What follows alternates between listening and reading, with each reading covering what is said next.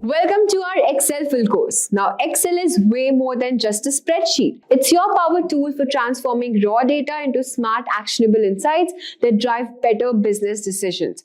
Now, in 2025, mastering Excel is essential because data is lifeblood of every industry. So in this course, we will take you on a journey starting from the basics and progressing all the way to advanced skills. You will learn to craft eye-catching reports, automate those tedious tasks, and create interactive dashboards that will impress anybody. But that's just the beginning. We will also dive into Power Query, use AI-powered Copilot to get smart insights, and unlock 10 essential formulas that will boost your productivity through the roof. And it doesn't stop there. You will discover how to automate workflows with ChatGPT, manage databases like a seasoned pro, and understand the critical differences between data science and analytics. To top it all, we will give you a clear roadmap to help you get started on your journey as a data analyst. So let's dive in. Before we commence, if you want to supercharge your career in data analytics, you should definitely check out Simplilearn's professional certificate program in data analytics and generative AI by ENI City Academy, IT Guwahati, which is the perfect choice for you. Now, this 11-month live online course will offer interactive masterclasses by IT Guwahati faculty and industry experts combining cutting-edge tools like GenAI, ChatGPT, Python, Tableau, SQL. And you'll get to experience hands-on learning with real-world projects and immerse yourself in the campus environment with a special session at IT Guwahati. Plus, you'll earn an executive alumni status from IT Guwahati and IBM recognized certifications to stand out in the job market. Now, with practical training, career assistance, and a curriculum tailored to your today's industry needs, this program is your pathway to become a data analytics and AI expert. So guys, what are you waiting for? Hurry up and enroll now, and you can find the link below. Hi everyone, welcome to this tutorial on Microsoft Excel. So we will learn about functions and formulas. We will learn about conditional formatting, data validation, pivot chart, and pivot table. Now let's look at a scenario here. So one day in a startup, one professional speaks that their business is growing and they would need an efficient way to work with the data. They would have to find a way to work faster with storing and analyzing data.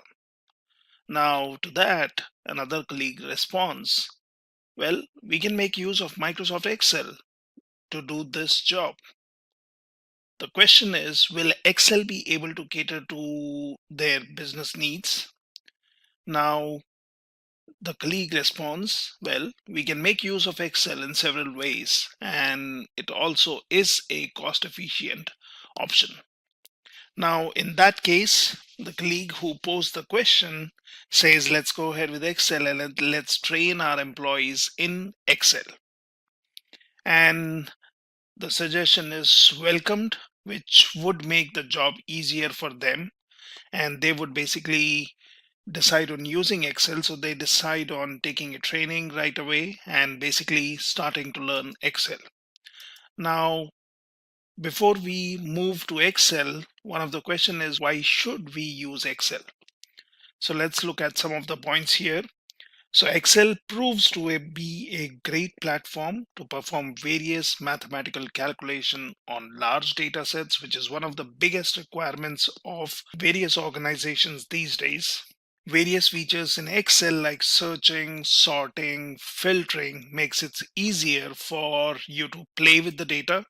And Excel also allows you to beautify your data and present it in the form of charts, tables, and data bars. Now, when it comes to reporting, accounting, and analysis can be performed with the help of Excel. It can help you with your task lists, your calendars, and goal planning worksheets. Excel also provides good security for your data. Excel files have the feature of password protection. This way, your information can be safe.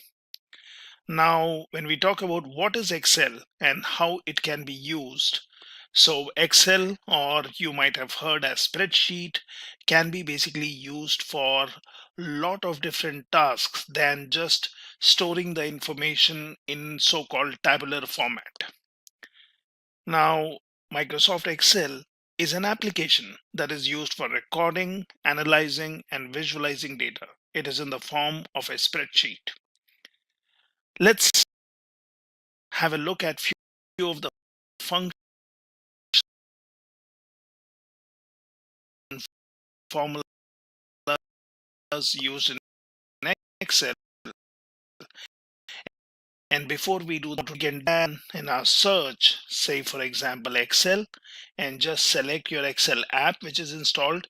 And here you see you have a lot of options which says take a tour, drop down list, get started with formulas, make your pivot table, going forward with pie charts, and much more.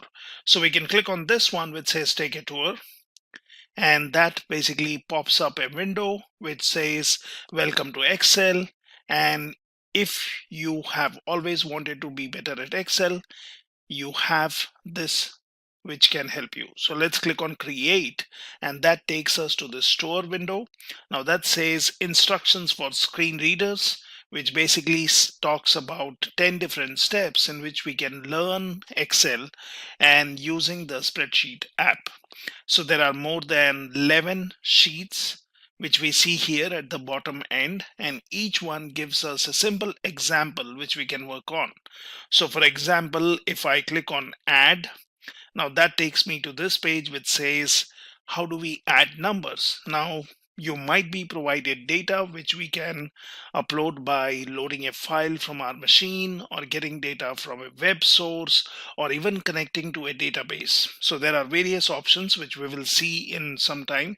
So here we have an option which is called data. You can click on this one, and this basically has options where you can use existing connections. If you have created some, you can always click on from other sources, and you can get your data from SQL Server, from analysis services, from OData data feed. You can get in from XML, from data connection wizard, or also from Microsoft Query. You can be running in different queries here, which shows up in the option which says new query. There are connections which you can use, and that basically will display all the connections for this particular workbook, which we do not have as of now, but we can create them. But let's look at simple examples. Now you can follow these instructions here, which says basically adding up the numbers, and that could be easily done by just placing your cursor here. And what you could do is either you can type in the formula, that is from which row to which row you would want to add the data. So for example, I could just do a sum here, and that shows up all the different functions which are available. Then we can open up a parenthesis, and we can say I would be interested in totaling the amount from column D, and I would select, for example, D4. So I could be doing this, and then I could say D4 onwards till D7. So that's the data which I'm interested in. You can close your parenthesis and hit enter, and that gives you the total. There is also a shortcut for this, which you can always do, is we can first delete this, and you can just place your cursor here and just use your alt and equals. That automatically selects the numericals, which we can anytime expand or basically collapse. So I will basically select this, which says this function needs two numbers, which is number 1 and number 2, and then you can hit on enter, and that gives you the total. So similarly, we can be getting in the data here by selecting all the fields. So here it also says that you can use a shortcut. Now what we can also do is we can add numbers over 50 by selecting the yellow cell here, and then giving a condition such as, so I can basically use something like sum if, and then open a parenthesis. I can select I would be interested in this row, and then I can even drag and drop till here. So that tells me D11 to D15. You can then put in a comma here, and you can give your condition. Say for example, we would say I would be interested in numbers only above 50, and we can select this, close your quotes, and then just close your parenthesis, and that's your formula. So you can do this, and that basically gives me the total is 100. Now similarly, we could do that for the amount here. I could select this. Now there is also an option. I can click on home and I can go for something like auto sum. So that's one more way of doing it, which anyways says sum is alt plus equals. So it automatically adds up your values, and I can try doing a auto sum that automatically selects my rows, and then I can get my total. Now, as per this activity here, it says try adding another sum if formula here, but add amounts that are less than 100, and the result should be 160. So what we can do is we can basically select all the numbers which are lesser than 100. So the way we did earlier here, there can be always a shortcut. So you can always, for example, if you would want to avoid typing in the formula, you can always copy it from here and then just hit on enter. So you are back into this cell, and then I can basically go here and paste the number, and then as per the requirement, we are required to select anything which is lesser than 100. So what I could do is I could select here, I could say, let's say G, and then I can change this value to G15, and that's one more way. Now we see our selected rows have been changed, so I can hit on enter and I can check what is the result. So we would be interested in looking for numbers which are lesser than 100, so I will have to also change this one to a lesser sign, and that basically gives me the total, which is 160. So that's how you can simply add numbers. You can use auto sum, you can type in the formula, you can select the fields, or you can just place your cursor where you would be looking for a sum, and then you can just do a alt equals, and that basically populates the sum. Now let's look at some easy options of filling your cells or automatically populating the values in your cells within your Excel sheet. Now here we have an option which says 100. Now we can click on this, and that basically says it is making a sum of column C4 to D4. So if I click on this one, I can check that this is row number 4, which shows up here, and I also know this is column C. I also have D, so this equals is basically giving me a sum of C4 to D4. Now what we can do is we can always place our cursor here at the right corner, and then we can just drag and drop, and this basically gives me a total of all the numbers for all different rows. So this is one shortcut which we can do to get the total. Excel will automatically give the totals, which we call as filling down. Now what we can do is, in the same way, if we would want to get the totals here, we can first check what is this 200, and this tells me it is C11 to C14 total. So it is totaling the rows from C11, so column C and 11th row till 14th row, and that's the sum. Now what I can also do is I can similarly, like above, we can do a filling right, which basically means bringing your cursor here and then just dragging and dropping it all the way where you would need the totals, and this basically gives me the total. There is one more quick way to check if this is right. So the easiest option would be to select this cell. Now what I can also do is I can just select all of these fields by just highlighting and selecting all the fields. Once it is selected, press on Control R, and that gives you the total. Now if we would be doing this top down, then I could select all these rows for this particular column, and then I could do a Control D. So that's your filling down, and this one was filling right. So this is an easier option of doing a fill when you would want to have the formula applied to every row as it occurs in the first row or the last row. We could test this by, for example, selecting these fields. I could delete them, and I have here which says 130.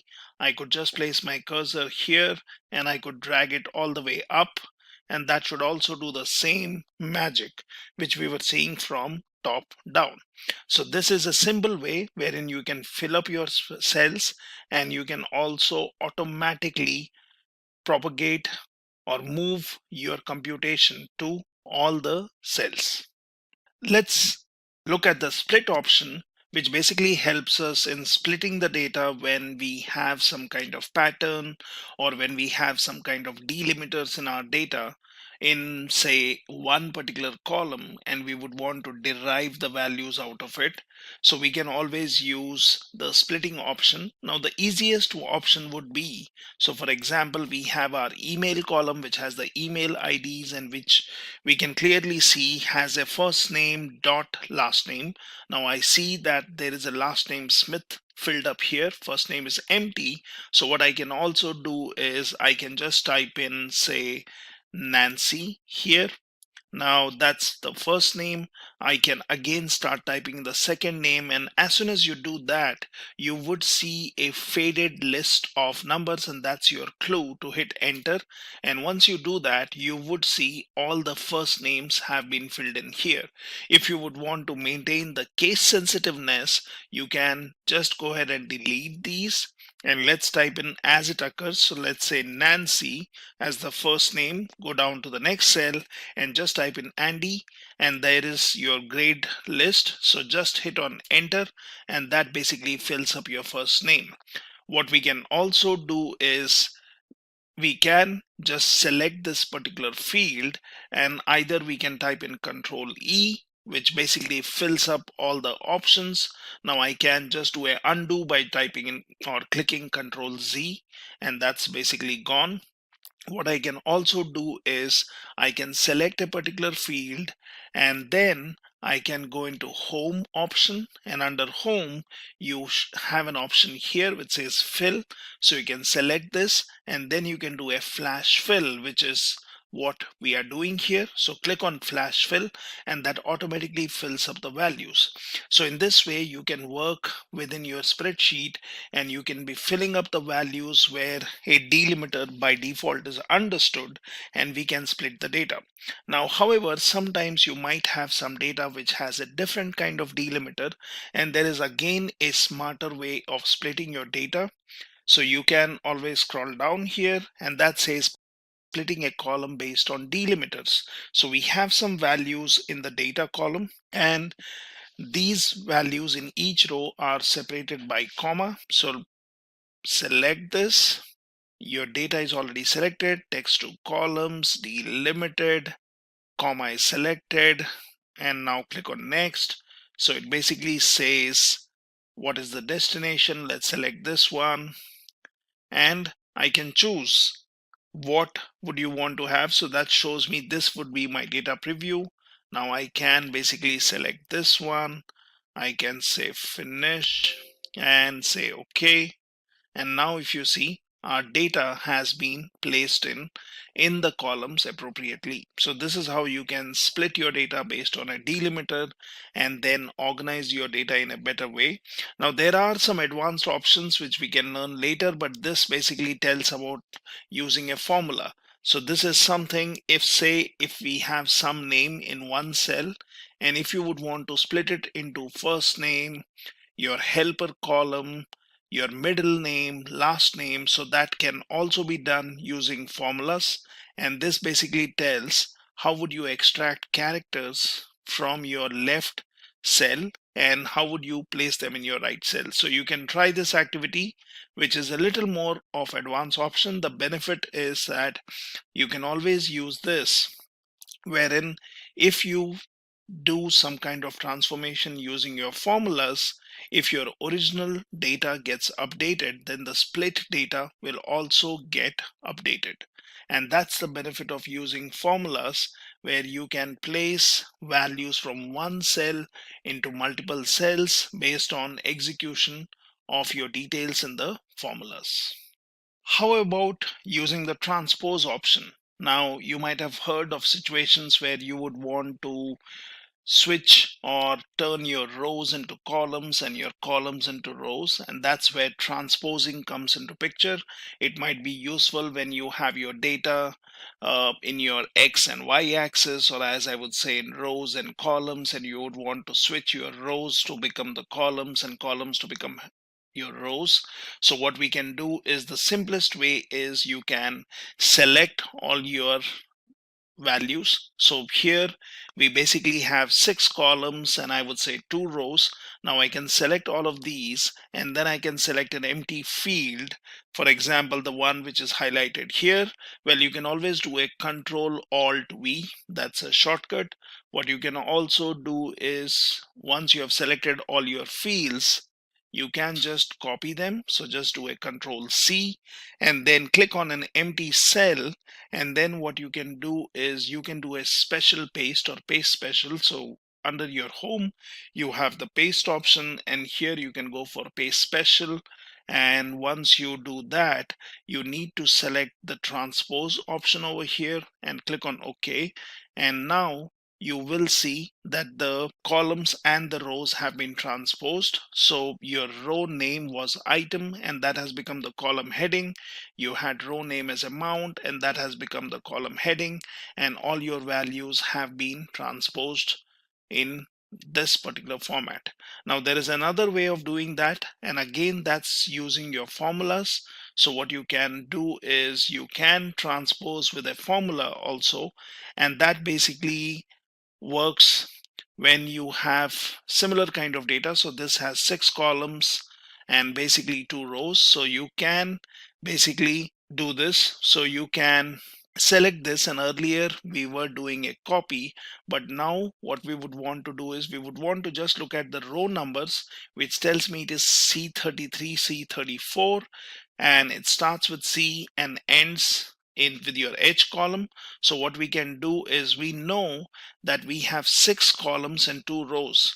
So transposing that would actually give me 2 columns and 6 rows. So what we can do is we can select 2 columns and 6 rows in our Excel sheet. I can then basically start typing in the message, or I can just go to the address bar, and here I can say transpose. Let's go for C33, H34. It basically selects my data, and now I can just do a Control Shift and enter, and now if you see, all the values have been populated. Now you can just place your cursor in one of the cells, but if you see the address bar, the formula remains the same. This is because this is an array formula. So we can read more about an array formula here. It's basically something which performs calculations on more than one cell in an array. And in the example here, the array is the original data, that is C33 to H34. So your transpose is just changing the horizontal orientation to the vertical orientation. So this is a very simple way in which you can basically use the Excel's capability to transpose your data and convert your rows into columns and columns into rows. Apart from working on additions, subtractions, filling up your data, sorting the data, or basically splitting your data, transposing your data, one of the other requirements is sorting and filtering your data. Now that can be very handy when you're working on huge data and you would want to sort it in a particular order, say ascending or descending, or might be based on a particular field, or if that field was, or if the cell was highlighted with a particular color, sorting the data. So let's look at how Excel can be used for sorting and filtering. Examples are pretty simple here. So let's check that. So if we go into sort and filter and say this is the data I have, say for example, I would want to sort the values in the department column alphabetically. So what I can do is I can select department column, and I'm already in the home tab. I can straight away go here which says sort and filter. I can then say sort A to Z, and that's basically alphabetically sorting your department column. And once I do this, you would see the data has been sorted. But it's not just this data. We can just do a Control Z and check what are the values we have. So here we have meat, which is beef, and 90,000, 110,000, the values. Then you have bakery, which should ideally be the first row if we sort it in an alphabetical order, which goes with bakery as desserts. You have the values, so we can check this again. So select department and then just do a sort and filter, and let's say sort A to Z. And if you see, the data has changed, but it's not just changing your first column, but then it has taken care of all the data. However, the data has been sorted based on the department column. So you have bakery, which aligns with desserts, which has the values, and now we have all the data which has been filtered. Now what we can also do is we can sort December's amounts from largest to smallest. So what we can do is we can basically click any cell in the December column, let's say 20,000, and then what I can do is I can go into sort filter, and then I can say sort largest to smallest. So if you see, bakery breads is the row which has the smallest data, or might be you have deli sandwiches, so that one looks also smaller. So let's do a larger to smallest. And if I do this, you would see the values have been shifted now. So it is no more based on the department column, because now the data is being sorted based on the values in the December column. And you see bakery, which was alphabetically the first one, has become second last. So either you can sort the data based on a department column, which goes based on the values. These are all string values or words, so it sorts alphabetically. If you have numbers, might be you can give some values and you can sort the data. You could anytime do a custom sort, and you could basically select if you would want to select the data. So I could do a custom sort, and then I could choose which is the column which we would want to use for sorting, what is the sorting needs to be done, is it cell values, is it cell color, font color, conditional formatting, and then you can also choose the order. So that's one more way to do that.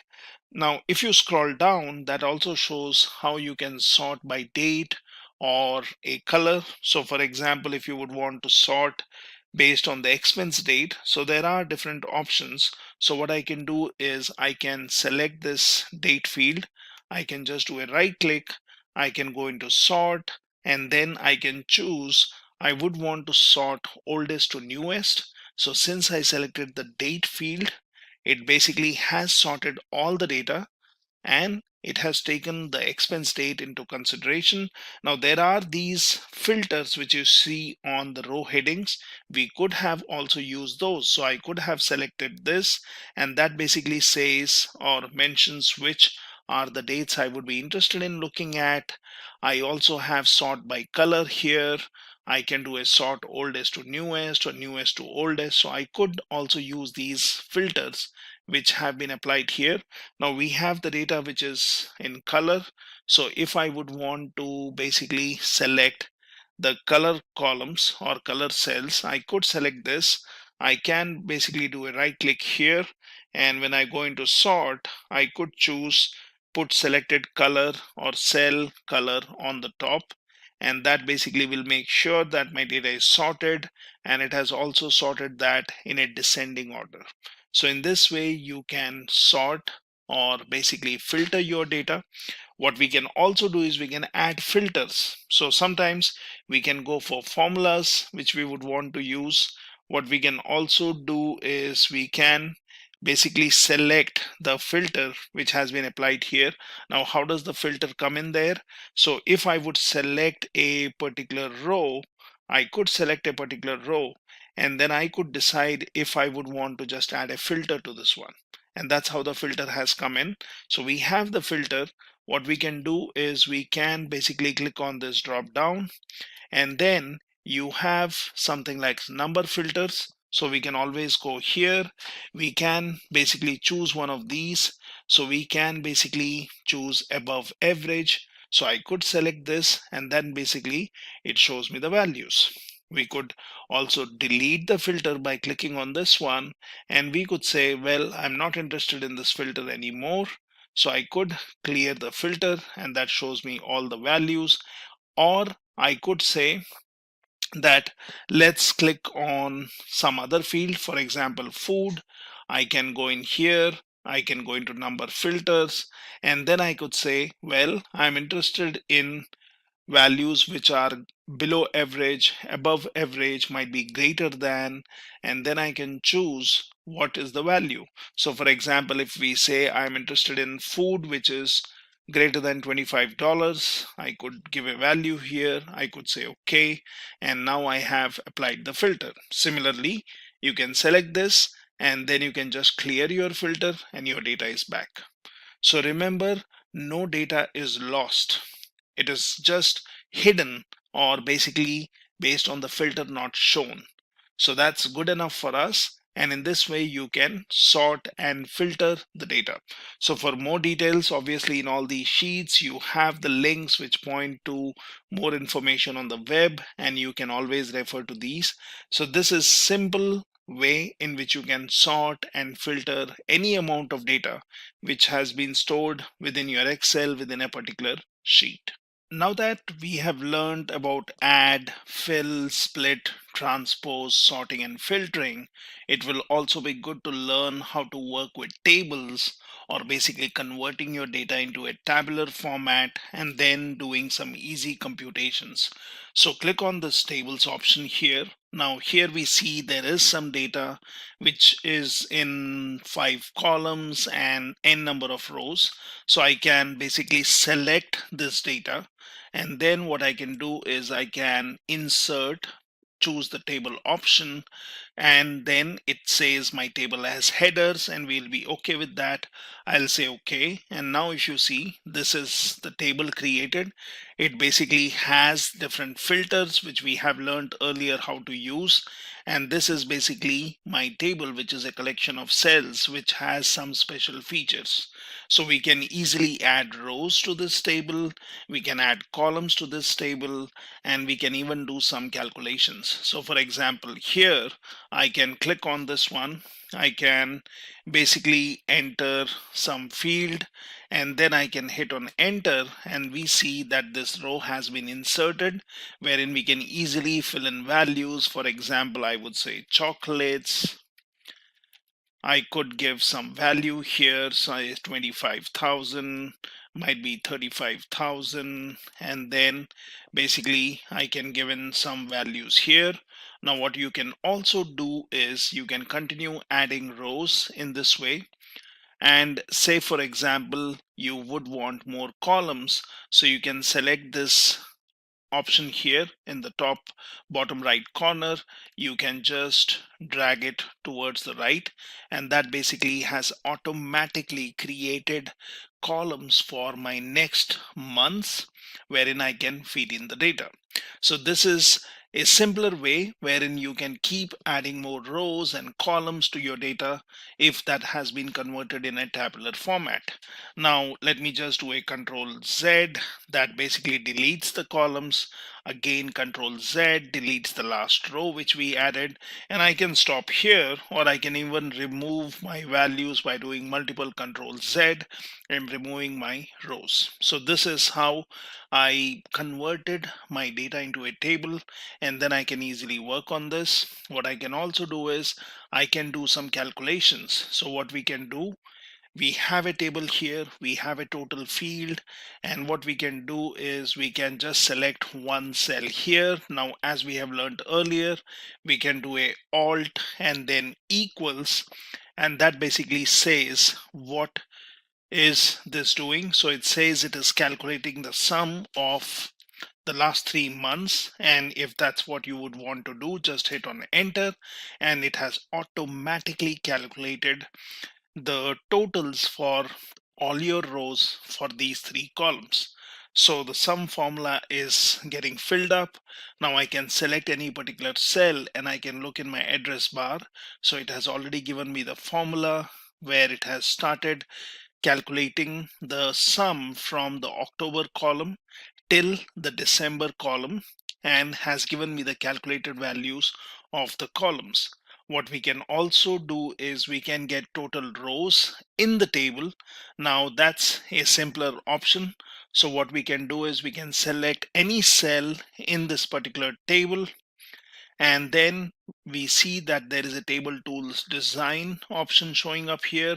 Now I can select this, and then it says, well, let's get a total row. So let's select this, and it automatically populates the total here. And if you would want the average, then we could select this, and from the drop down I can select what I'm interested in. So for example, I would want the average values and not the total.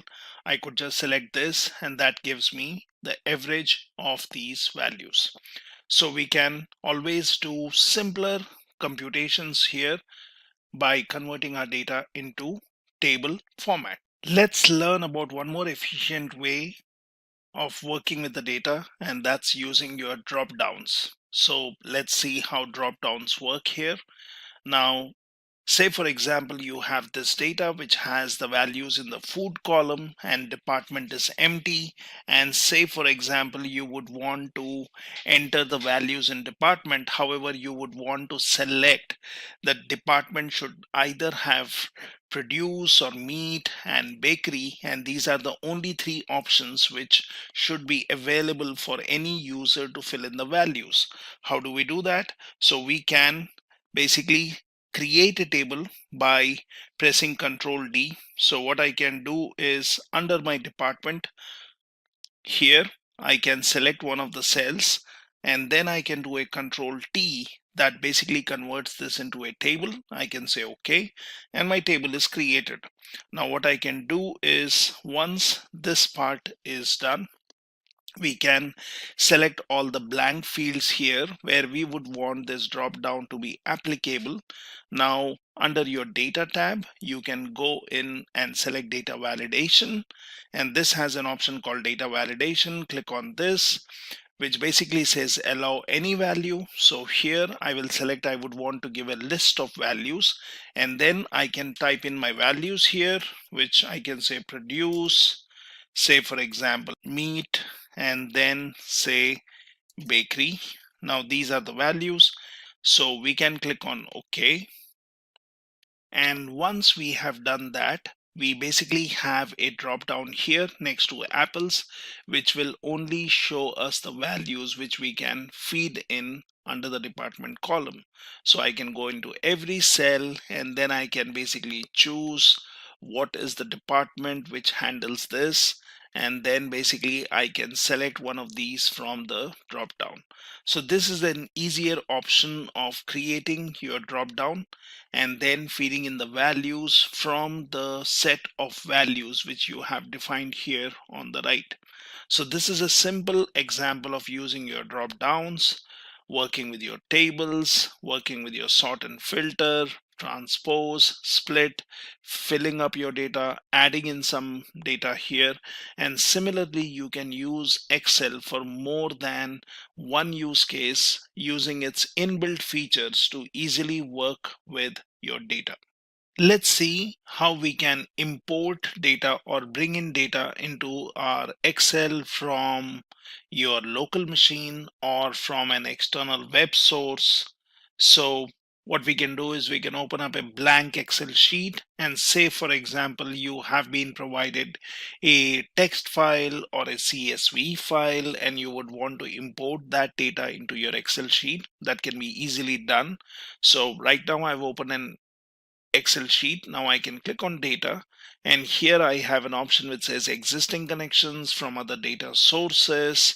So, or you can click on connections if you have already created some. So we can click on from other sources. So this is one option where you can connect to your different data sources and you can get the data from one of these. What we can also do is I can click on connections. Now it says there is none. I can click on add. It says, well, show the connections where connection files on network, connection files on this computer. So I can say, let's get some files from this computer. Now, if that does not show up something, so say browse for more, and that basically shows you different options. So let's basically select a folder where I have some data sets. I'll click in here, and this is basically a folder where I have some data sets. Now let me select this particular file, and I know it is a CSV file. So let's click on open. Now if you would want to verify this, you could have gone and looked into the properties of the file, and it says it is a .csv file, which is what we are interested in. So I'll take this file, I'll say open. Now this basically shows me the text import wizard option, which says is the file delimited. I'll say yes, click on next. So I will select comma as my delimiter. I can say text qualifier is none. Now this is my data. So my data preview is already showing me the data is what is the data in the CSV file. You can click on next, and then you have an option which says data format is general. You can go for date format, you can go for advanced options. So I'll just say finish, and basically now this has been created here. So we basically have this, and now I can click on close. Now once you have done that, you can click on existing connections. It shows me the data which we have here, the connection which we have created, say open, and then it says, do you want to import this data or bring this data into existing worksheet? You can also say add this to a data model if you are doing some data modeling. So click on OK, and now this data is automatically inserted in my Excel file. I can basically save it into this particular sheet. Now what we can also do is we can also start a new sheet, and that does not have a data, and we can get some other data from web. So what I can do is I can go into my GitHub, and let's say I would be interested in this CSV file. So I can select this, and this is my GitHub path, a path on web. So I can click on raw, and that basically gives me the raw path where this particular file is. Now you can select this, copy this particular path, and here you can come back to your Excel sheet. We would be interested in getting the data from web, might be from a text file where we will have to specify the delimiters, or let's go to web, and here I can give in the web path from where I would be interested in getting the file. Let's give the GitHub path, which is publicly available, and then click on import. Now once you click on import, it tells me there are two fields, data and value. These are within double quotes, separated by comma. So first let's click on import. Now once we do this, it will basically get the data from web and put in here. It says existing worksheet, so we had already created a new worksheet. So let's click on OK, and now you have the data coming in, but then this basically shows me in one particular field. So what we can also do is we can just do a Control A, that selects all my columns here, and that's my data. So we can then basically filter this out. So we can say text to columns. It's a delimited file. Click on next. We can select comma and let the text qualifier be quotes. It shows me data preview. Click on next. So you have the general format. It shows the destination, that's the column. Click on finish, and now your data has been split, and you have the data which you have imported from web. So this is the data which is coming in from web. This is the data which came in from my local machine. And similarly, we can even create connection with an existing database. So I can basically click on connections if I would want to do that. So I have an option called connection here, and it says where the selected connections are used. I can basically click on add. I can basically choose if I would want to get the files from network or from computer like we did earlier. I can click on browse for more, which should show me different other options to create connections. Say you would want to create a new SQL server connection. You can connect to a new data source coming in from different place. You could basically choose what kind of connection would you want. So these are all the different options which we can go for. And we can basically connect to a database. For example, if I have some database and say, for example, Access database, I can see if there are some files with that particular database and I can import it. So similarly, we can also click in here which says new query, and that also gives you an option of getting the data from your files, from all these folders, from databases. So you can basically click here and then you can import data from a MySQL database, provided that is set up on your local machine or on a particular server. You can go from cloud, you can get it from online services, you can get it from other sources, which says from web, from your Hadoop file system, from Active Directory, from a blank query, and you can even combine queries wherein you can run a Power Query editor. You can get the data from different sources and then you can bring it into your Excel. So in this way, you can get your data from different sources into your Excel, into your spreadsheet, and then you can continue working on those data sets. We have already learned some basic operations which you can do in Excel, and let's implement our knowledge by working on this particular data which is coming in from housing data set. Now here, if we see some fields, we have agent, date listed, area, list price, and this is basically the data which has been sorted in newest to oldest order of date listed. So how do we arrive at this? So what I can do is I can just click on data listed, and then I can either go in here, I can select sort, I can get into custom sort, and then I can choose the column based on which I would want to sort the data. So I would look for the newest data to the oldest data. That means that would be in a descending order of dates, or you could say the oldest date or the earliest month will be towards the lower side of your sheet. So here we can select date listed. Now I can say let it sort based on cell values and the order what we have here. So we have newest to oldest. So let's select this. I can say okay, and now if you see, the date has been sorted. So we have your 10/18/2007 on the top, so that seems to be the latest date. And as we go down, we will see an earlier month or an earlier month than that in this date listed. So we have sorted our data into newest to oldest order, and that's based on your date column. So the result shows up here. Now what we can also do is we can have different questions which we would want to answer. So for example, I would want to sort the data in ascending order of area and descending order of agent name. How do we do that? So let's look into this. So this is here. I already have the result here. And how did I get this? So I'm looking for ascending order of area and descending order of agent name. So we can start with any particular column, that does not matter. So for example, if I look into this Excel sheet, I have my agent name, select this, which we want in a descending order.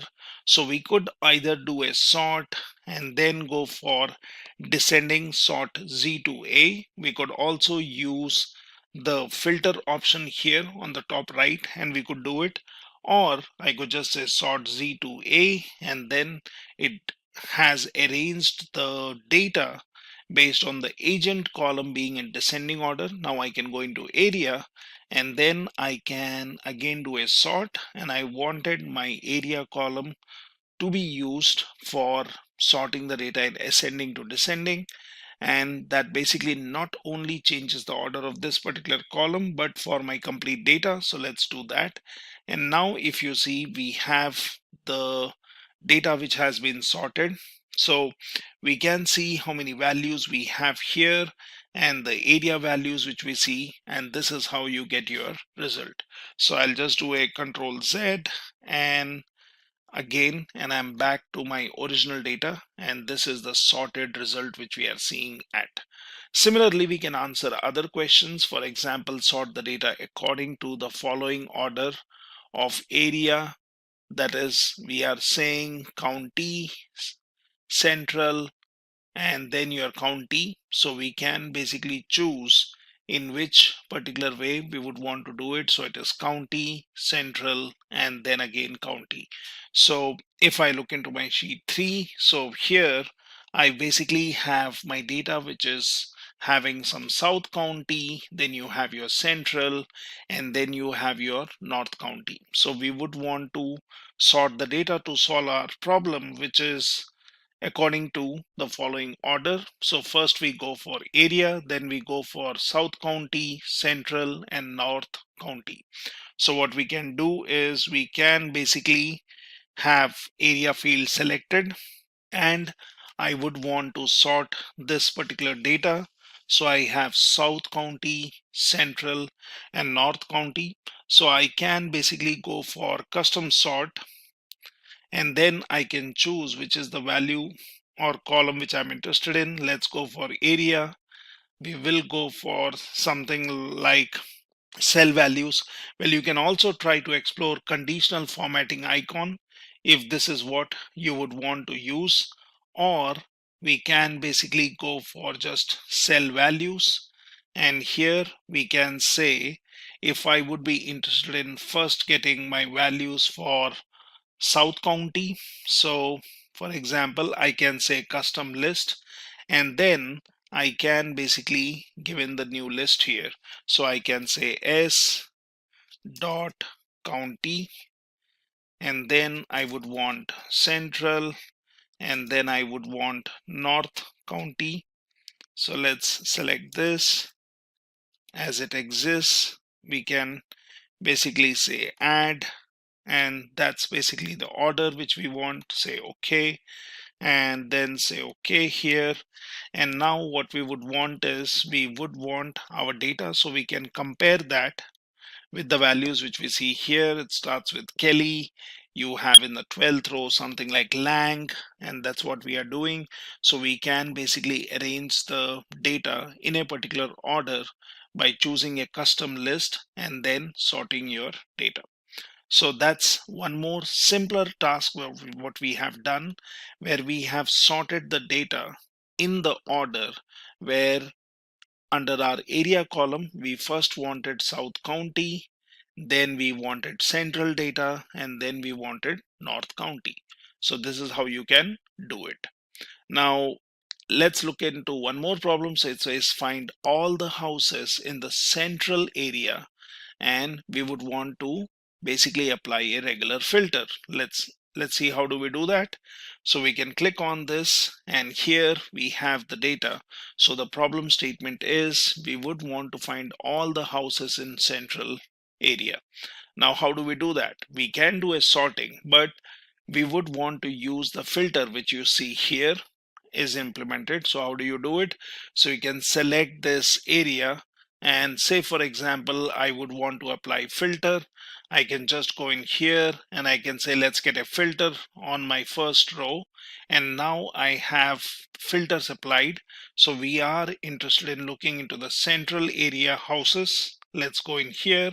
It says all these fields are selected. That means it shows everything wherein your area has all these values. Let's unselect this, and then I will only be interested in the central. So let's say OK, and then say OK. So now you see the area filter has been applied, and we are looking at the central column.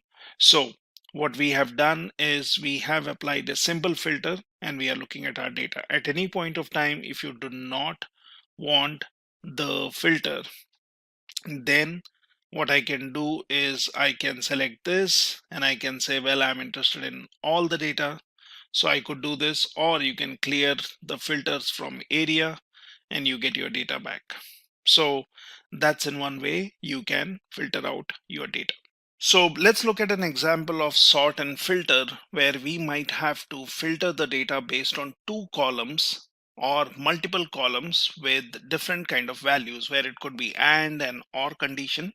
Now say for example, this is the data I have and this is the question which we need to answer, such as find the list of all houses in the central region with pool and South County without pool. Now if it was a simple filter based on one cell, I could have just selected my header row. I could have then applied the filter, and once I have the filter, I can look in area where I have three regions. So I'm only interested in Central and South County, so I can get rid of North County, and that's fine. But then we have two different conditions here. So we need the data in Central region to have the value for pool being true, and for South County the value has to be without pool. Now how do we do that? So what we can do is we can first create a copy of these headers here. So let me do that. Now the area has to be South County. So basically I can either just select this and I can choose this value, and then I can select this and then I can choose central. So that's the criteria which I have, and the pool value has to be, so central region should be with pool. So then this one basically has to be true, and this one has to be basically false. So South County is without pool. So let's select one of the values here, and this is my criteria. Now to get my result, we can always place your cursor here and you can check this is M column and 8th row. Okay, so we would want the result here. So let's go ahead and now click on data, and then in filter you have an option called advanced, and here what I can do is I can say I would want to filter the list in the place, but that's not what I would want to do. So I'll say copy to another location, and here if you see the list range will tell me that this is the data. So A1 to J126, so A to J column selected and all the rows. Criteria range is basically based on what I've given here. So that is M from 1 to V, which is 3. So I'm selecting these columns and then I'm saying all the way whatever criteria I've given, and copy to, I'm saying M8 to V8. So that basically will give me my filtered result. So you could basically just say okay, and now I have my data which has been filtered, and I have my area which is South County, that is without pool, Central with pool, again South County without pool, and then if you look at your central value, that's pool. So this is an advanced filter which we have applied, where simply we have filtered the data based on two columns and then we have our result. So in this way you can have your customized filter applied on two different columns and get your data, which can be either replacing the existing content, or in the same sheet in different set of columns and rows you can have your result. Let's look at one more example of filtering where you are trying to filter the data based on an AND condition being met in two different columns, and then you would want to filter out the data for only specific columns. So the situation is the agents with a house in North County, that should be county, area having two and a single type family. So we are talking about 2 bedrooms, and we would basically have a single type family. And here the criteria is that we would want to only populate these columns, which is agent, area, bedroom, and type. Now what you can do is, as I explained earlier, that you can get your result in the same sheet in a different location. So here I have created these headers which says agent, area, bedrooms, and type. Now this is basically a copy of all the columns what we have here: agent, data listed, area, list price, bedrooms, bath, square feet, and so on. So you can basically create a copy of the headers here, and this is where we will give our advanced criteria to filter the data. So the conditions which need to be met is we need to look at North County.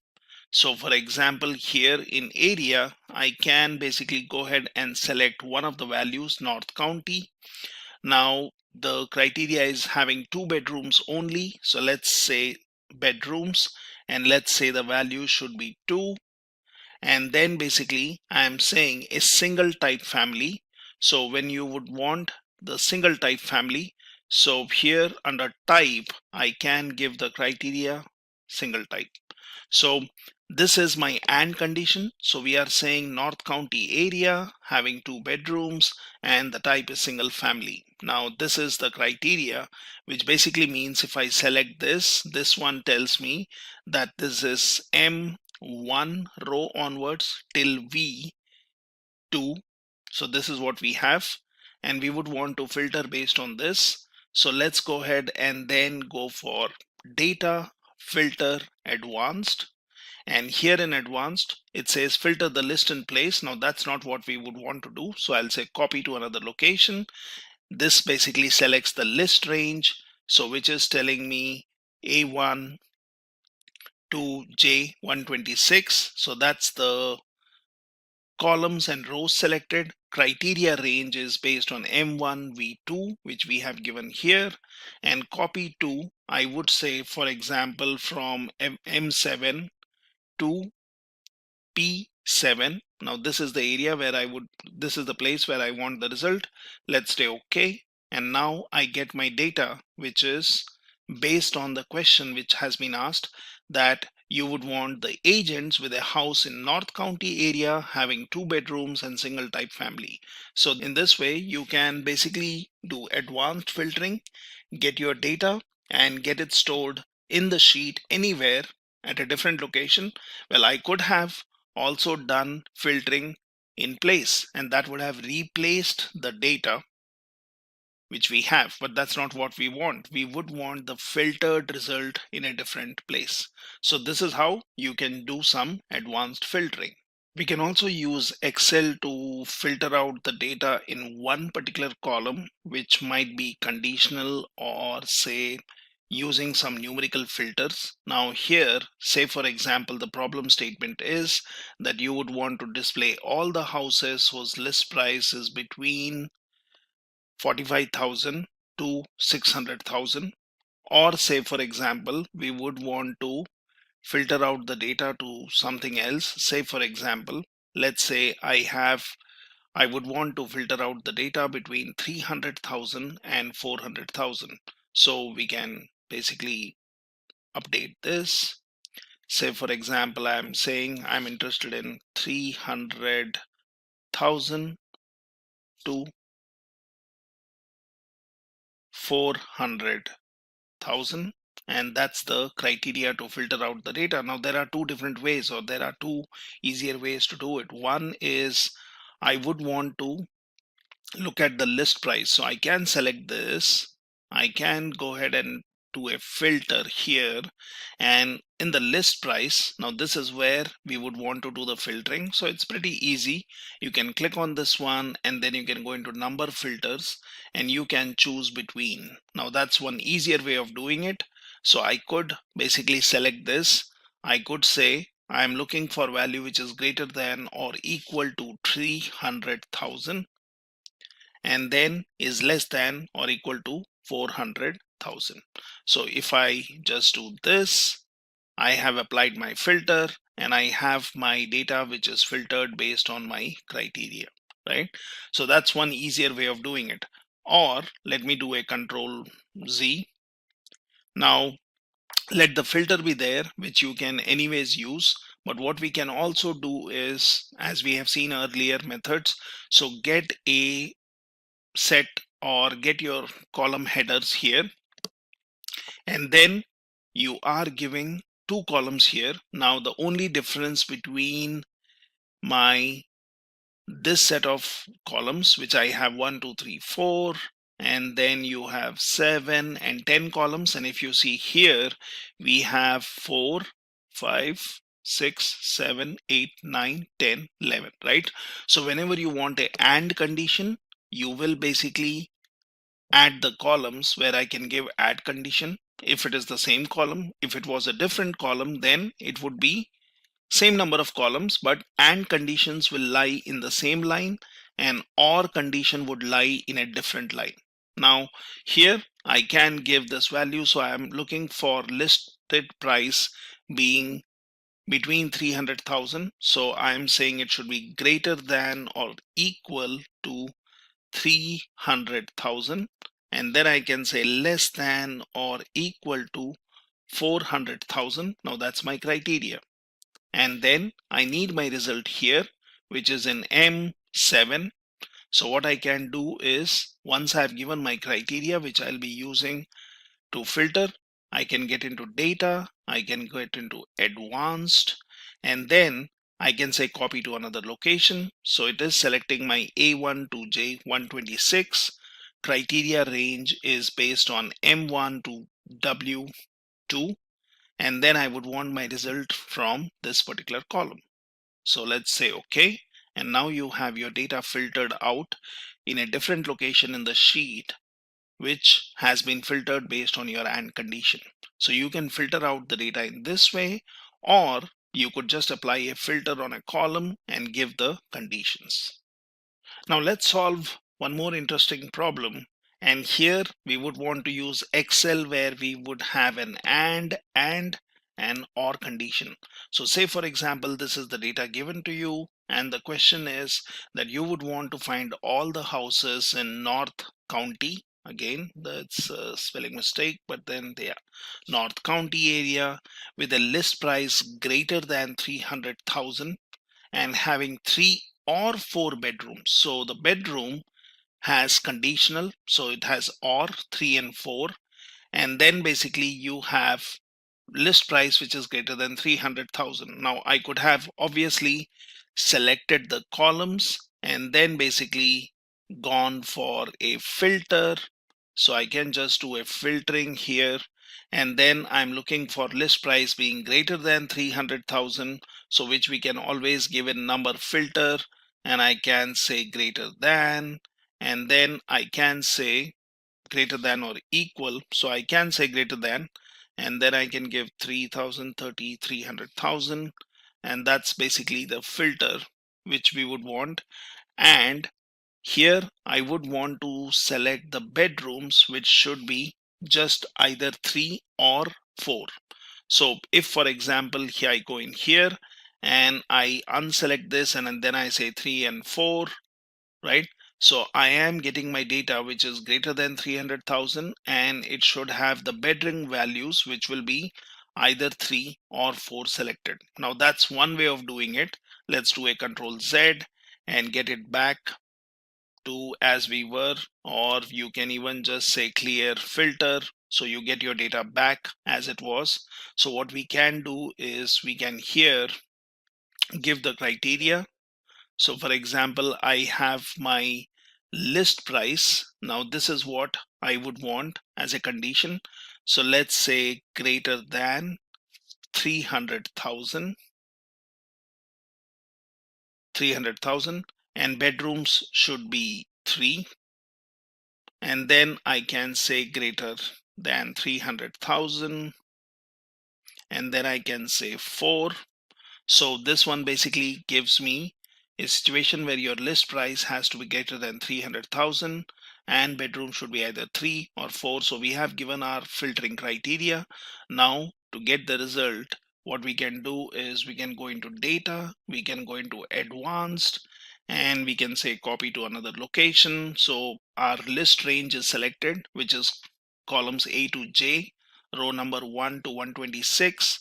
Your criteria range is given in M1 to V3, where we have specified, and we are saying the result would be in M7 to V7. So if I do this, now I have got the same data which we were seeing earlier, and here the bedroom values are 3 or 4, and basically the list price is greater than 300,000. So this is a simpler way in which you can create your filters. And all this advanced filtering, what we are seeing, it will be saved with your sheet. You can always go back and change this value, or you could do filtering where one person has to look into the filter to see what values have been selected. Now that we have looked into some operations which we can perform in Excel using filter or sorting the data, creating your tables, let's also quickly look at functions and formulas which can be used for doing some easy calculations or computations. Now, Excel can be used in different kind of data analysis. So for example, you have different inbuilt functions which can be used, and we can always check for a particular function. So for example, if I wanted to look at a particular function, I could just type in here something, for example is, and then it shows me all the possible functions. And you can always have a look at the detail of the function. For example, you have is even, which will return true if the number is even. If we would say is logical, so I could search for is logical, and that tells me whether a value is logical value, true or false, and returns your value true and false. Now we can obviously say subtotal, so you can search for any of these useful functions, and that tells me what this function can be used for. So returns a subtotal in a list or a database. You have many other such functions such as integer, sum, average. You may be interested in working on truncating some data, getting the absolute value, getting the square root, basically getting a count or getting a max value. You can look for any particular functions within your Excel sheet. Now you also have other functions such as now or time. For example, let's look at now function. So I can search for now, and here it is. So this is returns the current date and time formatted as a date and time. So this is the function which we would want to use. And if I just give the function, it tells me what is the current time. Let's first look at the description of time here. So say for example, I would want time. It says converts hours, minutes and seconds given as numbers to an Excel serial number formatted with a time format. So for example, if I would say 2 hours and then 30 minutes and 30 seconds, and if I do this, it has basically converted this into your time format. So you can always use different inbuilt functions for your work. Now we will also look at some advanced functions like SUMIF or SUMIFs. You have COUNTIF and COUNTIFs, and you can be working on various functionalities of Excel to easily help you in doing some calculations, computations, working with your data, working with your different cell values. So let's look at some example of using functions like sum or SUMIF. So for that, let's go to this sheet, and here we have some data. Now I have already applied a filter which can allow me to filter out the data. So it says find the total units that were sold in the East region.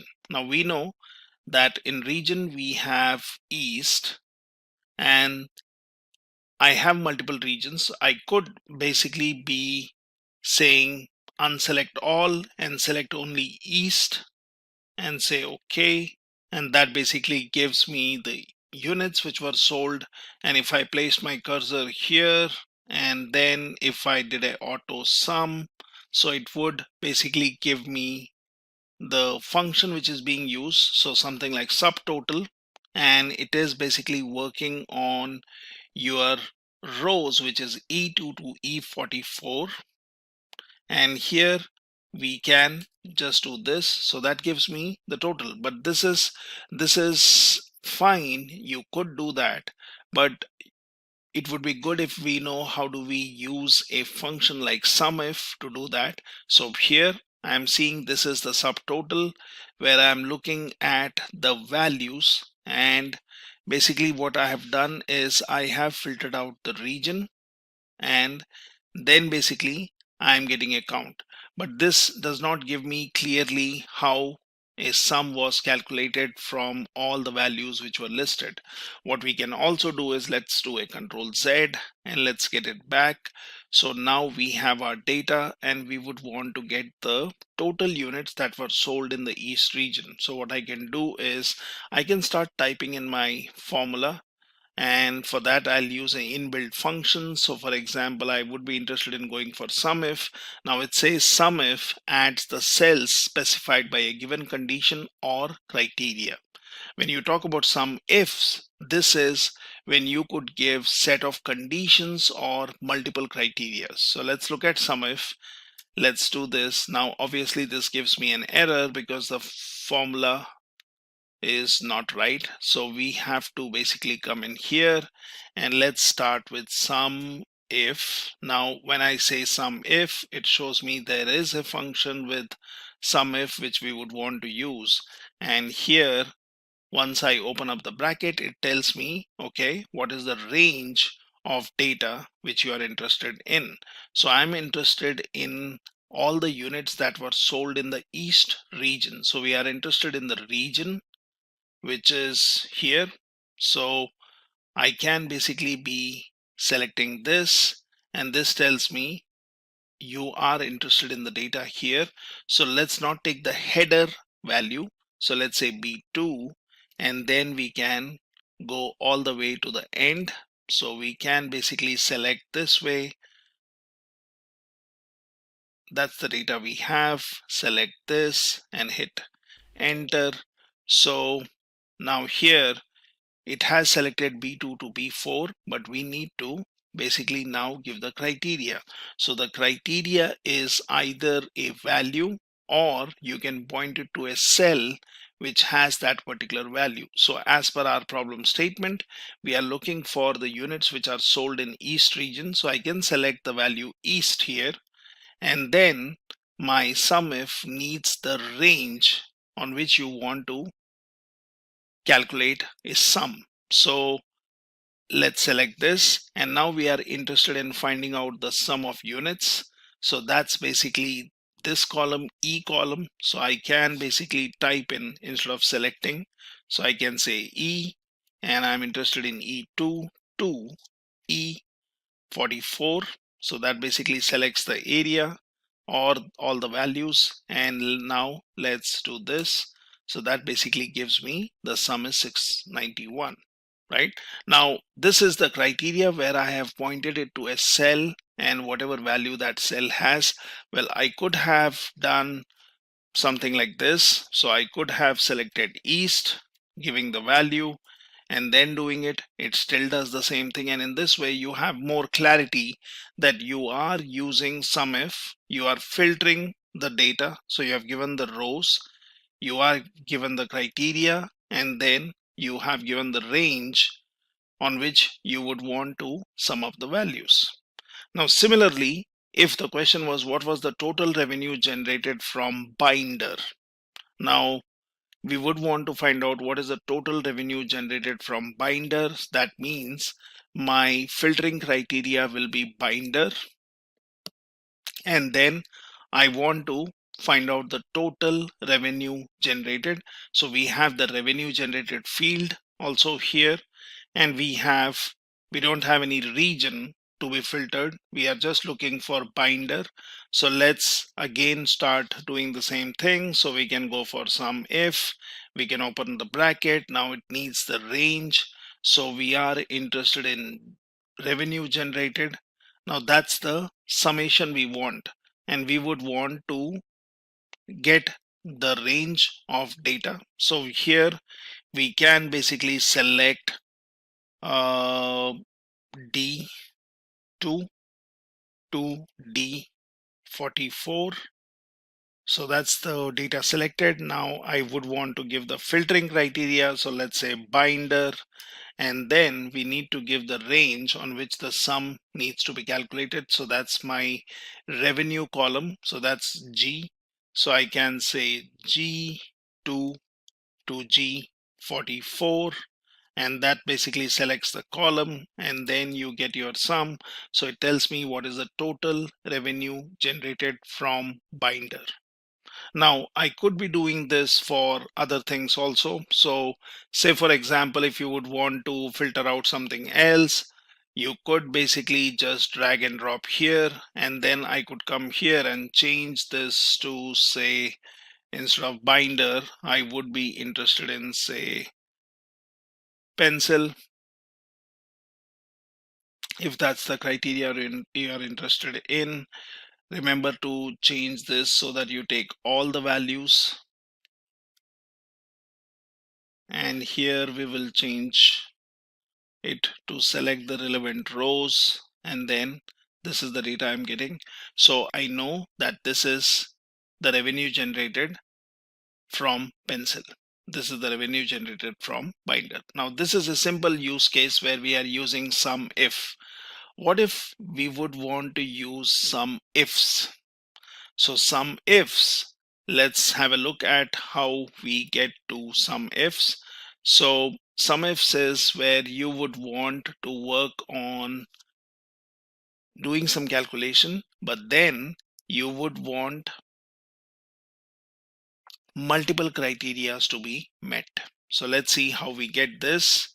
So here what I can do is, let's work on this problem statement which says what is the total revenue generated from central region where the item is a pencil. So that's something which I would want to check. Now when we are answering this question, we can also look at the order in which things have been asked in the question. So it says what is the total revenue generated from central region. So we need the total revenue generated. We know there is a revenue column. We are interested in getting the total revenue generated. We are saying the filtering criteria is central region, and we say in that we would be interested only in the item if it is pencil. How do I do it? So I can use some ifs where you can pass in multiple criteria. So let's start with some ifs.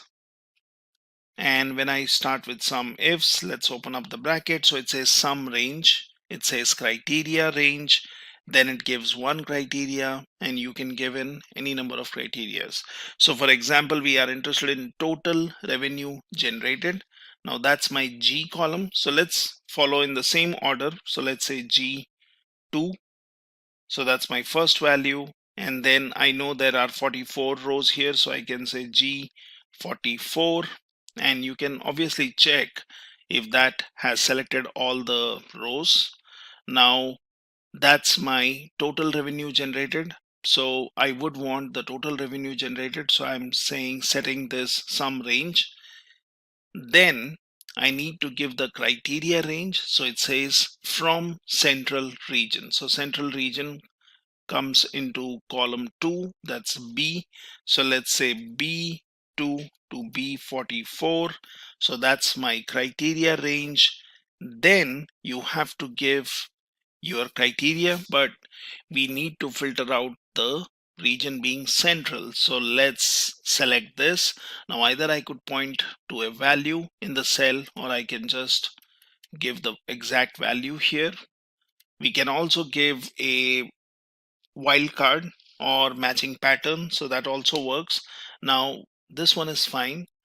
We are now also interested in finding the total revenue generated when the region is central and the item is pencil. How do we do that?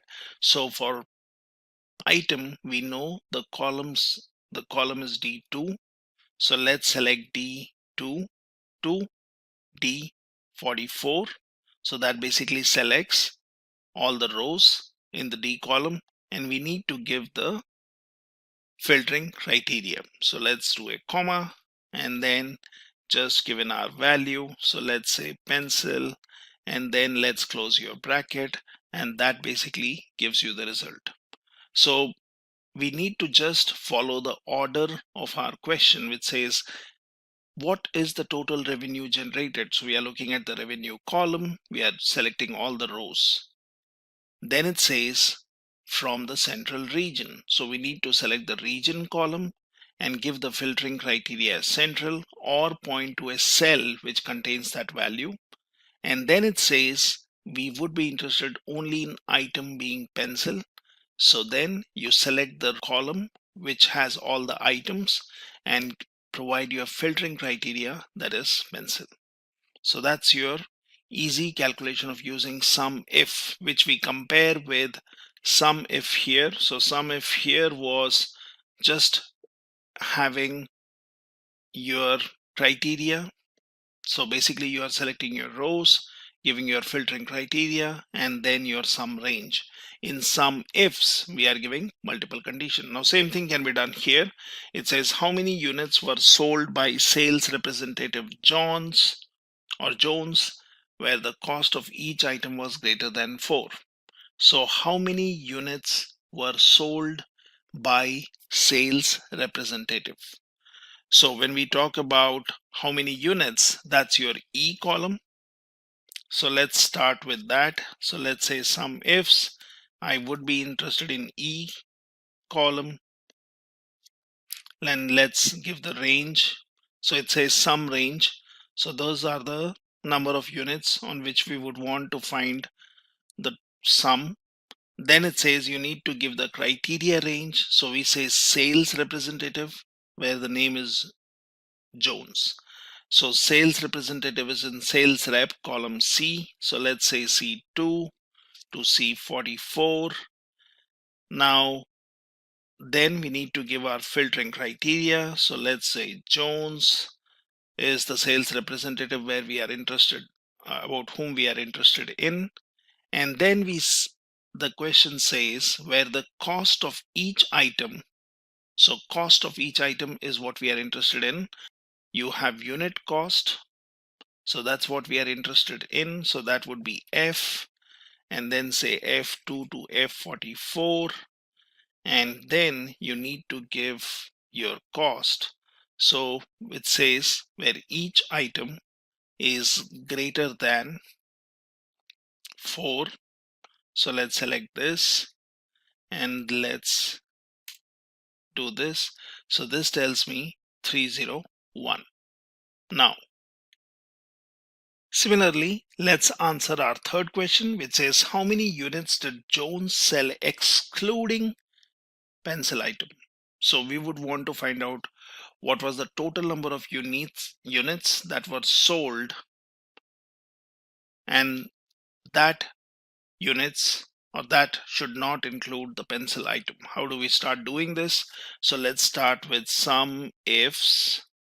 Now we know that you start with sum ifs, you need to give the sum range. So we are interested in the number of units. So let's basically go in and select our number of units which were sold. So that's your column E. So I can say E2 to E44. That's where I would want to perform the sum. Now I'm saying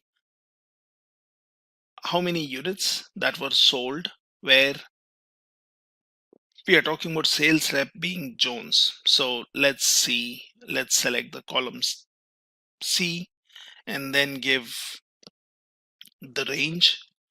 After that, we need to give our filtering criteria, which is Jones, and then we are interested in the items, but excluding pencil. So items is in column D. So let's say D to D44, and then we have to give our criteria. So we can say, well, that should exclude pencil. So I can basically say pencil, and let's close this and let's check. So that's my formula, which says that these are the number of units which the sales representative, whose name is Jones, had sold, and that does not include pencil as an item. Let's also look at an example of using COUNTIF or COUNTIFs. Now, both of these can be very useful when you would want to calculate certain values. So for example, if I would want to work on count if, let's try solving this problem. Now remember, you can answer these questions using filters, and that can be an easier way, but then sometimes you may want to get the formulas so that you can make your spreadsheet and your calculation more dynamic in nature, and that will basically depend on the values in the columns or rows. So for example, if I have find the total number of times Gil has made a sale. Now if I look at my data here, it tells me that for every sales representative there is some value in the sale, and it says sales has greater than 3.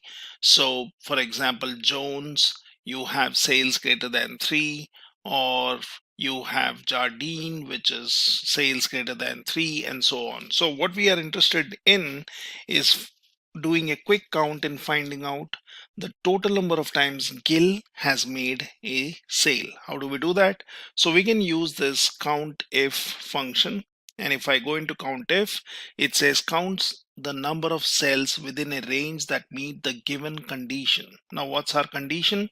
Our condition is Gil, and we would want to find out how many times the name say Gil appears or Gil has made a sale.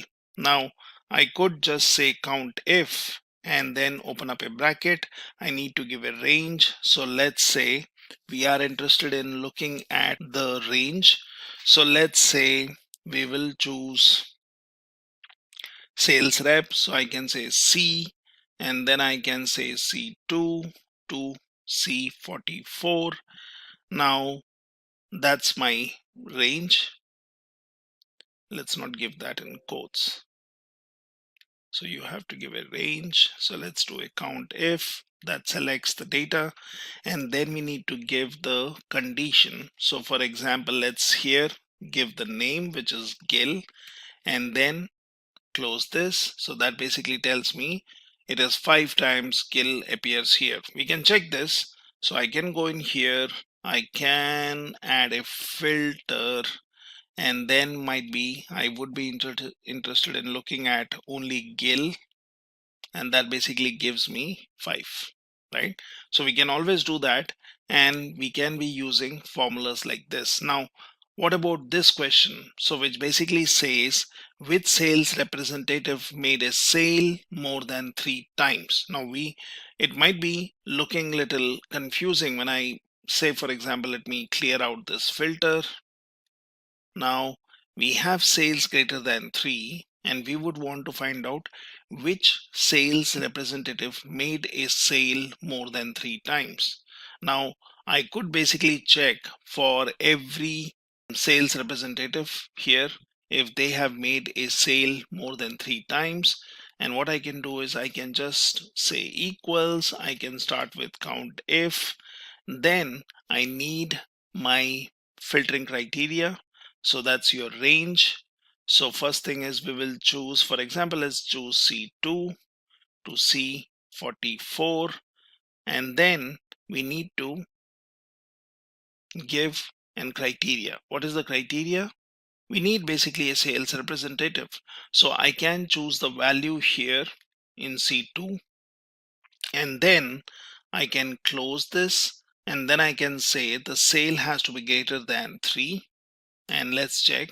So it tells me the Boolean value that yes, this guy has made sales more than 3 times. And what we can do is we can just drag and drop, which basically gives me the value for other sales rep. You can always check the value is automatically changing to this value in cell. And for example, let's go in here. So this is obviously 2, so it says me false, right? And you can basically get the values for all your values. So that basically tells me which sales representative has made a sale more than 3 times. Now, like some ifs, we also have count ifs where you can give multiple criterias. So for example, the question is how many orders were placed from the East region after this particular date.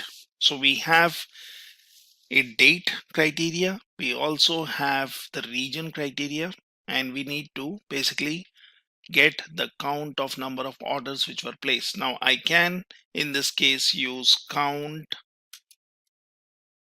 ifs, and this basically says that you can start with a criteria. So it says how many orders were placed from East region after particular date. So date is in my first column. So for example, I could say A, start with 2, and say for example, let's go A44. That should have selected all the rows. And then I need to, once I've given the criteria range, I need to give the criteria. So we are saying the date has to be greater than 10th Feb. So let's give it 2/10/2019, and then you need to say how many orders were placed. So you need to give the criteria, second criteria range. So we are looking at the number of orders which were placed from the East region. So when I would want to look at the region, that's your column B. So I can basically say B2 to B44, and here I would basically give my criteria. So the criteria is East. Let's give that. And once you have done this, you would want to find out the total number of orders. So let's select this. And if I do this, it tells me 13. Now, is that right? So we are looking for your date, your region being East, and then getting the total number of orders. So here I can just do a count if I'm saying A2 to A44, wherein I have given the date criteria that it should be greater than 10th Feb, because I do not want to count 10th Feb. It says after 10th February. And then you are saying the region has to be East. So we would want to find out the total number of orders. So my region is East, and that gives me the result. Now similarly, you can also find out how many times Gil sold pencils. So here we will have to give the range. So let's start with count ifs. Now here I would want that item is pencils, so we can as well select column D to D44. Then you have to give your criteria, so that's your pencil, and then we are looking for sales rep, which is Gil. So that is my column C. So let's say C2 to C44, and the value should be just Gil.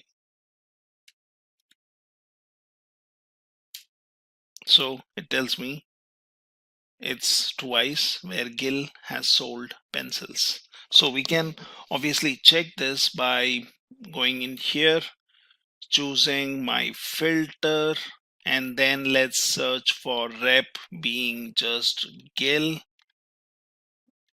Okay, and now we are interested only in the item being pencil. So I can say, well, let's get to pencil only, and that tells me twice. So you can obviously re-verify using filters, but using functions or using formulas, it is always good to calculate, and that can be making your computation and calculation more dynamic. Let's look at one more interesting feature of Excel, and that's your conditional formatting. Now, as you see on the screen, conditional formatting has different rules which can be applied on your data, and that allows you to basically differentiate or easily identify data values which are based on certain criteria or rules.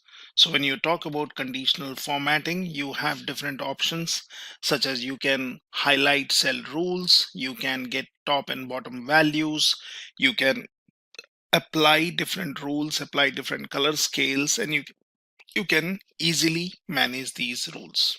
So conditional formatting is very useful for people who would want to work on huge amount of data and easily perform some data analysis.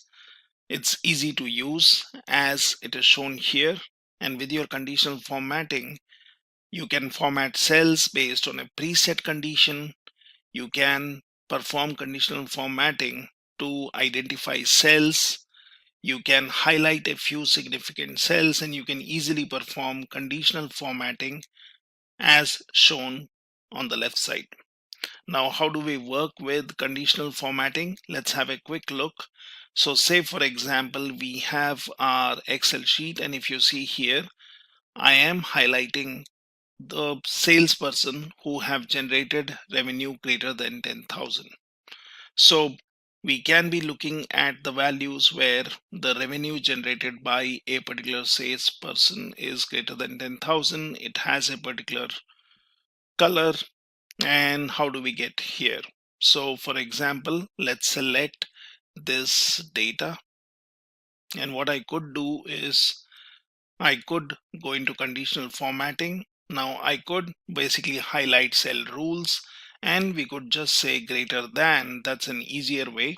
I could also go ahead and create a new rule, but then I can use one of this option. I can say greater than, and let's give some value. Might be we would be interested in looking at any value greater than 12,000. So let's choose 12,000.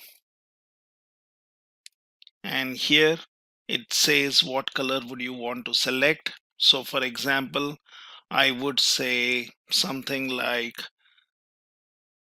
yellow filled with dark yellow text, and let's say okay. So right now what I'm doing is I have all the values where the revenue generated was greater than 10,000, but then I have also selected all the sales people who have made or who have generated revenue greater than 12,000. So I can just do a control Z to see the previous result. Now here I had the values which were greater than 10,000, and the one which we did just now basically highlighted the values which are greater than 12,000. So this is one simple example. Now we can look at some other examples. Say for example, you want to format cells using 3-color scale. So if you look at the values here, I have a 3-color scale mainly in green, yellow, and red. And how do you do this? So for example, I can go in here and I can go to conditional formatting. So I would want to go for color scales, and here you can create different rules. So we can set up a 2-color scale. So we can say format only values that are above and below average. I can format only cells that contain something. I can get the top and bottom value. So these are different ways in which I can have a 3-color based scale. Now what I will do is I will select this, and let me show you the rule which I have. So for example, I can go into manage rules, and if you see here, there are certain rules which have been specified. Now what does that mean? So you would want to specify a 3-grade scale. So for example, if I would want to look at my first rule, it tells me that I'm choosing 3-color scale. I can choose lowest value, percentile, and highest value, and that basically will select the cells based on their values. So what we could have done is I can basically use one of these values. I can delete these rules which I have created.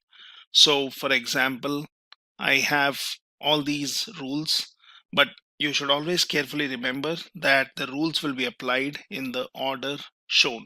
So for example, if I just delete these rules and then say apply and say okay, my data is back. Now it does not have any highlighting. Now I can go in here, I can say conditional formatting.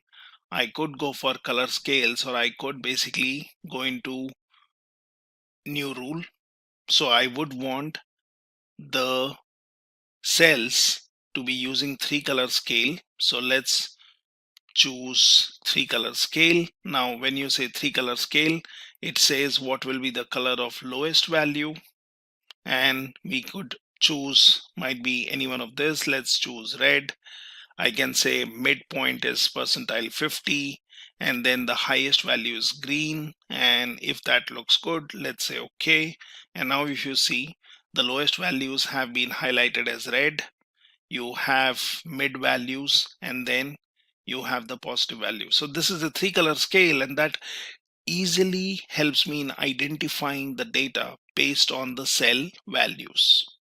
Now in conditional formatting, what you can also do is you can basically color the cells based on their values. So what we are seeing here is if the revenue generated is greater than average, then that shows in green, and if the revenue generated is lesser than average, that shows in orange. Now how do we do that? So we can basically again manage some rules. So I can basically create a new rule. Now here I can select one of the options which says format only values that are above or below average, and that's the option I would want to select. Now I can select this, and it says format values that are above average. So in our case, we had it in green. So for example, I'll say above average, and then here I can go for a particular color. So you can go for a particular size. So let's go and look into the formatting. So for example, let's choose yellow. Say okay. Now I'm saying wherever the cell values are above average, it would be yellow instead of green. And let's go in here. Let's go and look into manage rules. So this is basically the rule which we are applying. Now we can also add a new rule, and I need to select the values. So for example, I will say here, so we had gone for above, now we'll go for below. We'll go for format, we will choose red, we'll say okay, we'll say now these are basically the rules which we have created, and here it says applies to your data. So right now it has not been applied. So for example, if I select this, and then I could basically choose my area, just hit on enter, and similarly you can go in here and then select your area, hit on enter, and say apply, say okay.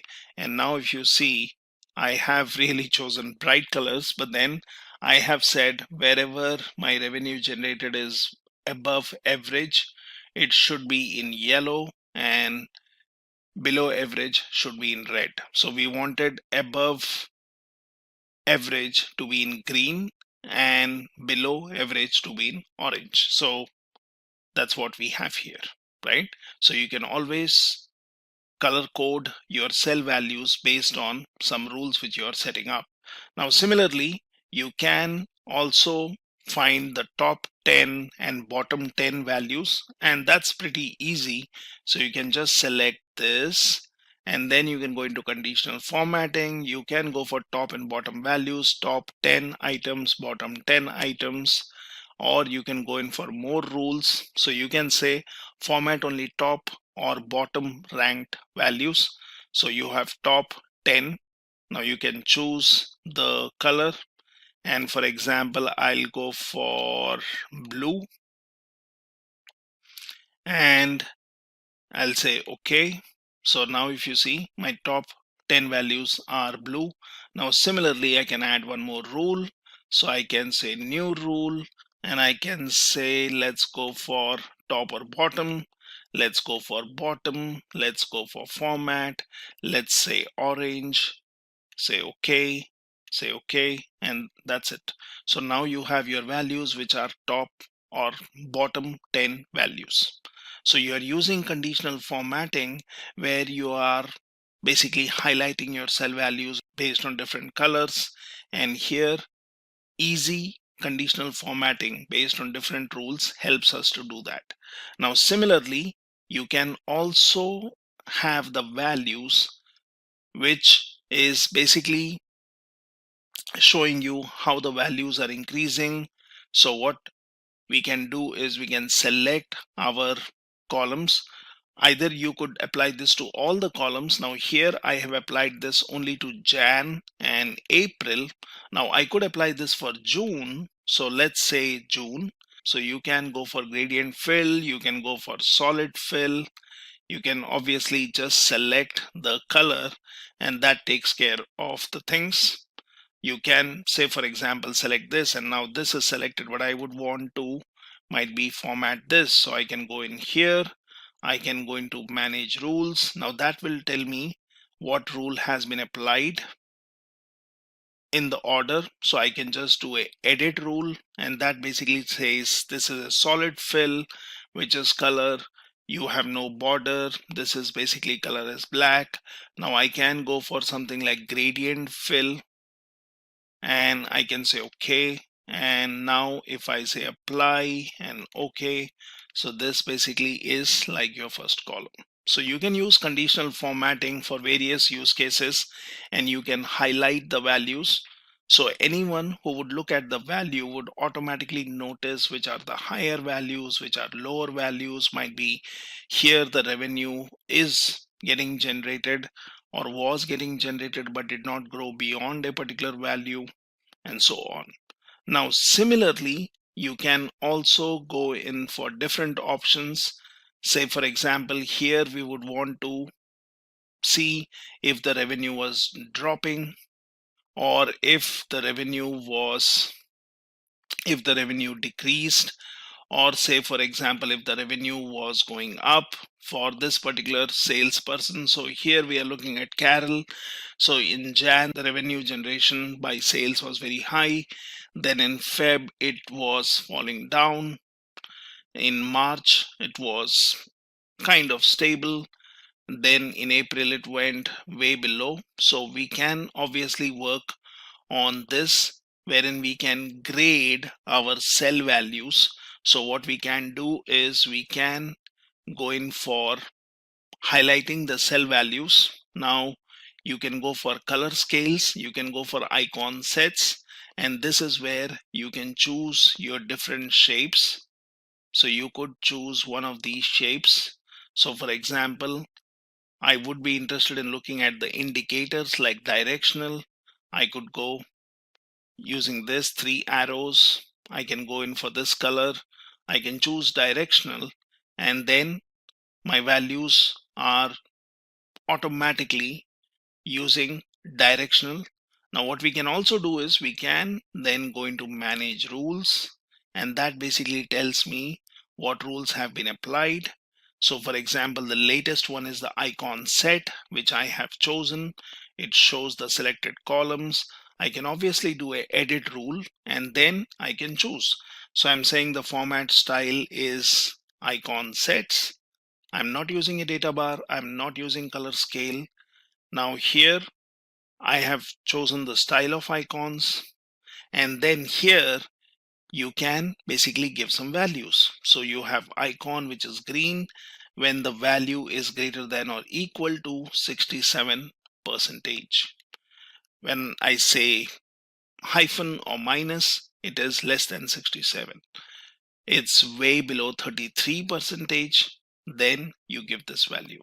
So you can obviously edit and easily highlight your cell values based on this icon set.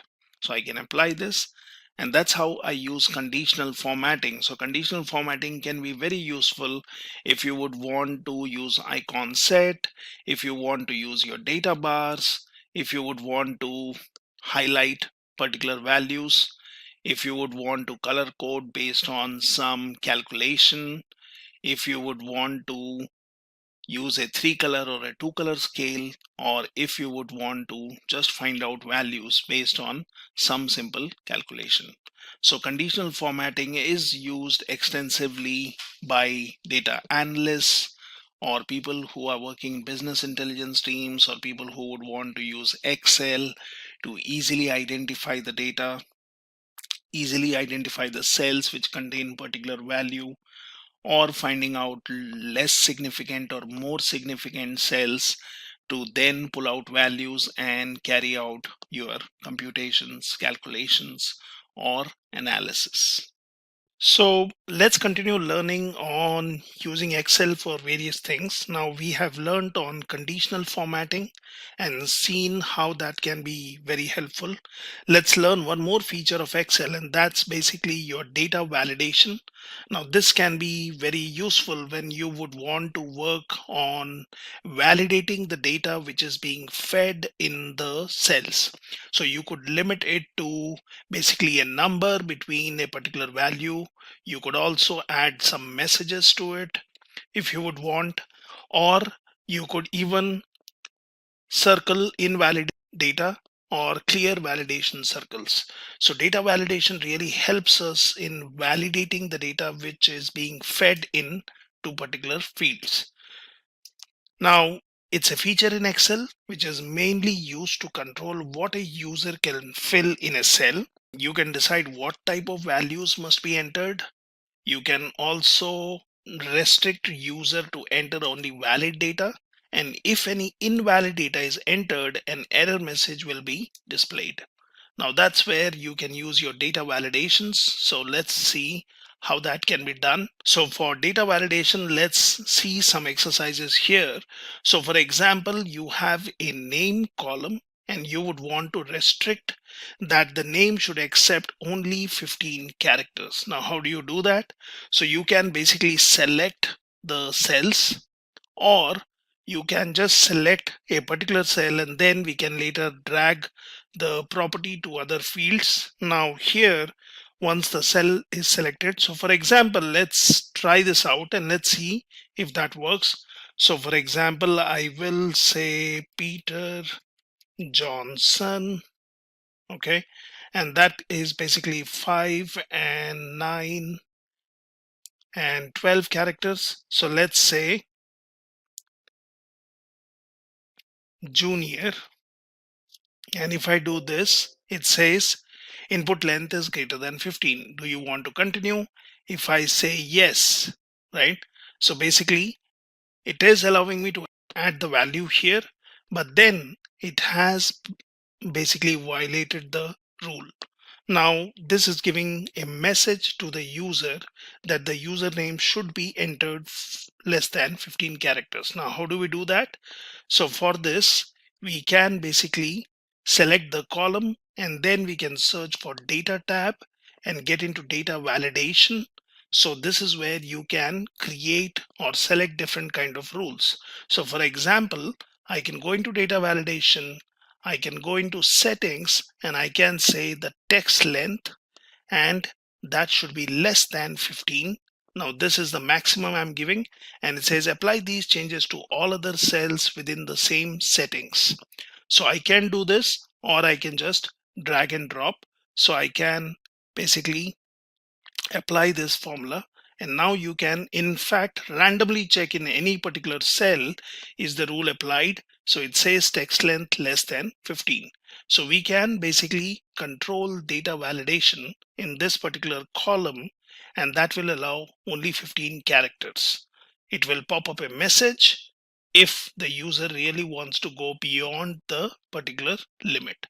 Now you also have similarly date of birth. So the restriction is date of birth should be between 10 Jan 1990 to 30 December 1998. So this is what we want to restrict. How do we do that?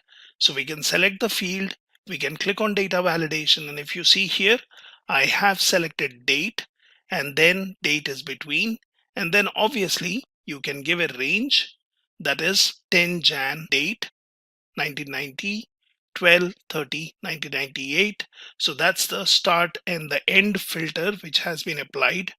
And once this is done, You can also check your input messages, which says when cell is selected, show this input message, enter a valid date.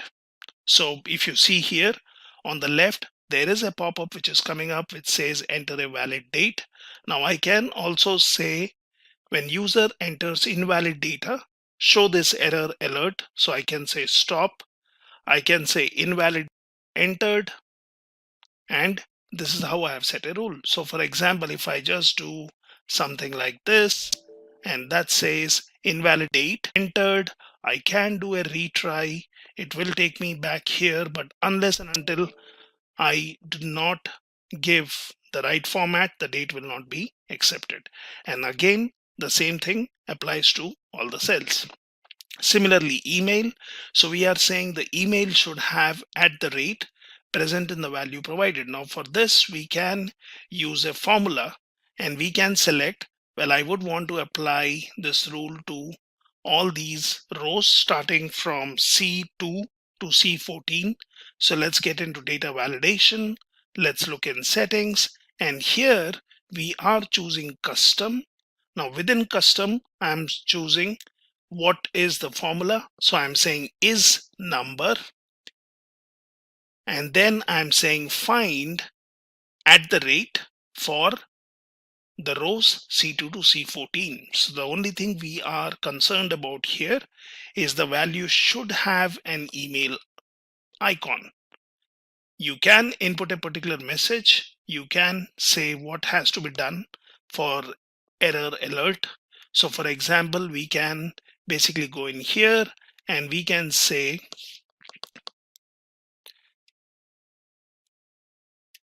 invalid email. That's the title I'm giving. And we can say email should contain at the rate. So if I do this and if I say OK, now you can test it. So you can say A, B, C, D, and that says email should contain at the rate. And basically that will not allow me to add the values. So now you have the field called salary. It says salary should be greater than 50,000. Now we can limit the values by choosing a whole number. So for example, for salary, I can go into data validation.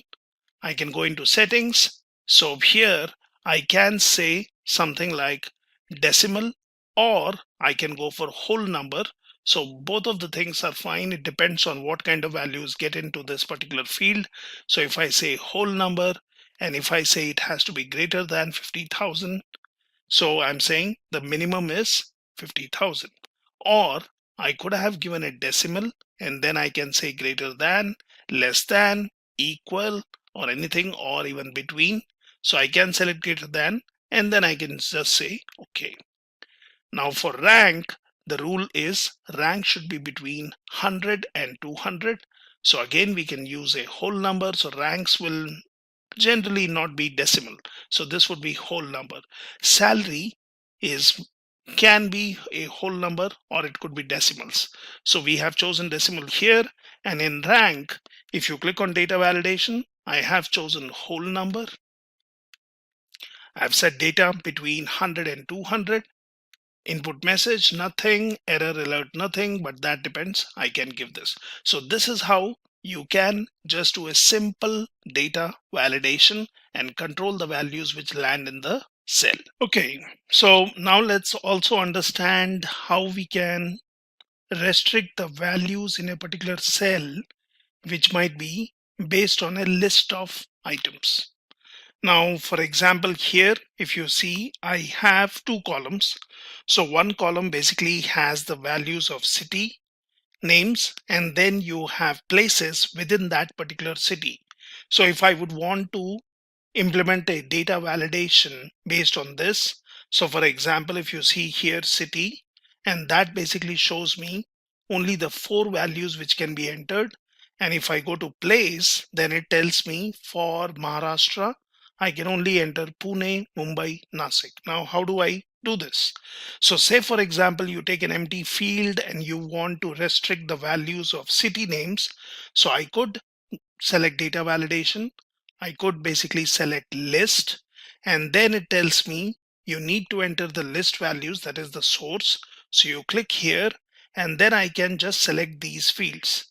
Now if I do this and if I say okay, it has implemented a data validation, but if you look into this, it will show me the same thing, but then it shows me some empty cells which did not have any value. So this is fine, but it would be better if we do it in a different way. So I can select this, and I've already given my city names here.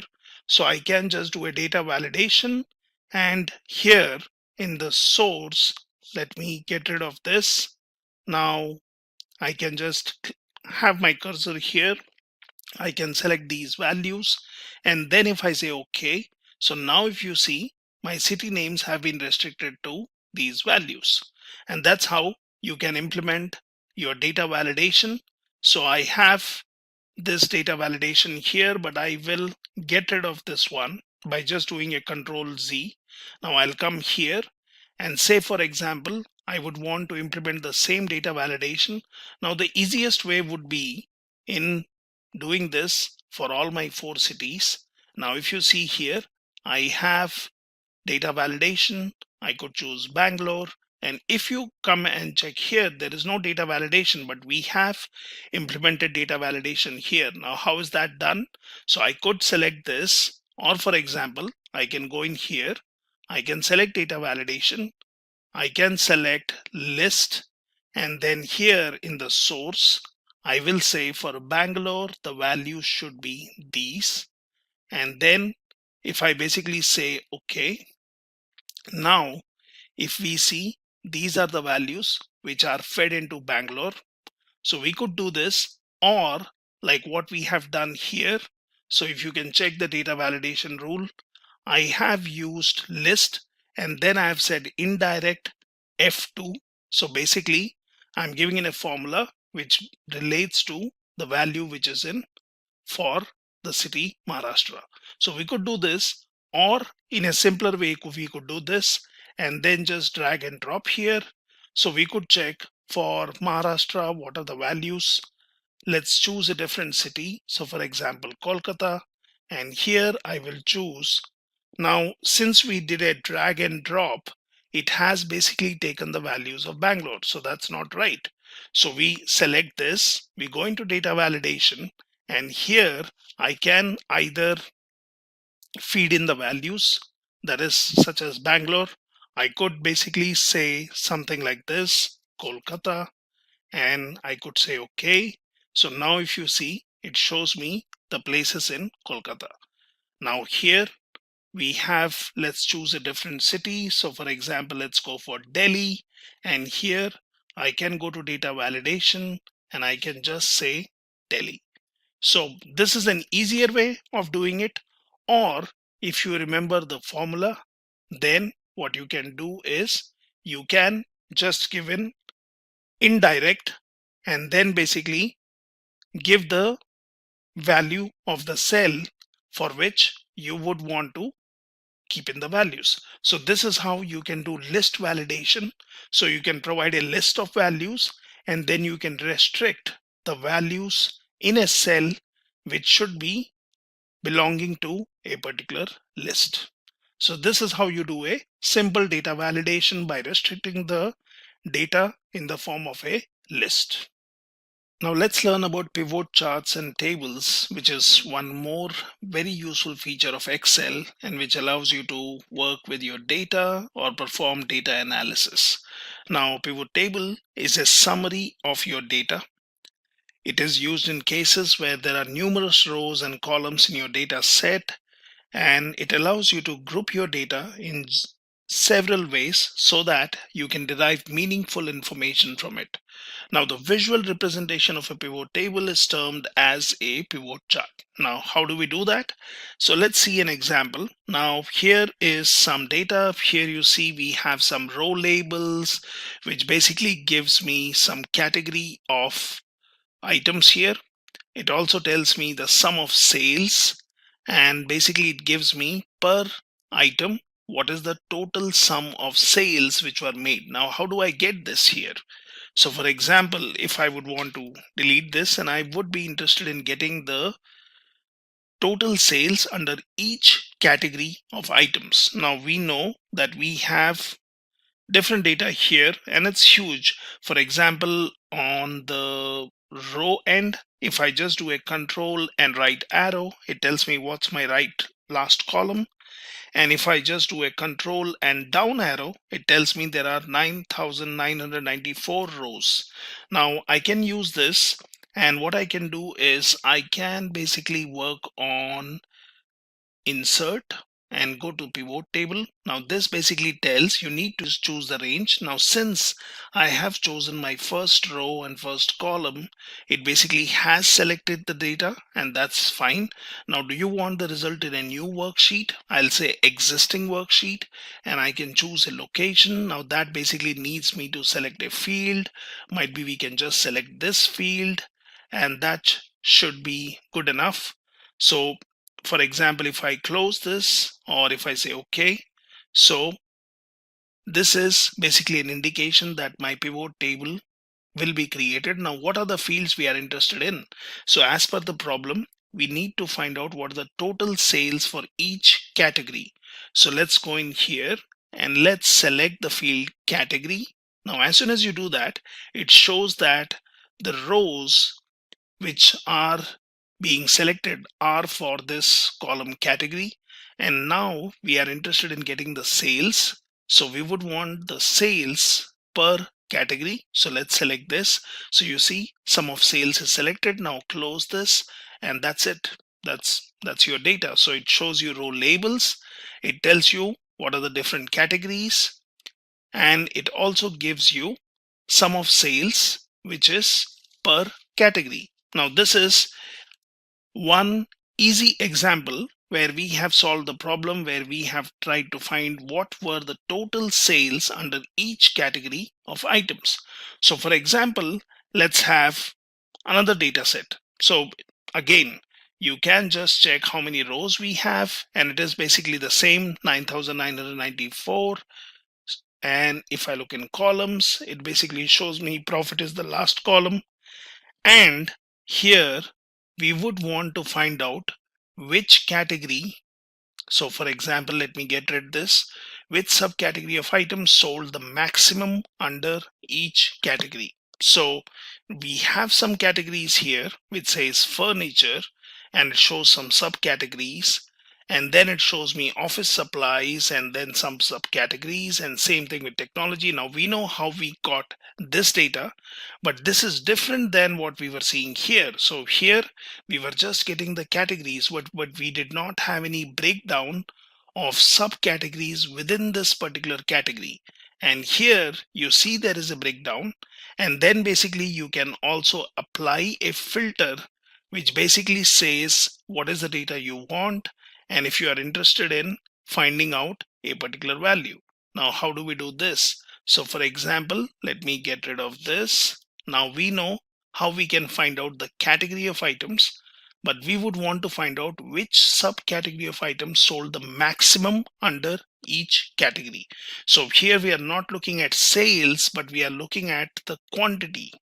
Okay, so what we can do is we can go to the first row and first column, click on insert, click on pivot table.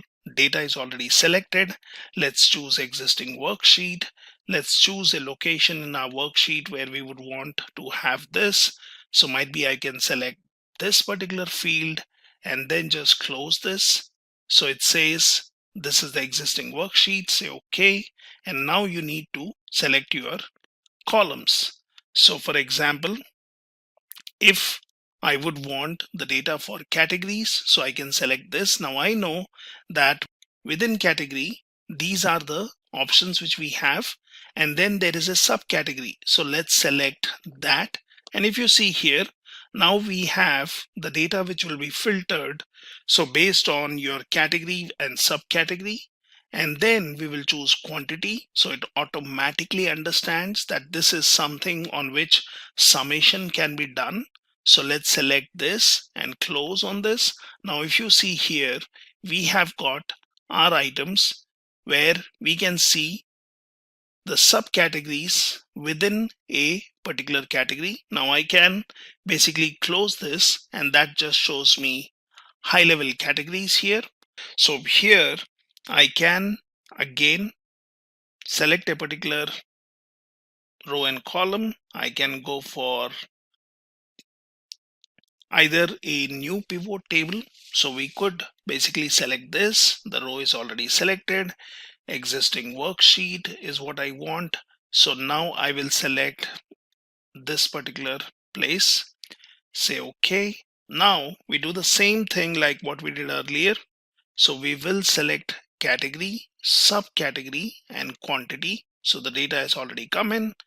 Just select this, and now you already have all your data. But this is not what we want. We want to basically apply a filter to this. Now how do we do that? So we can go for slicer.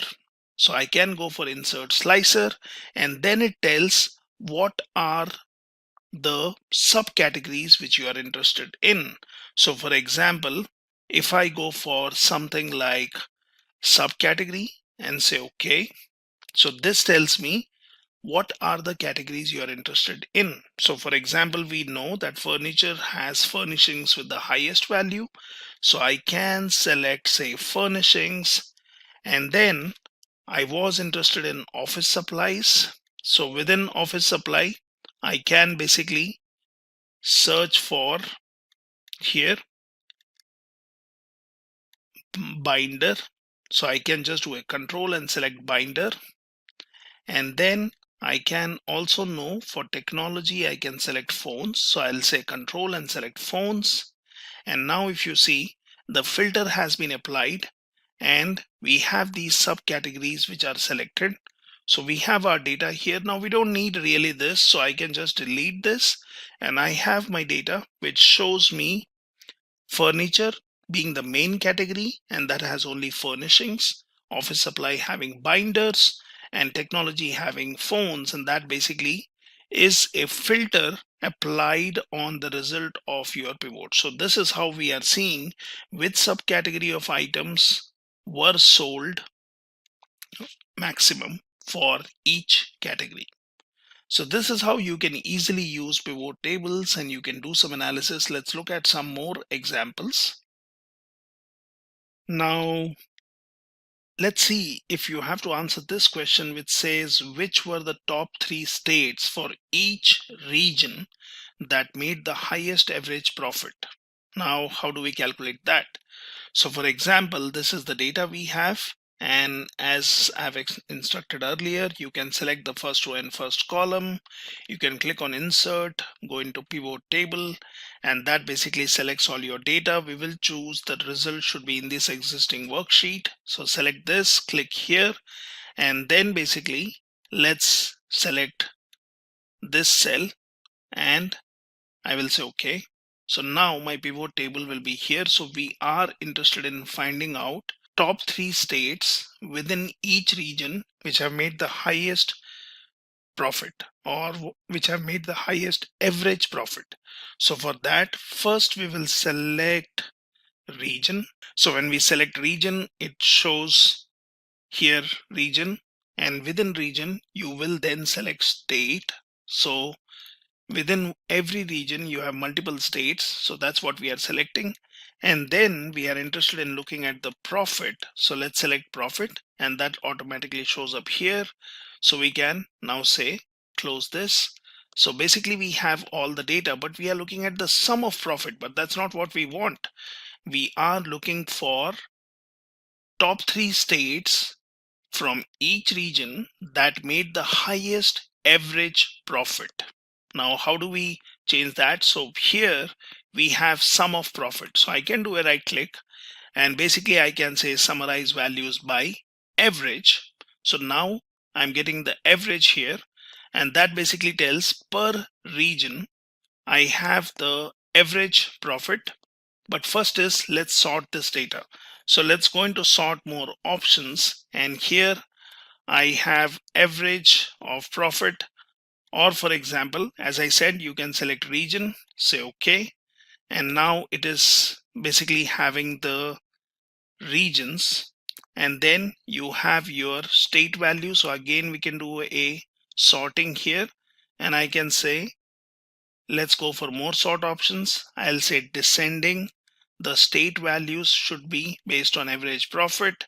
So let's say okay. And now if you see, in particular region, we have the data which has been sorted, wherein you have the highest average profit on the top.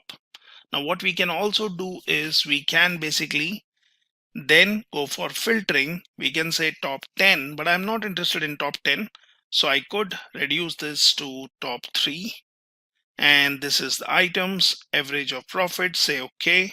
And now you see per region, you have the data which is showing me top 3 states, what are the average, and then you are also looking at the subtotal, so which basically says average profit for your west.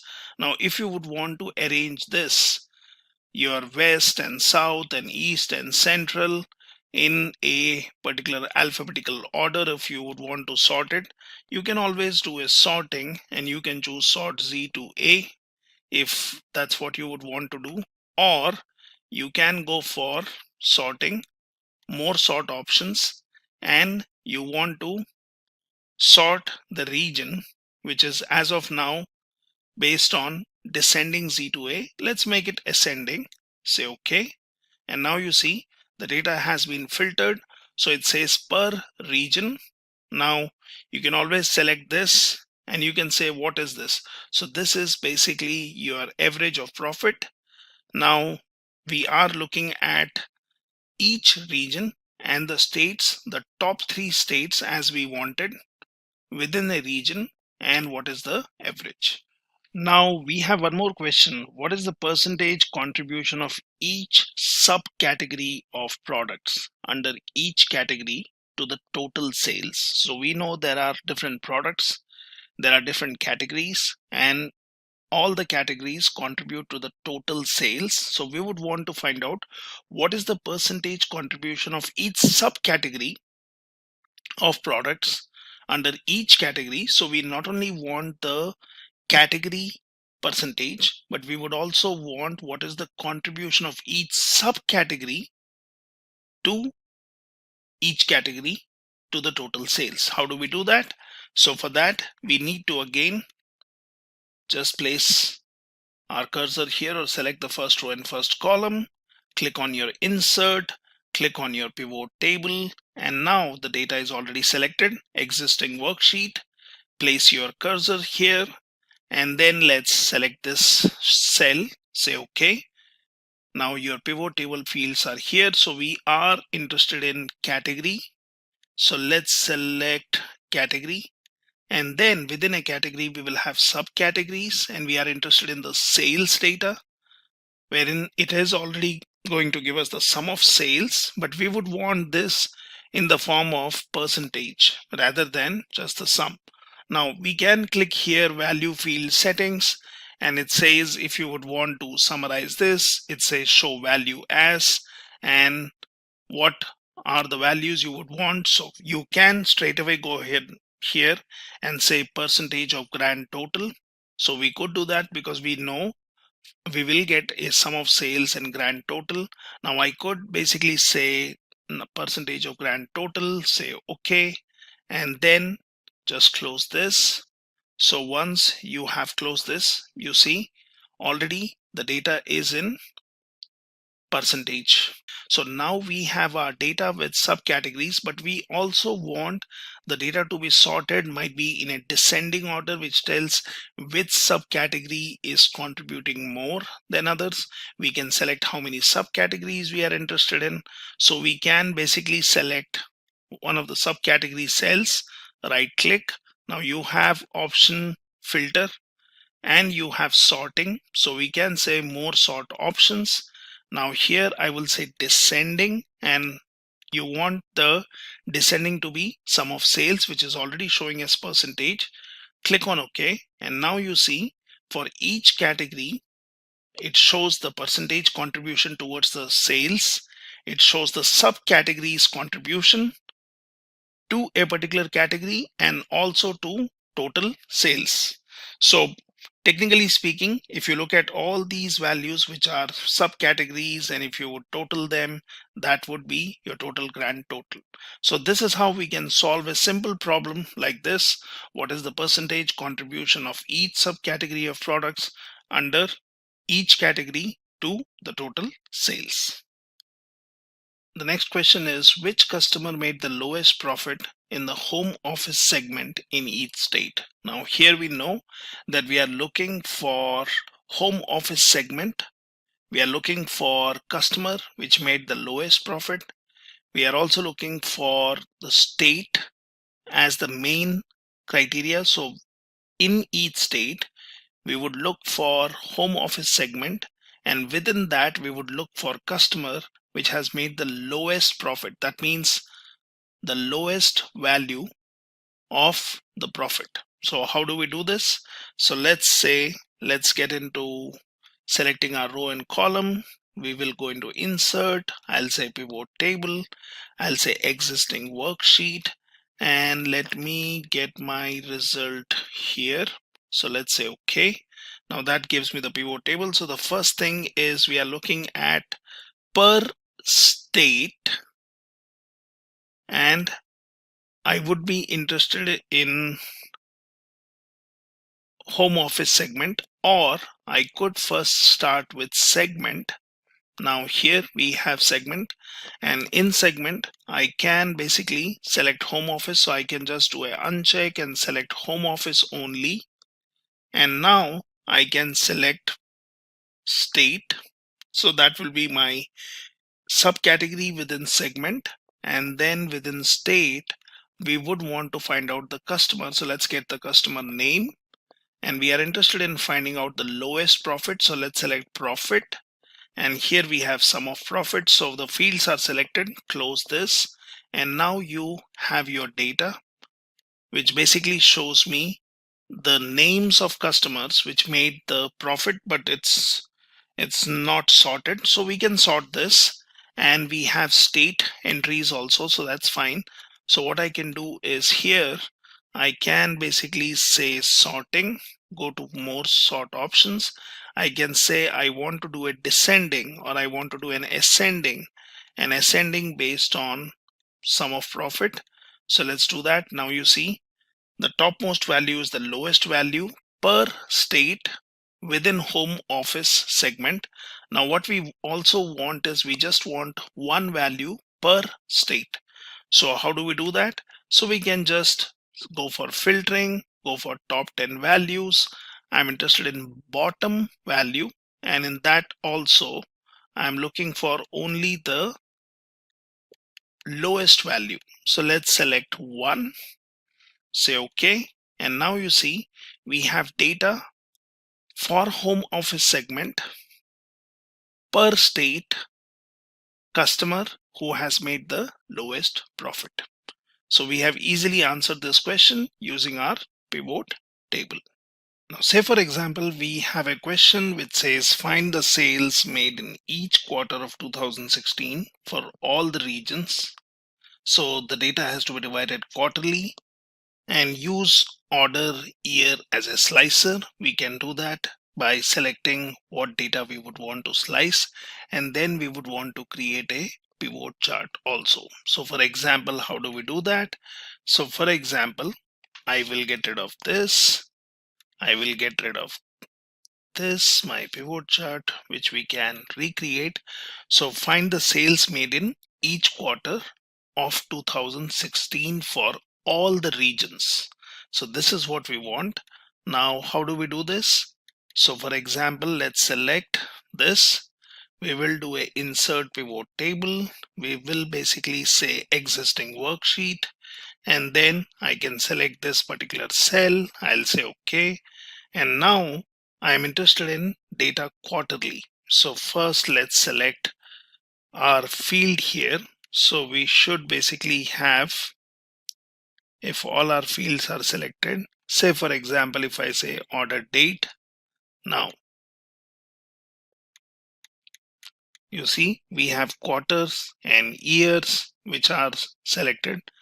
Now we could be selecting these fields which says quarters, years, and if I would want data to be filtered based on years, I could do that, or I could get rid of years. So I have quarters, I have order date.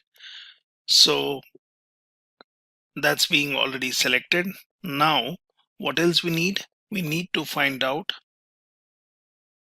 for every region. So let's select the region, and we can also add region as a column here. So that will basically give me all the regions as different columns. And then finally we want the sales. So let's select this. And now let's look what we have. So if you see here, we have our data, which is for each quarter. It gives me the total data, but what we would be interested in is not looking at the total data, but we are only interested in quarter of 2016. Now, how do we do that? So what we do here is we have row labels.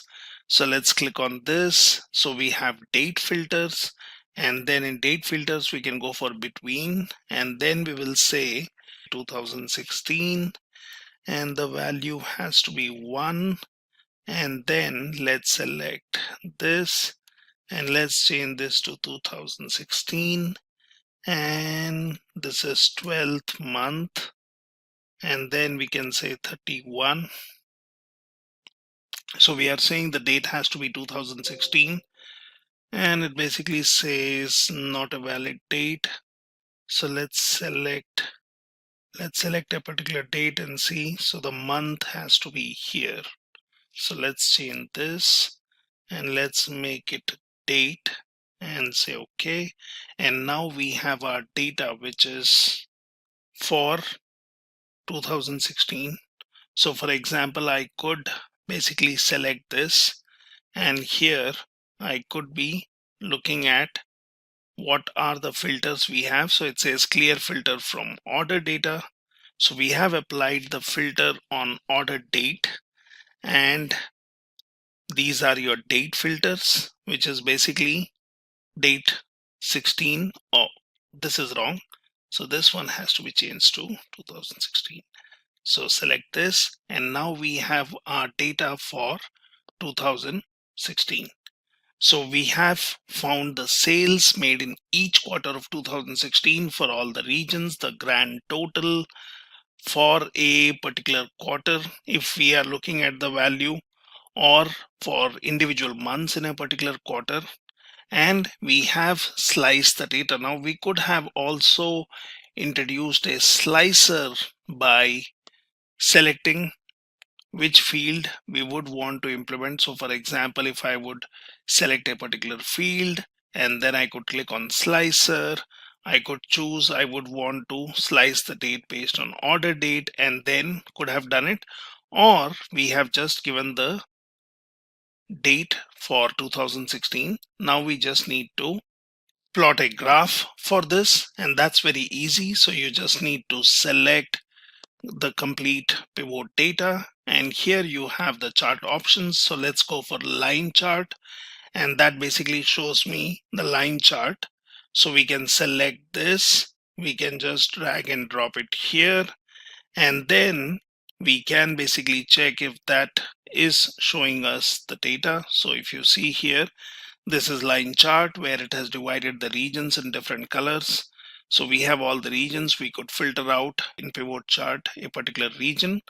We have the quarterly time here. In order data, the filter is applied. It says it is 2016.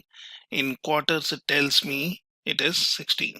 So we have our data, we have created a pivot chart, and basically we have sliced the data for 2016.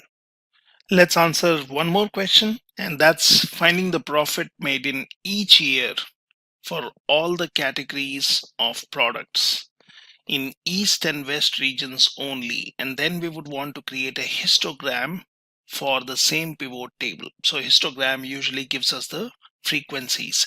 So let's look at how do we calculate the profit made in each year for all the categories. So what I can do is I can basically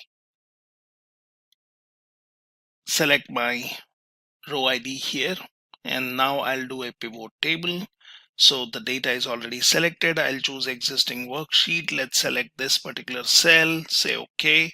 Now, what are we interested in? Now, if you look at the fields, we don't see any years or quarters and so on. So for example, here I can just choose order date, and then basically I can choose, say for example, years or quarters, the data which is coming out from my order date. So here I will just select years.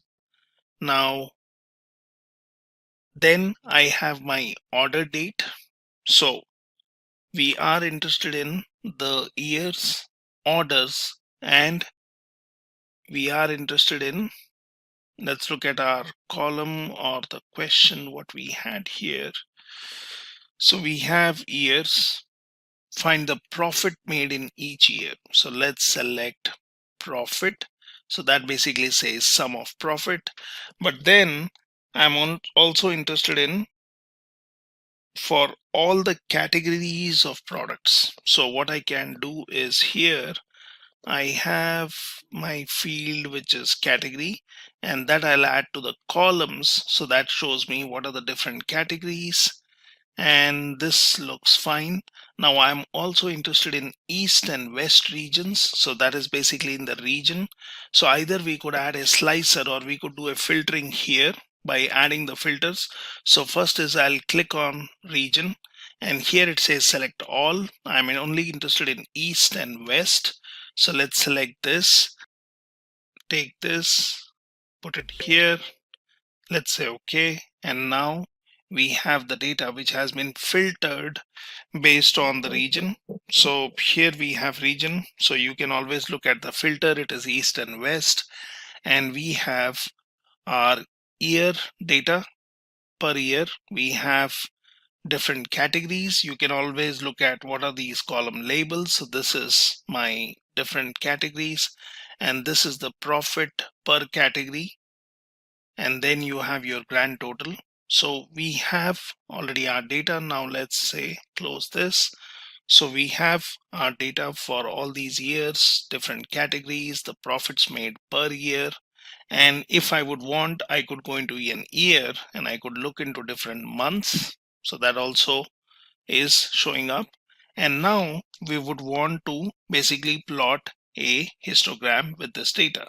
So I can just place my cursor here, I can select this, and then I can go into insert, and here I have different options. So we can go for bar chart, we can go for insert hierarchy chart, we can go into waterfall, funnel, stock, surface, or radar chart. So there are different options what you have here, and we will go for a simple histogram which is two-dimensional.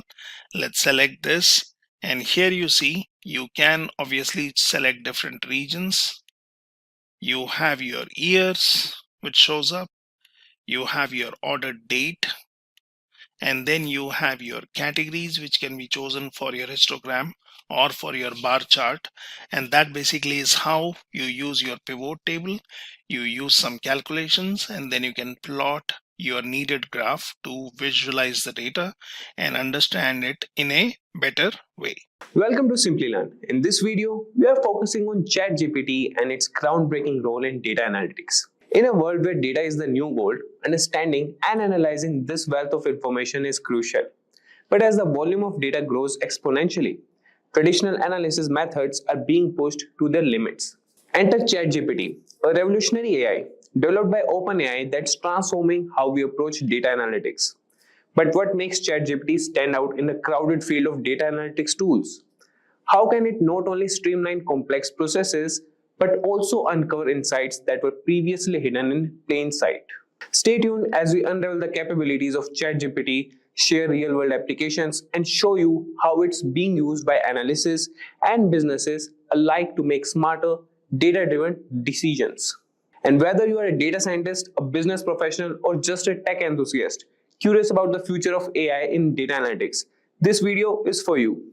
So let's dive in and discover how ChatGPT is not just revolutionizing data analytics, but also how we understand and interact with the vast universe of data. And don't forget to hit that like button, subscribe, and ring the bell to stay updated on all our future explorations into the fascinating world of technology. Now let's get started and unlock the potential of ChatGPT for data analytics together. So guys, an Excel data analyst always looks for ways to improve their efficiency and gain deeper insights from the data. That's where ChatGPT comes in handy. So ChatGPT is an AI-powered language model that can assist you in various tasks, including Excel-based data analysis. And for that data analysis, let's dive into some demos to see how it works. So guys, as you can see, this is the ChatGPT 4, and you could see this has the support of DALE, browsing and analysis, and usage limits may apply. Like we have the version that has some usage limits. And for the data, I have downloaded the data from the Kaggle. I will provide you the link in the description. If you want to download the same data, you can. And I have that in my downloads. So this is the data that we'll be using. So the first thing we'll be doing is data cleaning and preparation. So firstly, let's explore data cleaning and preparation. Before diving into analysis, it's essential to ensure our data is clean and ready for processing. So for that, we will write a prompt in ChatGPT and ask him to clean the data. ChatGPT has the feature to insert the files, provide the Excel file to the ChatGPT, and we'll ask him that can you help me identify and remove duplicates in this Excel spreadsheet. So let's ask him, can you help me identify and remove duplicates?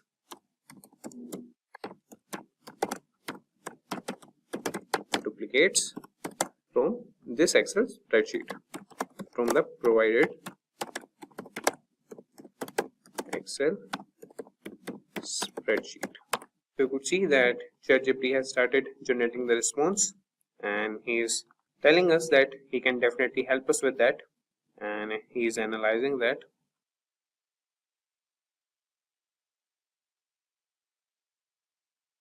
So you could see that ChatGPT has provided us the response. So let's first go to our spreadsheet.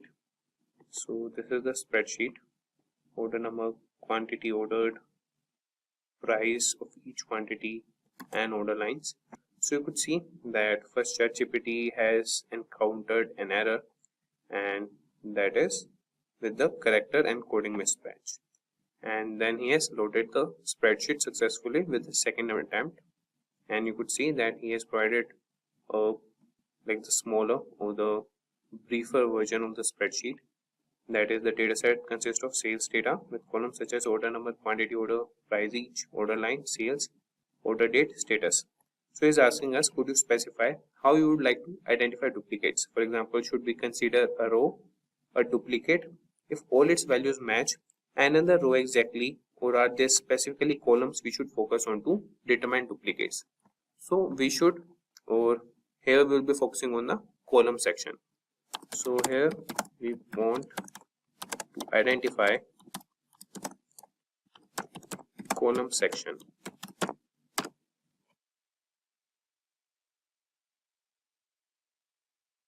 So is asking which columns they should identify duplicates. So we want the duplicates in order number.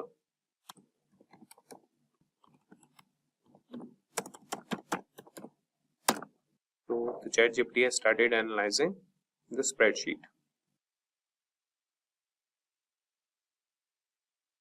So you could see that ChatGPT has produced the response that they have identified a total of 2,807 rows in the spreadsheet that have duplicates based on the order number column. So this indicates that multiple rows share the same order number, suggesting there might be different items or transactions within the same order. So would you like to proceed by removing these duplicates while keeping either the first or last occurrence of each order number, or do you have another approach in mind for handling these duplicates? So before identifying the duplicates, what we'll do is we'll first get rid of the extra spaces. So we'll ask ChatGPT that first find the extra spaces in the spreadsheet and help us remove them. So you could see that it has started analyzing it.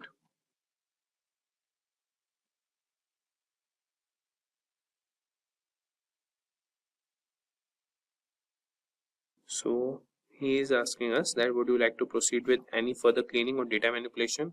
Yes, we want to proceed further with data cleaning only. And now we will treat all the blank cells if there are any. Now treat all the blank cells if there are any. So the spreadsheet contains blank cells in the following columns with the respective counts of blank entries. That is, address line 2 has 2521 blank cells, then the state. So depending on your preference or the requirements of your data analysis, we can treat these blank cells in several ways, such as filling them with a placeholder value that is not provided using a specific value that makes sense for data.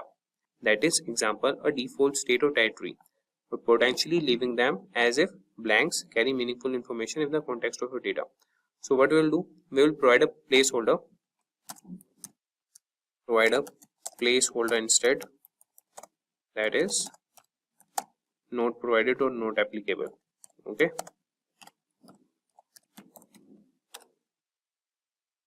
So you would see that ChatGPT has responded that it has replaced the blank cells in the columns, that is address line 2, state, postal code and territory, with the placeholder not provided. So you could see there's a verification sample showing the updates. So this is how you could clean the data. And now with ChatGPT, you can quickly identify and eliminate duplicates in your Excel spreadsheet using built-in functions and formulas, saving your time and effort. So that would be done by the ChatGPT, and you can download the Excel file from the ChatGPT only. After that, you can just ask him that provide me the output or the resulted spreadsheet. So if we talk about now data analysis and visualization, let's delve into that. So Excel offers powerful tools for analyzing and visualizing data, and ChatGPT can help you make the most of them. So for this also we'll write a prompt to the ChatGPT, and we'll write, for example, please create a pivot table and a corresponding chart to analyze sales performance by region. So let's see, like this prompt, what output does ChatGPT show to us. So let's ask him, please create a pivot table and a corresponding chart to analyze sales performance by region.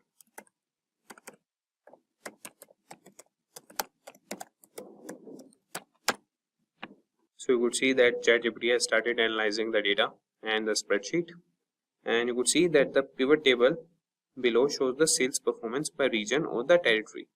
So this table indicates that the EMEA region has the highest sales performance, followed by regions where the territory was not provided, then APAC, and finally Japan.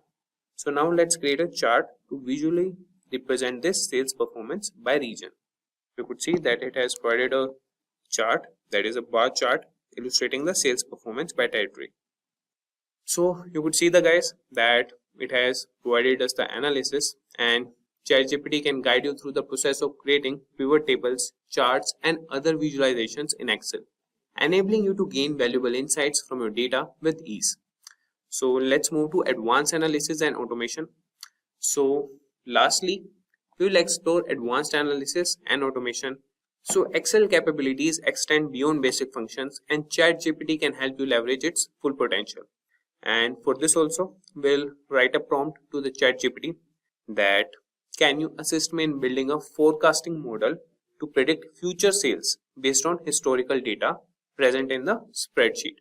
So let's see what ChatGPT respond to us. So let's ask him, can you assist me in building a forecasting model to predict future sales based on historical data. So let's see what ChatGPT respond to us. So you could see that building a forecasting model to predict future sales based on historical data involves several steps. So for this, you have to prepare the data, select a model, train the model, evaluate the model and make predictions. So let's start by preparing the data. We'll aggregate sales by order date to create a time series of total daily sales. Then we'll choose a model based on data's characteristics. So we will grant the permission to ChatGPT to proceed with the steps. So he has started analyzing the data.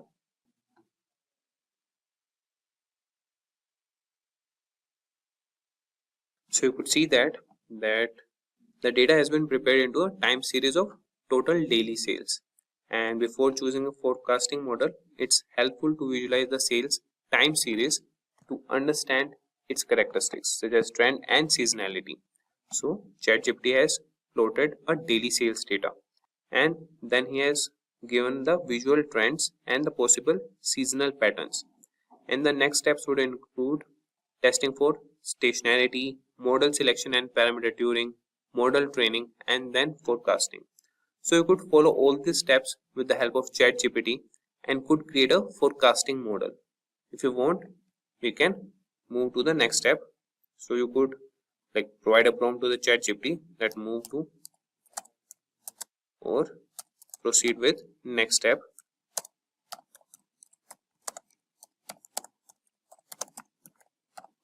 So step by step, ChatGPT will provide you a forecasting model, or it will help you create a forecasting model.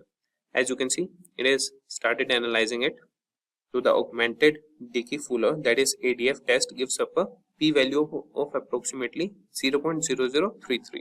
Since this p-value is less than the common significance level of 0.05, we can reject the null hypothesis that the time series has a unit root, meaning the time series is stationary. So you could see that he is asking us, shall we proceed with the SARIMA model parameter selection? Yes, here is the model parameter selection. So you could select any based on the trends and the bar graphs plotted by the ChatGPT.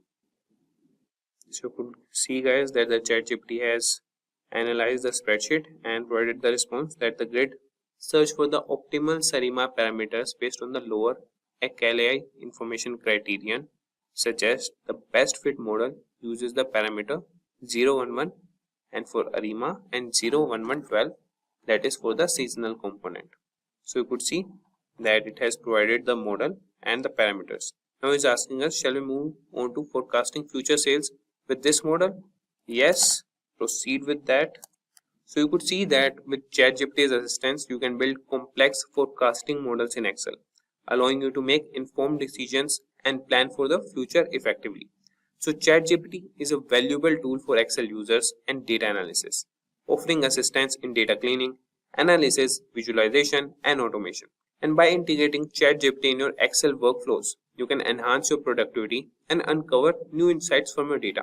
So you can try ChatGPT for Excel data analytics today and take your Excel skills to the new level. And you could see that there's an error in the analyzing, and he has encountered an error while trying to plot the forecast with its confidence intervals. So this type of error can occur due to data type issues, particularly when handling data indices and forecast. And despite this hiccup, the forecasting process using the SARIMA model was completed and we were able to generate forecast for the next 12 months. Unfortunately, due to the plotting issue, we couldn't visually display it. So we'll ask him, can you try once again? So you could see that this time ChatGPT has provided us the forecast for the next 12 months. That is, the forecast have been successfully plotted along with the historical daily data. So here we have our forecast model, and with the ChatGPT's assistance, we can move with other analysis also. So window, here we have some data set. So we have row ID, order date, ship date, etc. So these are the rows over here. Let's quickly select the entire data set and remove any filters that we have. So the filters is gone, and at the last you can see country, region, product, category, subcategory, and extending further we have sales data, quantity ordered, discount, and profit. So now let's proceed and try to build one single dashboard.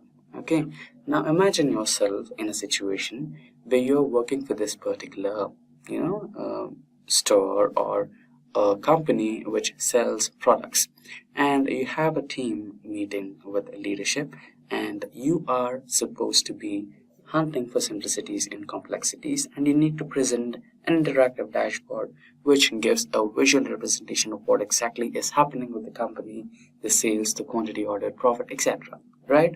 And if you show this particular data set as it is in the form of named rows and columns, your leadership might not be able to understand it, or they might not be able to justify what exactly needs to be done in the future to keep the numbers same or improve the sales, right? So in that scenario, an interactive dashboard could be beneficial. So in today's session, we're going to create the same, and creating a chart that is an interactive chart or a dashboard which is interactive, everything lies on one single point. That is the pivot tables and pivot charts. If you're good with pivot tables and pivot charts, you can create interactive charts, you can create interactive dashboards, and much more. So the process is simple, but in case if you need a quick overview of how exactly a pivot table is created or performed, then you can check out the link in the description box below, which will give you a complete detailed description and to understand how to create a pivot table and a pivot chart in real time and move further, right? Now we will continue with this particular topic for today, which is creating a dashboard. Now click anywhere in the cell, select the entire dataset using Control A, and go to Insert option over here and choose Pivot Table, right? From the table range should be the option. Here you can see the table range has been selected, and you also have two more options which will help you understand where exactly to create your pivot table. So we will be creating that in a new worksheet. So click on a new worksheet and press OK. There you go. You have the pivot table here. And let's say we want a few charts. So here we have a region-wise sales, country-wise sales, and shipment majorly used, subcategory, category, segment, and let's say we also want quantity-wise, country and quantity, right? Or let's say, okay, country and quantity. So how many number of orders basically you receive from each country, right? So let's say we want all these charts. Now, how many number of charts do we have? 1, 2, 3, 4, 5, 6, and 7. Remember, creating a chart which is interactive relies on pivot table. Now, so far we have created one pivot table or one pivot chart or one pivot sheet, but we want 7 pivot charts. How to do that? It's really simple. Just hold Control and drag that sheet, and you have a new pivot chart, right? You can do that few more times. 7. So we have 7 pivot tables as we required. There you go. And now let's get back to the first sheet and let's see the first option we are looking for. So we want region-wise sales, right? We have 5 different regions: North, South, East, West, and Central. And we want region-wise sales in a pictorial way. For that, let's go to the options over here. We have the row names or the metadata. You can drag region into either columns or rows, wherever you want. I'll choose just drag and drop it in the columns. And now go back to sales, and you can drag sales to rows, values, sorry, sales in each region, right? Now you can go back to this particular pivot table, go to home, eliminate any, and go to pivot table analyze, and here you can see pivot chart. Click on that, and now you have all charts window on your desktop, screen. You can choose the one which you feel is good, right? So I'll prefer a bar chart, column chart here. Click on OK, and there you go.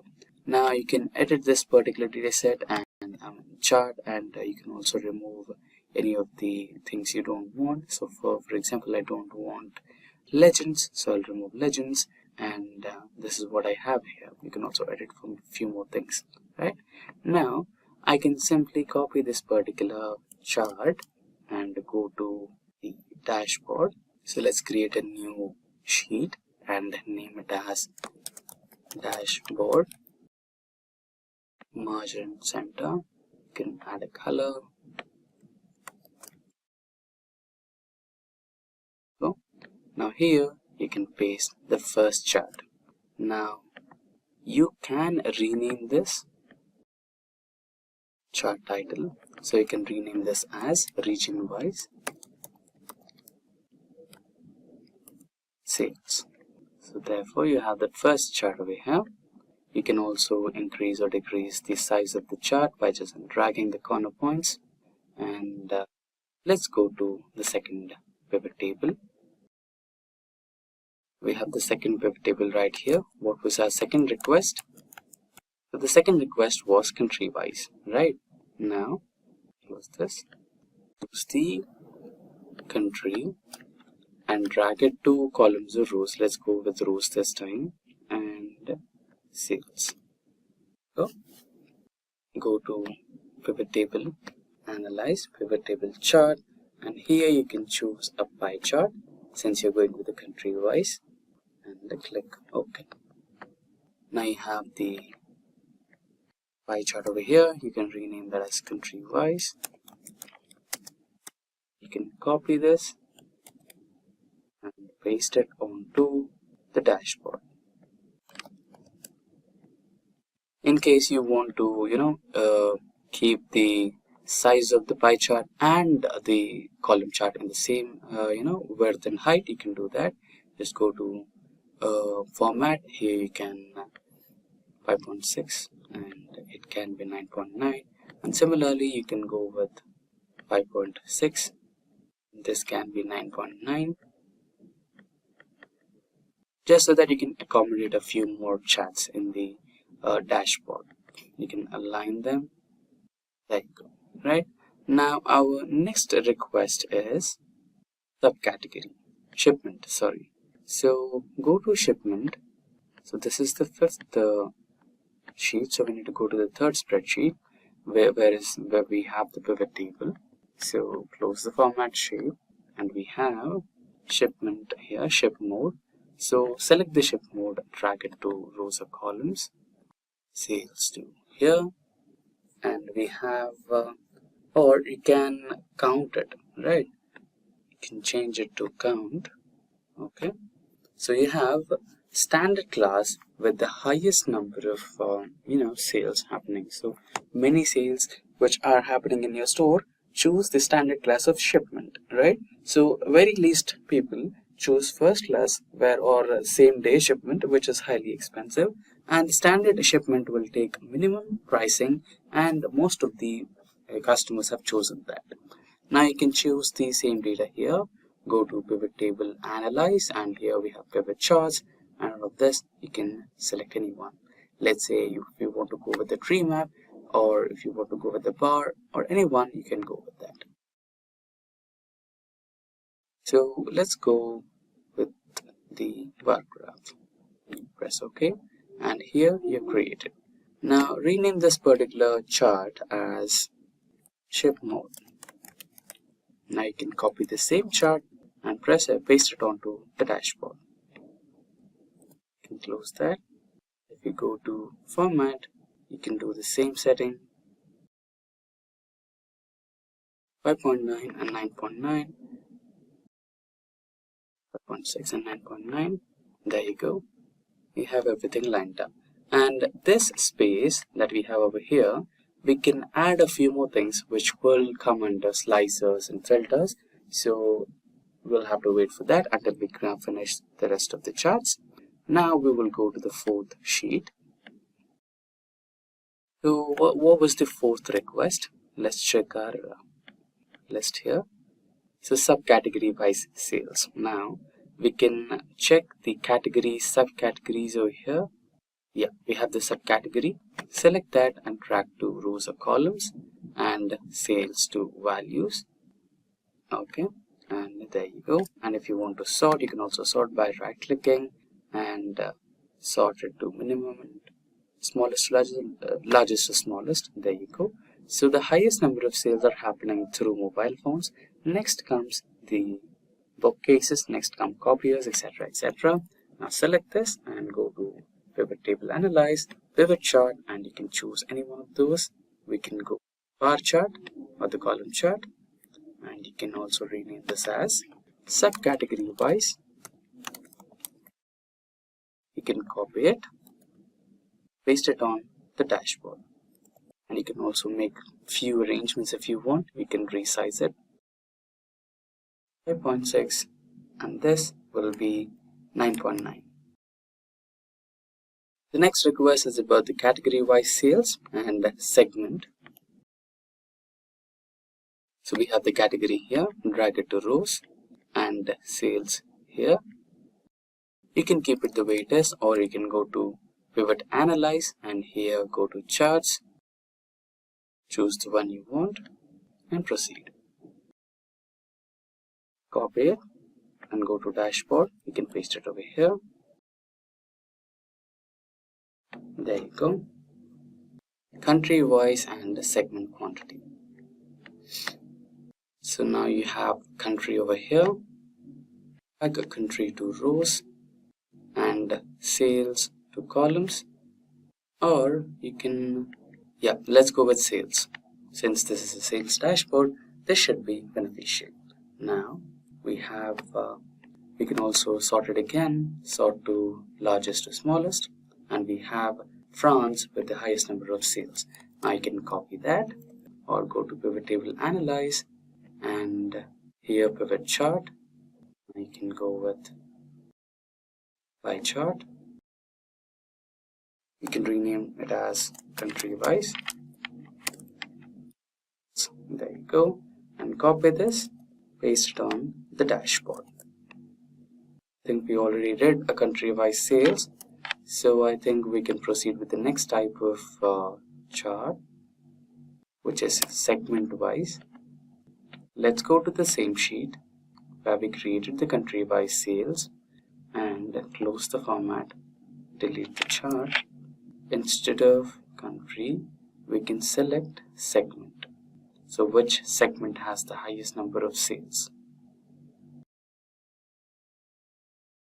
Paste it over here. Format to adjust the size of the chart. There you go. So we have region-wise sales, country-wise sales, ship mode, subcategory-wise, category-wise, and segment-wise sales. Now we have a dashboard, but to make it a little more interactive, we might require a few filter-like options, which are also called as slices. So when you add slices onto the sheet or the dashboard, what you can do is you can select the options you want. Let's say I want the region-wise sales in Belgium, then you can identify that. Let's say you want Australia's or Austria's shipment modes. What kind of shipment mode is most used in Austria? You can find out it. And let's say you want to find out the Finland segment-wise sales, then you can find out. This is only possible when you try to include a slicer into the dashboard. Now let's go ahead with it. Now, if you select any of the charts, let's say I want to go with the first one. Now go into insert, and here you can see filter options, right? So here you want to insert slices. Now here you have a slices right now. Okay, so you can select the slicer you want. So I want the slicer for region. I want the slicer for country. I want the slicer for ship mode, which is right here, and I want subcategory wise slicer. I want country or category wise slicer, so category, and segment wise, which is here. So I want 6 slicers. There you go, I've got the 6 slicers created. Let's minimize to make it look a little more better. There you go, and we will paste the slices right here. You can also modify the size of the slicers. Let's try to make them fit here, and the next one should be right here. There you go.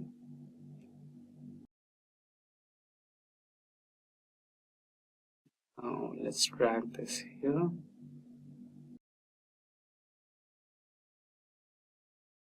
The last slicer in the last section.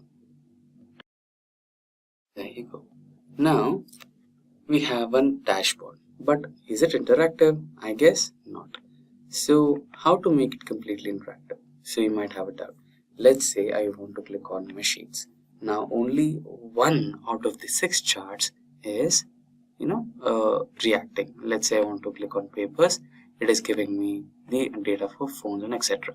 And if I click for Belgium, you can see only one chart is being interactive, right? Now, what should I do so that every chart which is on the dashboard gets completely interactive and shows all the data in real time? That can be done. All you have to do is select any of the slices, right click and go to the option which says report connections.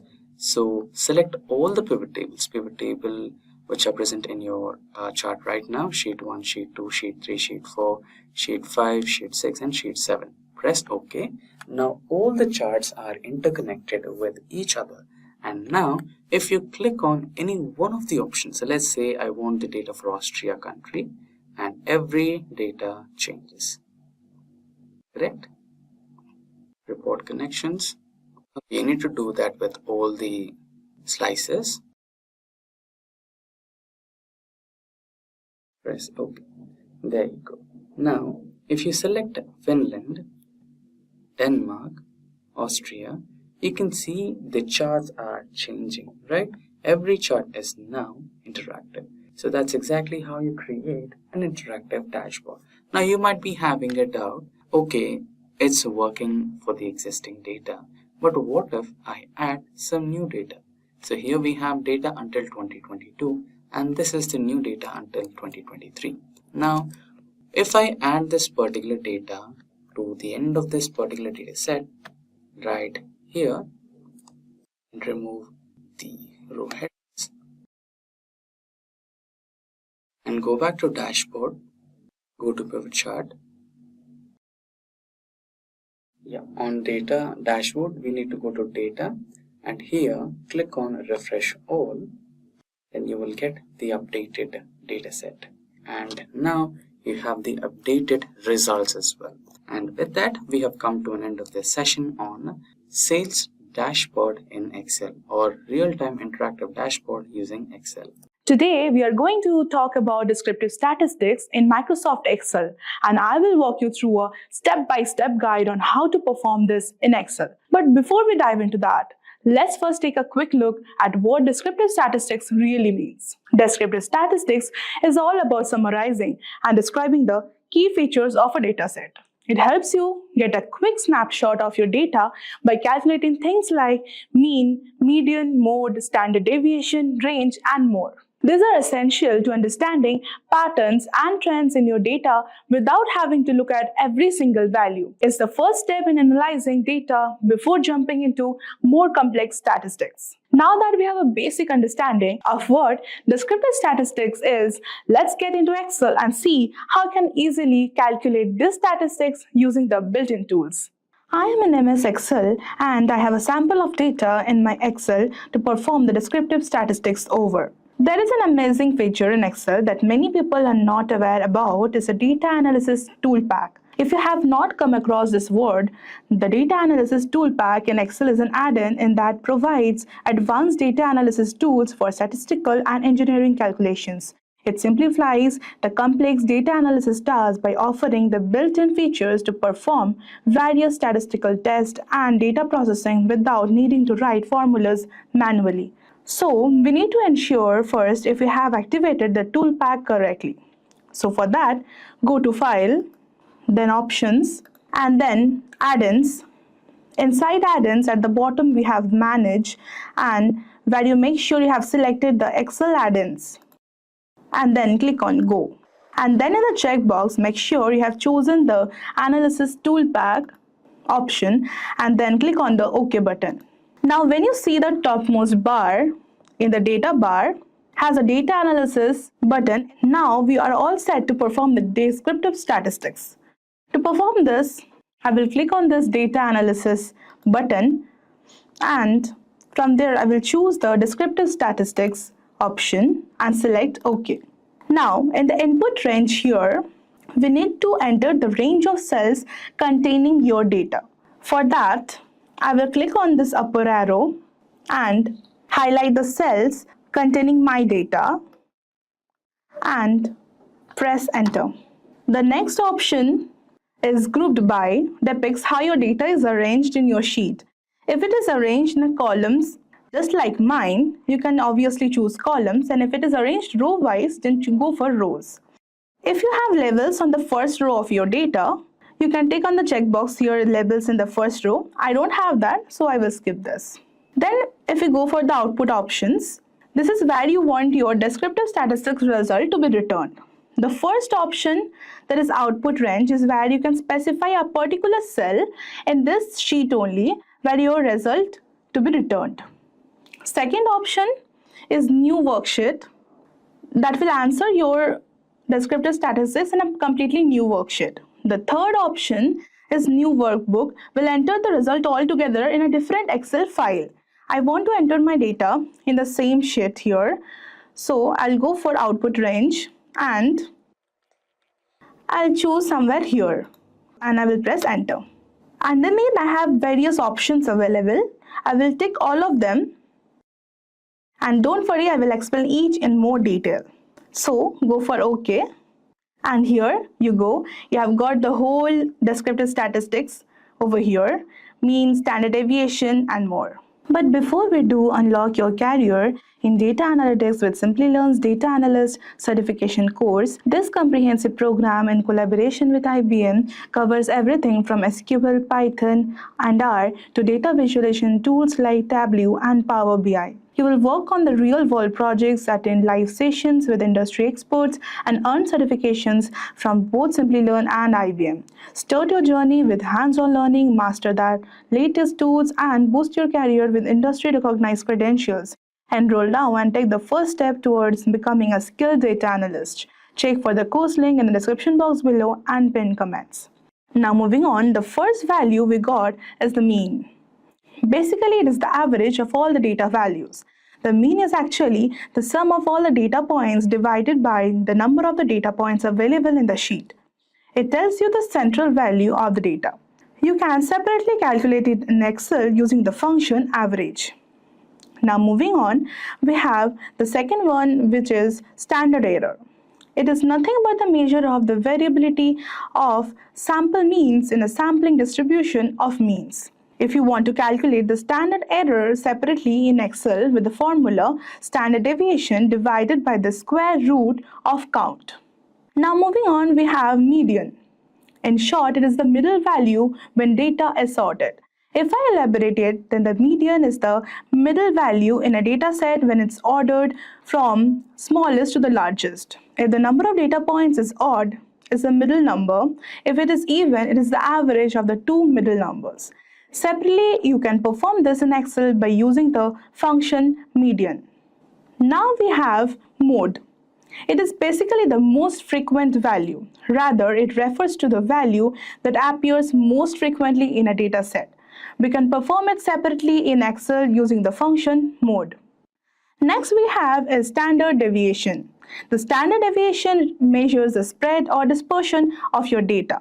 A higher standard deviation means the data points are spread out widely, while a lower standard deviation means they are close to the mean. You can perform this by using the function stdv. Now, coming to sample variance. Variance is the square of the standard deviation. If it gives an idea of how data points spread out from the mean but in squared units. To perform this, you need to use a var function. Now, we are going to kurtosis. Kurtosis measures the tailness of the data distribution. High kurtosis means more outliers of the heavy tails, while low kurtosis means the data has fewer extreme values, describing the higher kurtosis and the lower kurtosis. Next, we have skewness. Skewness measures the asymmetry of the data. A positive skew means the data is skewed to the right, more lower values, while a negative skew means the skewed to the left, that is more higher values. Now moving on, we have range. Range is the difference between the maximum and the minimum values in your data set. The maximum value we have over here is 90.23 and the minimum value we have is 11.67. So the difference is 78.56. To find out the minimum value in the Excel sheet, use the function minimum. To find out the maximum value in the Excel sheet, use the function max. Then coming to sum, as you all know, sum is the total addition of all the values in your sheet. We can calculate sum separately by using the function sum. Then we have count. This is the total number of values in the sheet. In my case, it's 20. It will vary in everyone else. Then we have the largest. The first written in the bracket denotes the first largest number, that is 90.23. If the number would have been 2, it will denote the second largest number. Same goes for the smallest. The smallest number in my case is 11.67. Last but not the least, we have confidence level. This is the number we need to add and subtract from the mean. The addition of the CL and mean is greater than 95% of the CL. The subtraction of CL from mean is lower than 95% of CL. So now you can see some data on my spreadsheet. So we have a row ID, order date, and a ship date, ship mode, etc. So this means that this particular data set belongs to a sales data set for a store or something. So what I have done is, if you look out the videos on our channel, we already have created one of the interactive dashboards using the same data set. So we try to extract month-on-month sales, region, category, subcategory sales, country-wise sales, shipment type sales, etc. Right? So I have kept the data as it is and all the pivot tables as it is. Now let's say we do not know how to create all these pivot tables and pivot charts and slicers, etc. We just know that we have the data and you're new to this and you want to analyze your data. How do you do that? ChatGPT is here for the rescue. So before we get on to ChatGPT, let's quickly remove all our reference pivot tables. About pivot tables, so I'm quickly deleting all these. We're left out with only the data, right? And again, you can do this dashboard using ChatGPT 3.5, or in case if you have a premium version, which is ChatGPT 4, you can directly attach your dataset onto the ChatGPT prompt and ChatGPT will do all the analysis you need, right? But for now, let's experiment using the ChatGPT 3.5 version, which is basically open source and free to use. Now let's quickly hop onto ChatGPT. So there you go. We have ChatGPT version 3.5. We are not switching to 4. So now let's quickly explain what we are up to. Hi ChatGPT. Just keep it simple, as if you're talking to your friend.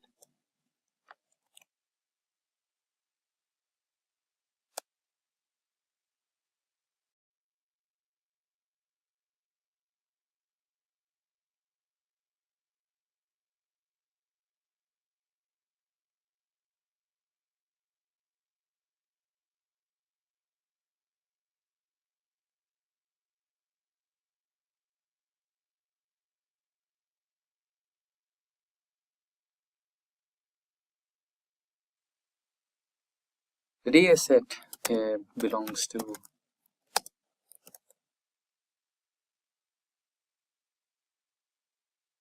Superstore sales, or is about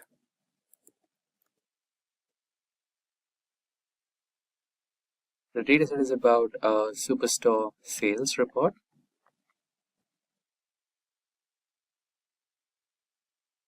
And I need to create a dashboard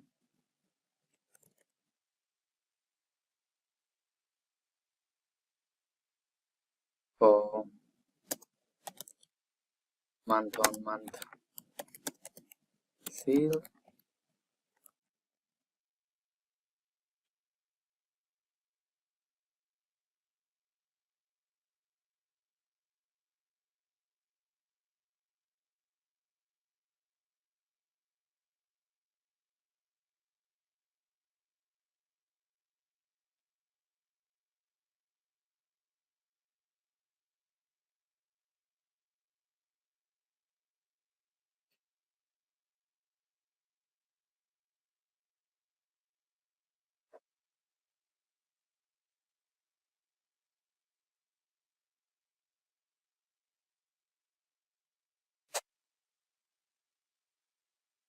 So this is the prompt, and basically I just explained in a brief way. I'm not giving a detailed information, but hope this works. So basically what you are supposed to do is give the requirement one by one, but I'm giving it in a single prompt so that I'll get the results in one single prompt. Let's go for that. So what you're trying to explain ChatGPT is that you have a sales data set and you're using Excel for storing it and for manipulating the data and trying to build some innovative, interactive, visually appealing charts, and you don't know how to do it. So you explain that to your ChatGPT, and what are the things you are looking to build, what are the charts you're looking to build. So I'm looking to build a month-on-month sales report, which can be a quarter-on-quarter, month-on-month, year-on-year, date-wise, however the way you like it, right? So make sure that your data is properly formatted first. So here, let's check out that your date column is formatted to date data type, right? Sometimes what happens is the representation of date changes to user by user. Let's say this particular data set or this particular inventory has been allocated to 5 different people to entry the data, right?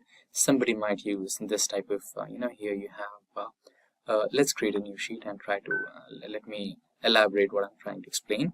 So let's say person 1,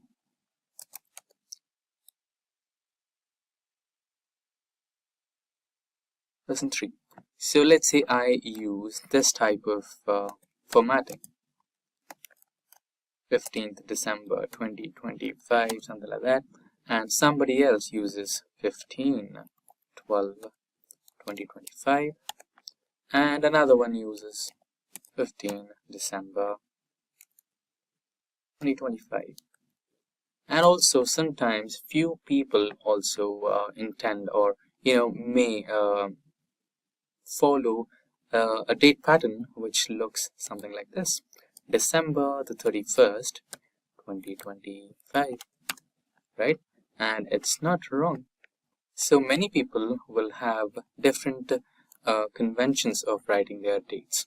So you need to make some data cleaning, and okay, if you are coming back to data cleaning, we have listed a video in our descriptions for data cleaning in Excel, and that would help you in various data cleaning operations that are used in day-to-day lives of a data analyst. So that should help.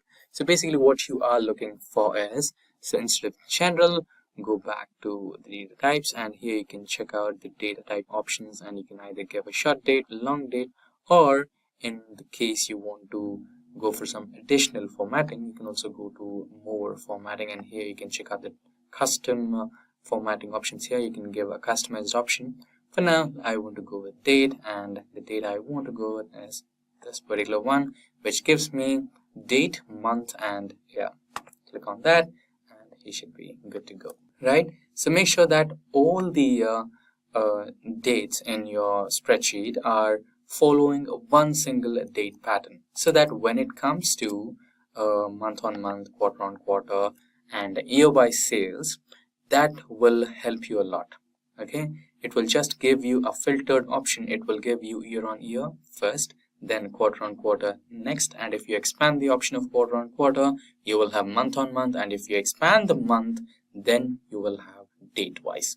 So you will have a better understanding when we perform this operation in a practical way in real time. And then we have the next type of chart where we want to identify country-wise sales. Then we have region-wise sales.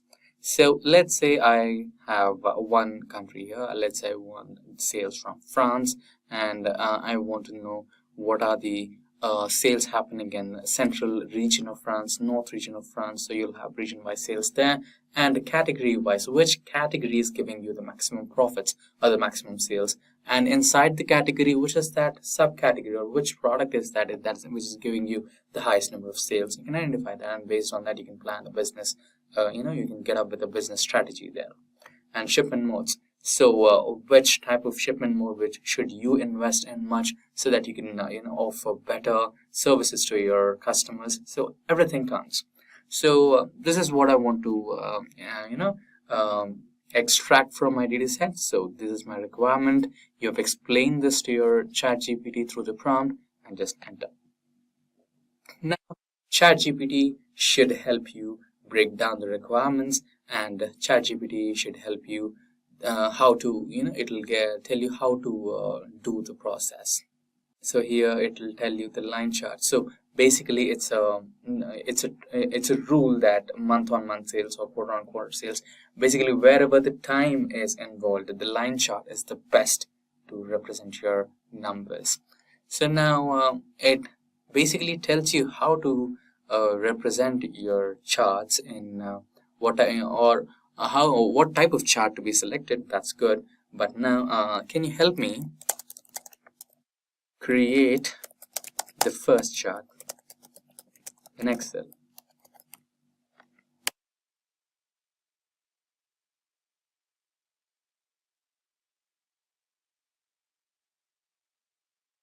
There you go.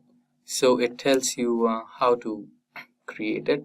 Ensure you have a column for dates and other corresponding values. So basically it is telling you to have a properly mentioned or properly defined metadata or column headers.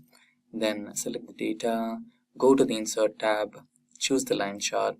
Okay, and let's say you wanted to create an interactive dashboard, right? So to create an interactive dashboard, or to basically create a dashboard, you need pivot tables, and you don't know how to create a pivot table. You can ask ChatGPT to help you create a pivot table. Help me create a pivot table for the first type, for all the types, okay, or for the data set.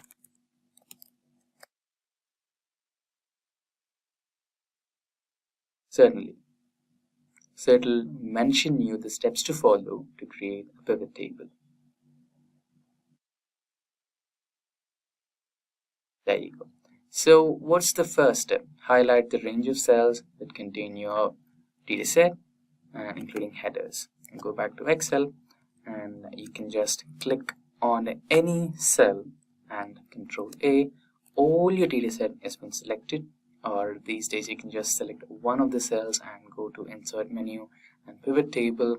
And now from the table range, Excel will automatically select the entire range of the table you're looking for or you're working on. And in case if you are having any doubts on that, you can just select all the range and go to the same insert option and select the pivot table. Now click on OK in a new worksheet, and there you go. You have your new, pivot table. Let's delete this. Now remember, we wanted to create the month-on-month sale for the first pivot table and pivot chart.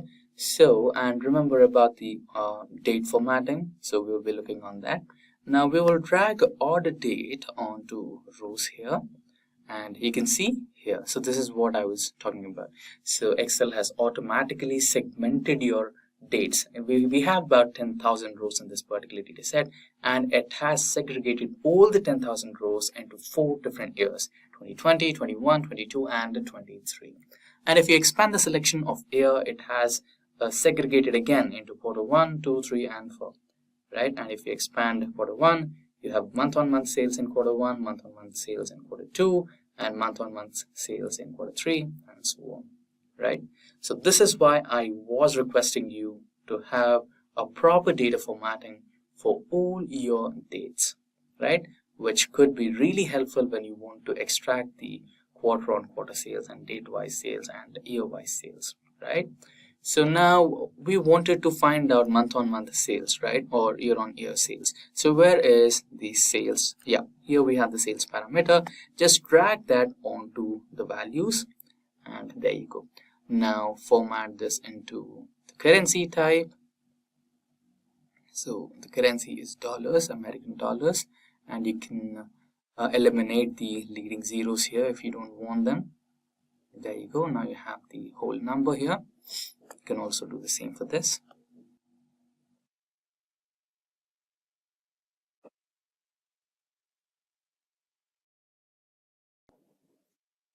You can select the entire table. Go to pivot table. Okay, let's check the options provided by ChatGPT. So basically we have created a pivot table, Now we want to create a pivot chart. How do I create a pivot chart?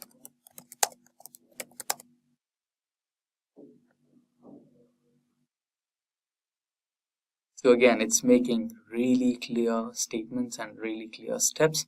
So it's again making sure that you create a pivot table first, right? So we have a pivot table, and highlight pivot table data. Click anywhere on your pivot table to highlight the entire range. Insert pivot chart.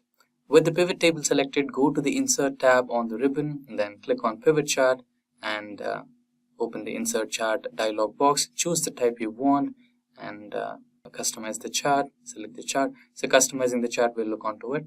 And fields, if you want to keep a few fields, you can, and if you want to eliminate a few fields, you can also do that.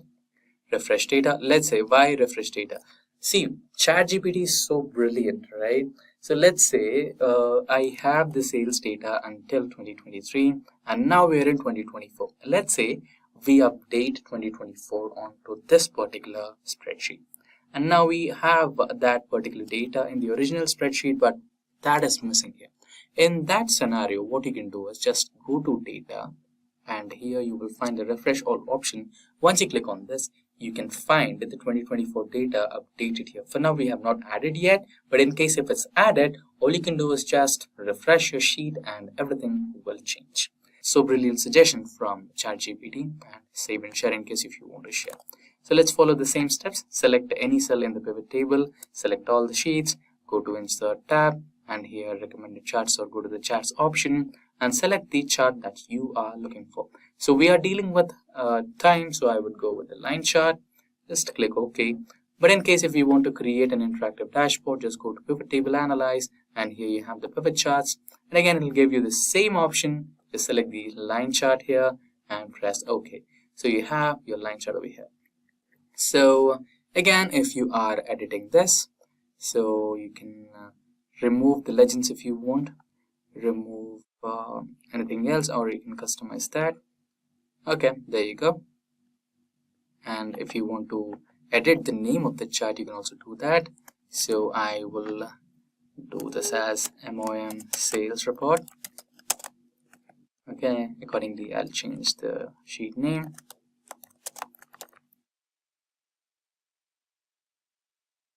There you go. Right now, quickly we will create the other charts as well. So the process is same. You can hold control and drag this particular sheet, and you have the next sheet. So the next requirement that we requested ChatGPT was the country-wise sales.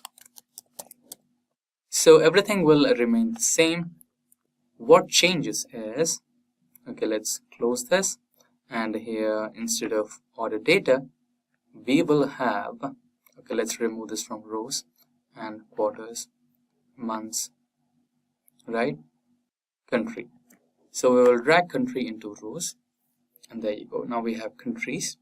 Now country wise, so you can select the cell, go to Pivot Table Analyze, Pivot Chart, and you can select the bar graph. So it automatically gave you the first suggestion as bar graph. Click on that, and you have the bar graph over here. And you can also edit the chart. You don't want the legends, you can remove them, and edit the name of the chart to country-wise sales. So, and quickly drag and drop the sheet again, new pivot table, and here you wanted category-wise sales or segment-wise sales. Close this particular thing, delete this, and instead of country, you're going to add segment to the rows and remove country, and you have segment wise sales. Select any cell on the pivot table, go to Pivot Table Analyze, Pivot Chart, and here you can use any of the available charts here. Let me use the funnel chart, or histogram. Bar chart will be better. Press OK, and there you go. You have the bar chart. Same. Edit your, customize your chart. change the name to segment-wise sales. Hold Control and drag the sheet. Now you have subcategory-wise sales.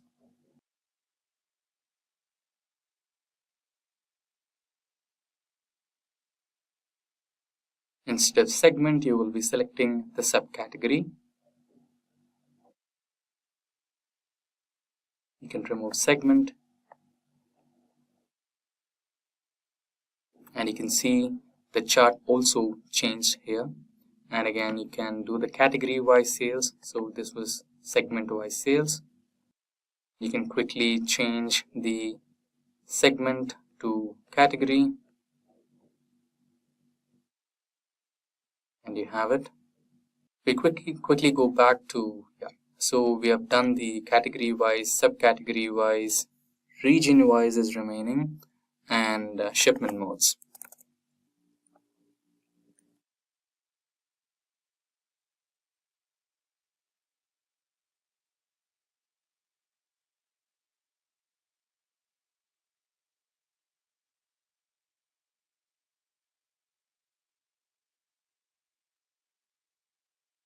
So quickly drag and drop the region, remove subcategory from the list. There you have the region-wise sales. Edit the name.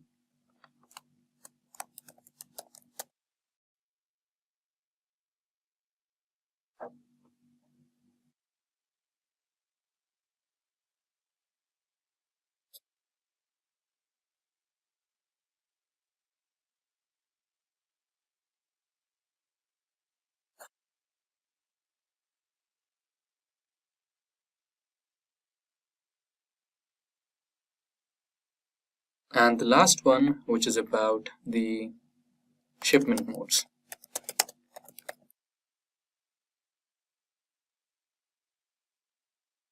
Remove region, and there you go.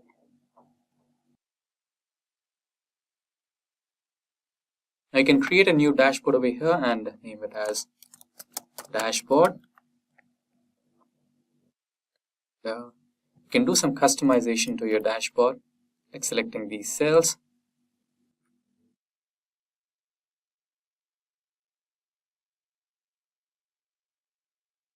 Giving it a color.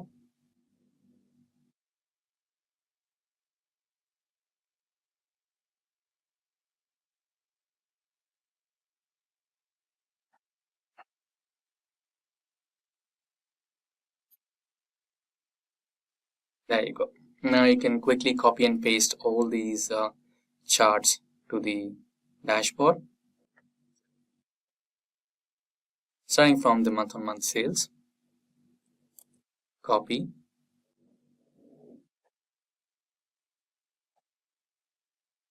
And paste.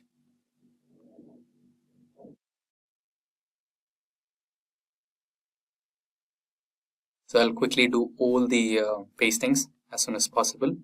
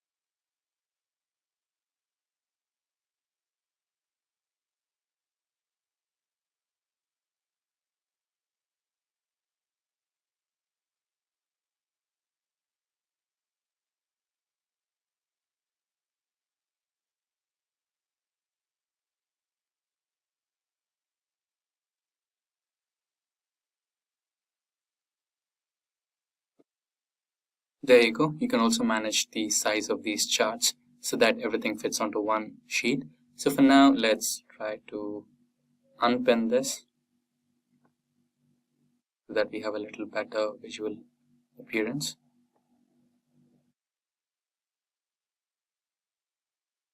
Okay, not a problem.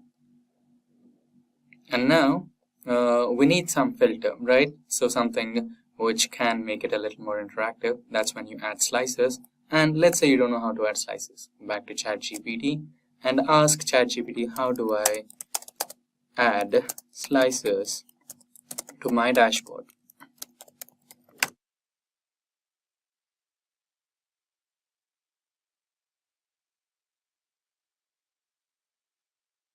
There you go. So it is telling you to add everything in a step-by-step way, and it also is talking about the interactivity, right? It is asking you to connect all the slices. It's telling you to report the connections, right? If you just add the slices based on one single, okay, basically you need to select one of your charts here and select a pivot table or pivot chart, go to the pivot table or chart and associate with the slicer and insert, and go to the insert tab and insert a slicer. I'll tell you that. So basically it's telling you in a very beautiful way, step-by-step manner, right? And even after adding the slicer, it is telling you to connect all the basically all the charts or all the dashboards and charts you created in this particular tutorial, and connect all those charts to that particular slicer using the report connections option, and you can get the interactivity, right? So in a very beautiful manner, it has explained you. Let's try the way it has explained to us. Go to the dashboard, select any one of it, and go to the insert option. And here you have the slicer, right? So now you have all the slices over here. So basically we wanted what type of slices. So I have created a month-on-month chart. So I'll go with order date slicer, which is here. Then I have created segment-wise sales, so I want segment slicer, country-wise slicer, category and subcategory-wise slicers, region-wise, so region slicer. And do I have anything else? Let's scroll down. That's the last one. So where is the shipment here?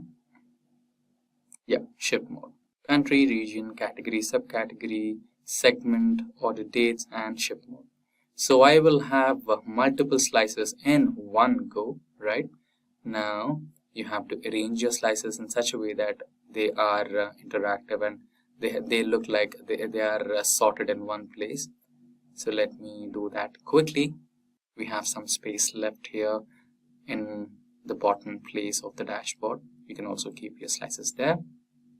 So what basically ChatGPT meant was, if you try to use the slices here, it will, the changes will reflect only in one of the pivot charts, not on all the pivot charts. So to get that interactivity, to get that connectivity between all the charts, you need to do a small setting which is called as report connections. So select one of the slices over here, right click, and here you have something called report connections. So when you report connections, you have all the pivot charts and pivot tables that you just created. You can just select all those pivot tables that you created and press on OK, so that all these pivot tables are connected to that particular slicer.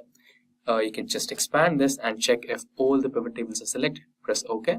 Do the same for all the slicers. I'll quickly do that.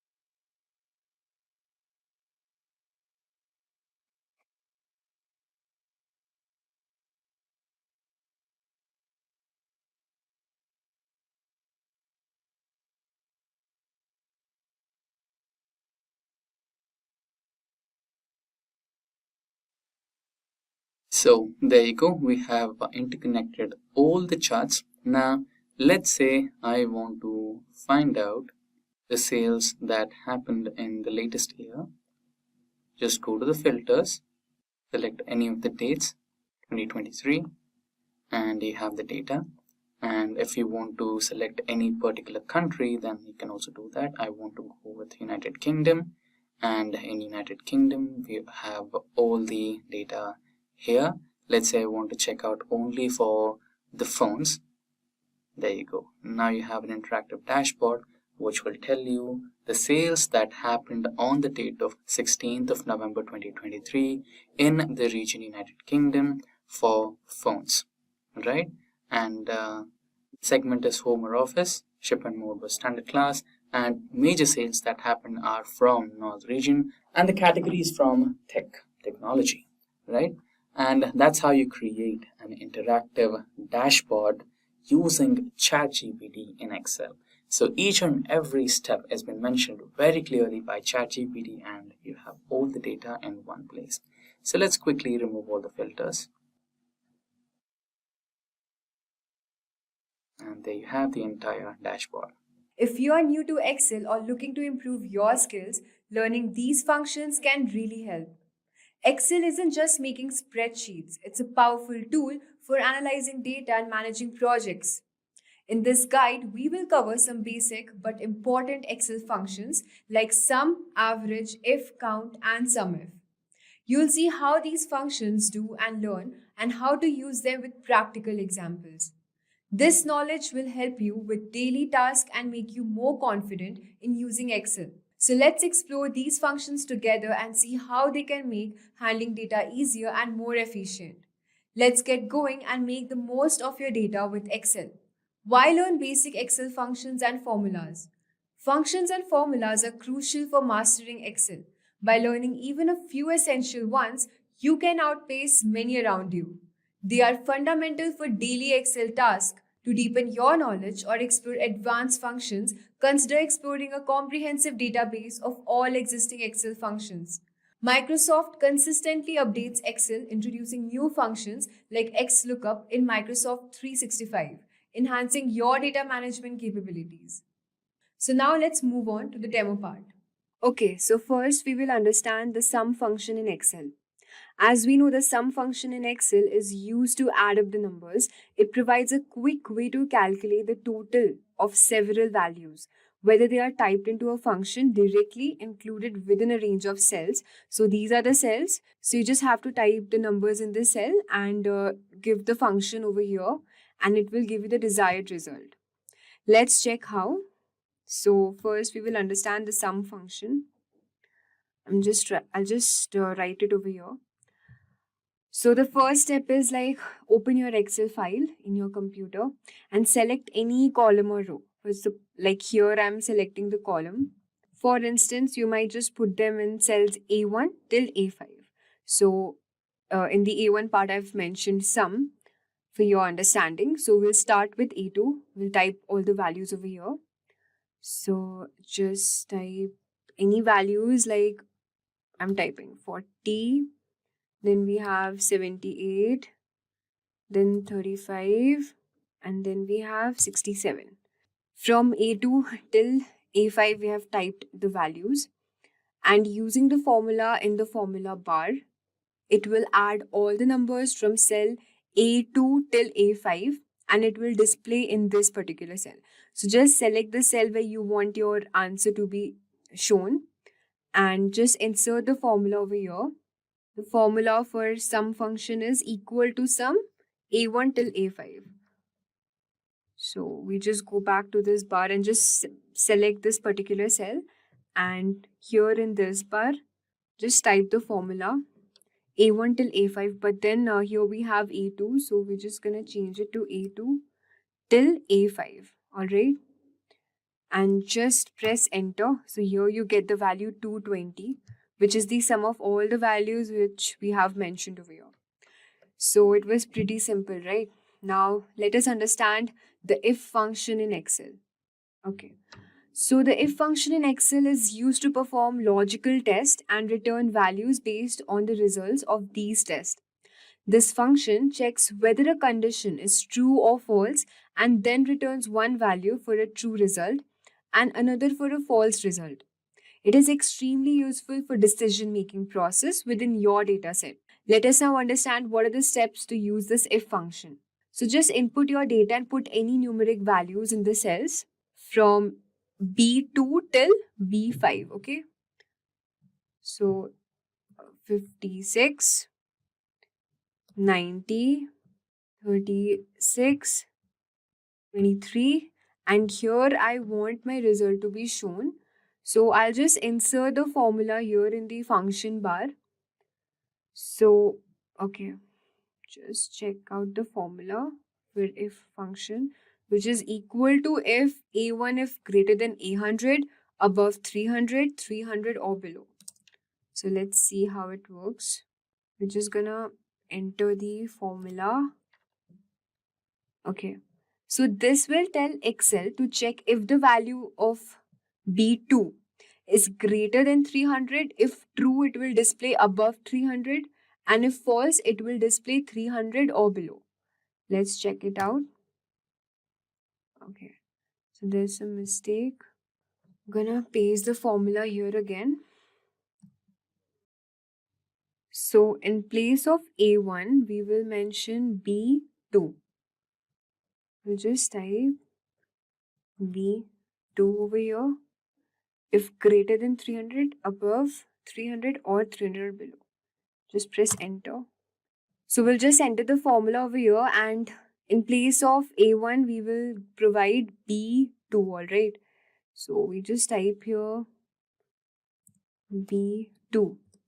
That's it. And we just press enter. So you can see the result has come to 300 or below because the value is less than 300. And you can also drag and fill handle from B1 down to B5 and apply the same logic in other columns as well, and it will give you the same result. Let us now understand the next function, which is the average function in Excel. The average function. And okay, so what is this average function used for? Basically, the average function in Excel, it will calculate the mean or average of numbers provided to it. This function is particularly useful for quickly finding the central values in a set of data, which can be helpful in various statistical analysis. Let us now understand the steps to use the average function. So the first step is like you just click on the cell wherever you want your value to appear. All right, so just provide any values. Suppose let's provide some bigger values, like bigger numbers like 430. Here we type 278. Then we have 98. Then we have 79. And here I want my value to be shown. So I'll just insert the average formula, which is, let's check out the formula, which is equal to average. What is the column we have chosen? From C2. So we'll just type C2 over here till C2 till C5. C5. All right, and we will just press enter. So as you can see, the average function value is shown over here. So after pressing enter, the Excel will compute and display the average of all the cells in the selected cell. The next function is the minimum and maximum functions in Excel. It's very simple. Let's discuss what is the minimum and maximum function used for. The min and the max functions in Excel are used to find the minimum and maximum values within a given range of data. These functions are useful for quickly identifying the smallest and largest numbers in a data set, helping you to analyze different ranges efficiently.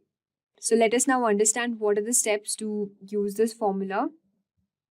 It's very simple. Just type any values over here, 500. Next we have 389. Then we have 200, 190, 198. And here I want my value to be shown, the minimum value. So in the function bar, I'll just type the function, which is equal to min, and in the bracket, you just mention the column, which is starting from D2, right? So D2 till D5. So just type the formula over here. And after pressing enter, you can see the minimum value shown over here is 198. And it's similar for the maximum function as well. So for the max, let's use some different values. And I want my function to be shown here. So same, you have to use the same formula. Just type in place of minimum, we are using the max function. So just type max, and then the column name, which is from, I think, E. So just type, so in place of, we will just write E. Okay, sorry. We just type E2 till, I think it's still E5, right? E5. That's it. And just press enter. So you can see the maximum value shown over here. That is 800. So it's very simple. The Excel will display the largest and the minimum value using min and max functions. The next is to understand the trim function in Excel. Let us now understand the trim function in Excel. So basically, this trim function in Excel is used to remove all the extra spaces from text except for a single space between words. This function is specially used for cleaning up the data that comes from other sources of data that has been entered inconsistently. Let us now understand the steps to use this trim functions. It is same as we have seen for all these functions. The only difference is that this trim function will exclude the spaces. So assume your text data with some extra spaces in cells. Suppose over here I type any sentence, any text, okay, like hello, and then I provide some extra space, everyone. And suppose I want my value to be inserted over here to remove all the extra space, or if you want some bigger text, you can do that. But let us now check how this trim functions work for this text. Just click on the cell where you want your clean text to appear. That is F6. And using the function over here, just write equal to trim,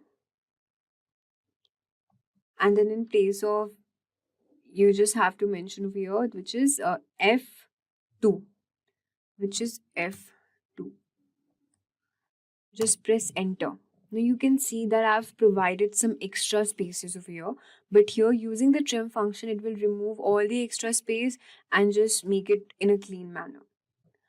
So you can also drag the fill handle from B1, like from this F2 down to G2 and all of that. And then you can use a trim function in other column as well to clean up the text.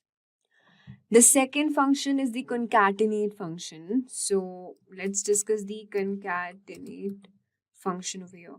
Okay. So this concatenate function in Excel is used to join two or more text strings into one string. It helps in combining data from different cells, which can be useful for creating full names from first and last names, combining addresses, or any situation where text needs to be merged. So let us now look the steps how to use this concatenate function. So just assume that you have written your name. Suppose I've written Andrew in this column H2, and here I have written Garfield. Now what if I want to combine Andrew Garfield together? So just by using this concatenate function, I can make it happen. Alright, so if I want my result to be shown in this particular cell, I'll just click on this, and then in the function bar, I'll just enter the formula, which is equal to concatenate, and then I have to mention the cell name, which is H. This is H2, right? H2 till, and this one is I2. So I'll just mention the, yeah, and here after mentioning, okay, I have to provide some space over here. So I'll just put comma and then some space, then comma, and then here I'll just I2. Alright, and here I'll just press enter. So you can see in this particular row, Andrew Garfield, both name has been combined, concatenated together into a single name. So this is how we use the concatenate function. And the next function we have is the count function in Excel. Let us now understand how to use this count function.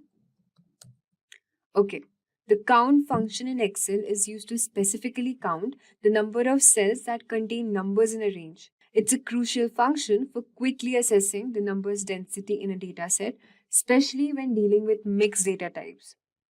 We'll just assume that you have added transaction counts in column J, starting from column J2 till J5.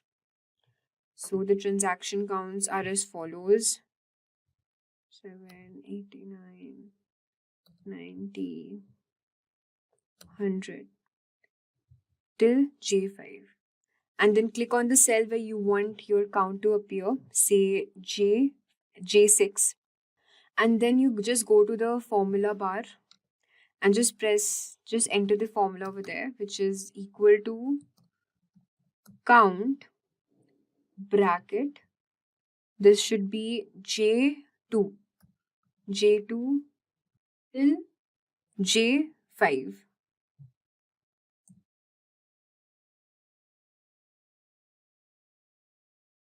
And just press enter.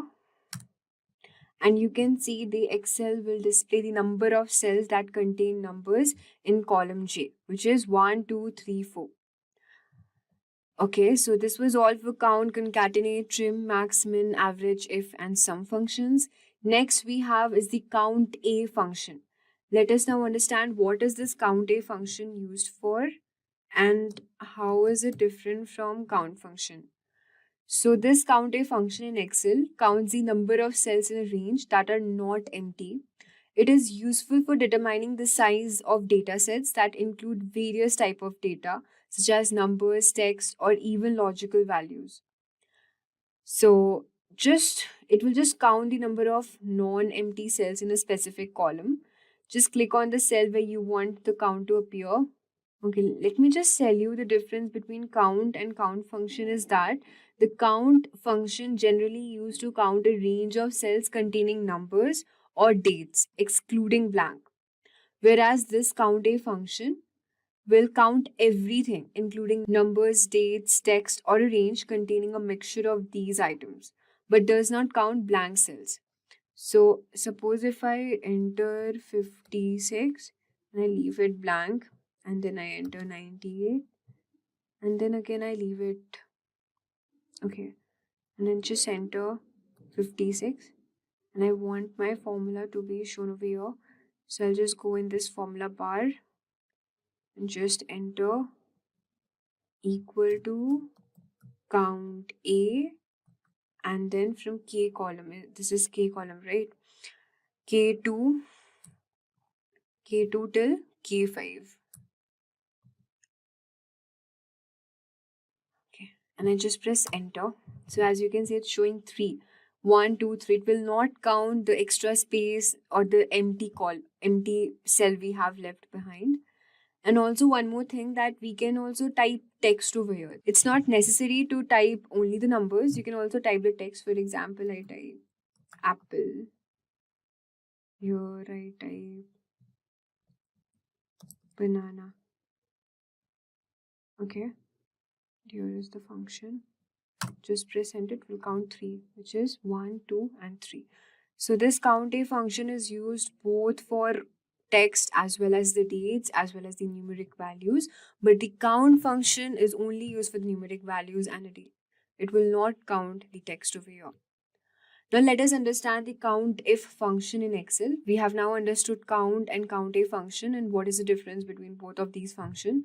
We will now understand the COUNTIF function over here. So let's understand the COUNTIF function. Okay, so this COUNTIF function is used to count the number of cells in a range that meet a specified criteria. This function is valuable for filtering and analyzing data based on specific conditions. To count the number of transactions that exceeds a certain amount of value, a threshold value, for example 5. Just click on the cell and suppose you want your values to appear in column L2. So suppose I type here 89, 7, 3 and 5. And here I will enter the formula which is equal to COUNTIF, and then from L2 till L5. Okay, just close the bracket.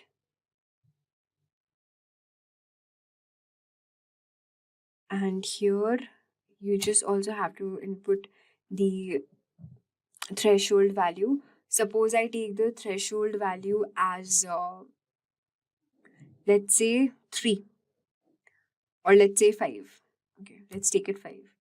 So this is my threshold value greater than 5. So it will display only the numbers which are greater than 5. And I just press enter. So you can see it's showing 2, okay? Because 7 and 89 are the only two values which are greater than 5. So you can see that using any threshold function, even if I could have written over here, let's say 3, so it will show 3 because the numbers greater than 3 are 5, 7 and 89. So this is how COUNTIF function works. We will now understand the last function, which is the SUMIF function in Excel.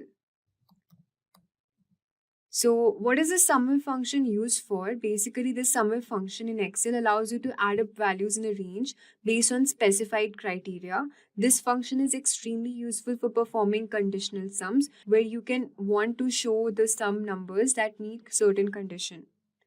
So to calculate the sum of transactions where the number is greater than 5, click on the cell where you want your total number to appear. Let's say over here I select which is M6, and you just have to enter the formula.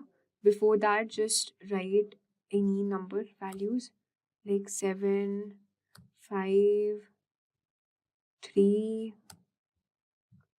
and 10. And over here, just mention the formula which is equal to sum if, and the column name is starting from M2 till M5. Value should be greater than 5, comma, this is M2, right? M2 till M5. That's it. And we'll just press enter. So it's showing 17. So based on this formula bar, the formula will check the values from M2 till M5, and if the number is greater than 5 and sum only those number.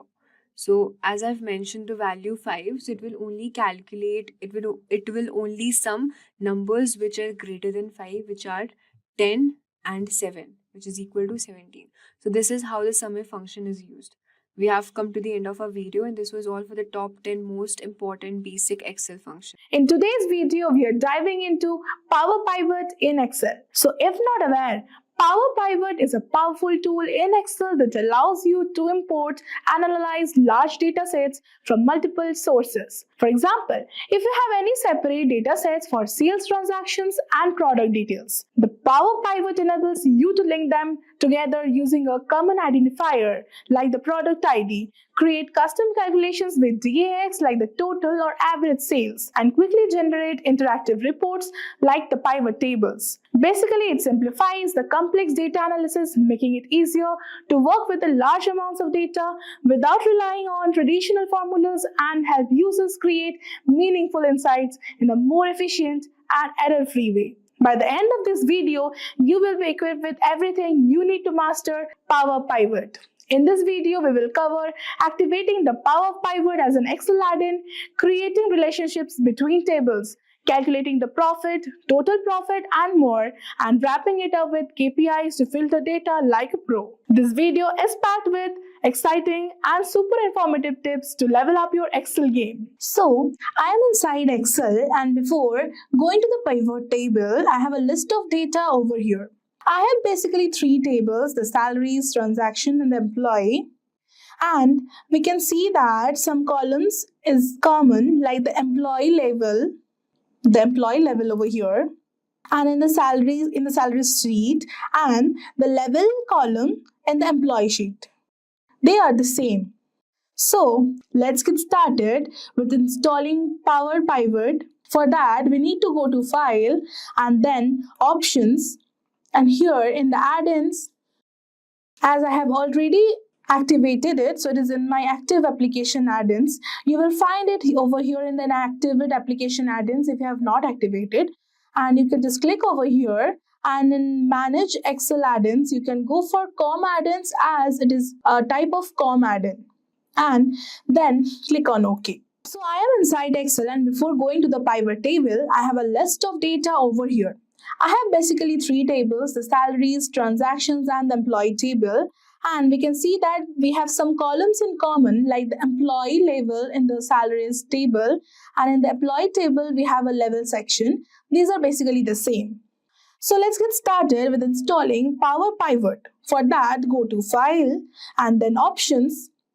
And here in the options, then you have to go to this add-ins and select Microsoft Power Pivot for Excel. It is in my active application add-ins, as I have already activated it. You will find it in an inactivated application add-ins if you have not activated it. So you have to just click on it, and in spite of Excel add-ins, you have to go for COM add-ins, as it is a type of COM add-in, and then click on Go.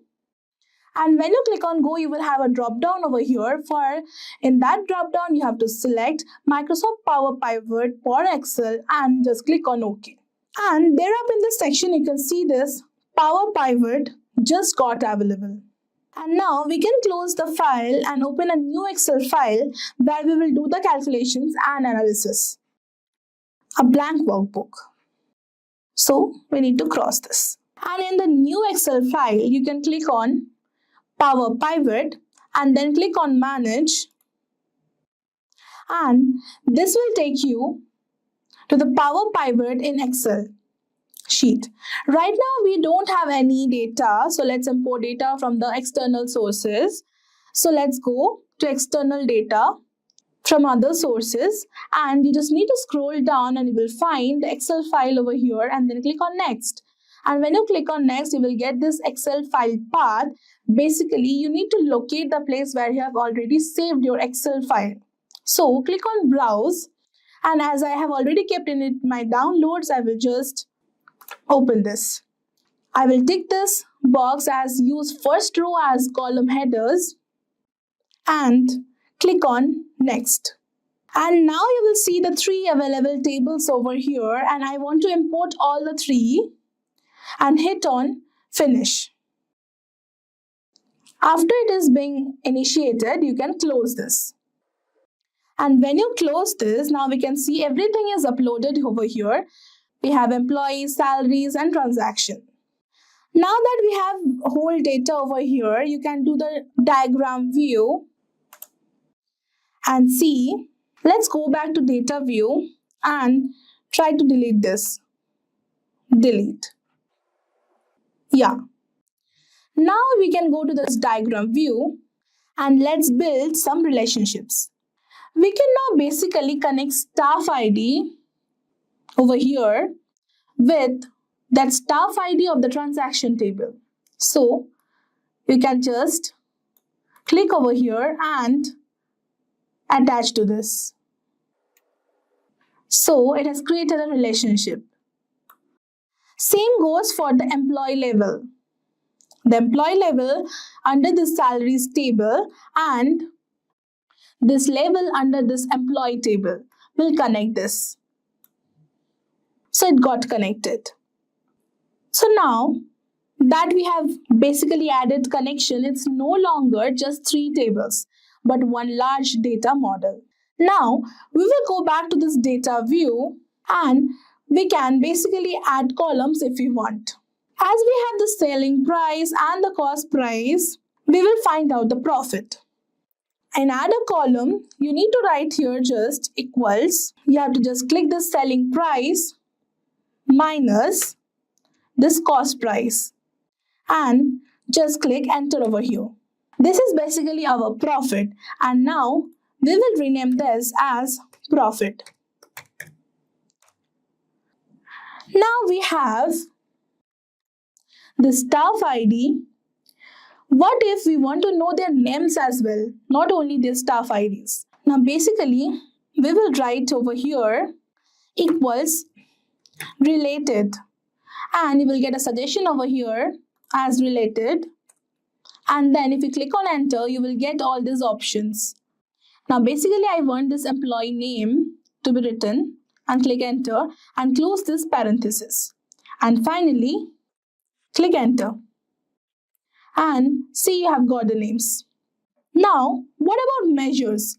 Assume we want the sum of all the profit we all made. We will go down somewhere over here and select a cell, and over here I will write equals sum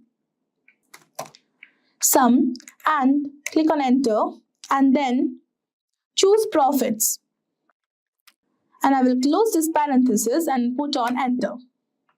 See, it's done. Now I can rename this as total profit as it looks good, and click on enter. Definitely it will change here in the cell as well. Now we are all set to begin the analysis, and click on just pivot table and then click on existing worksheet and just OK. It may seem like a normal pivot table, but it's not. We actually have 3 tables over here: employees, salaries and transactions. Let's assume we want to see which employee is getting what revenue. So under employees, we will drag their names to rows.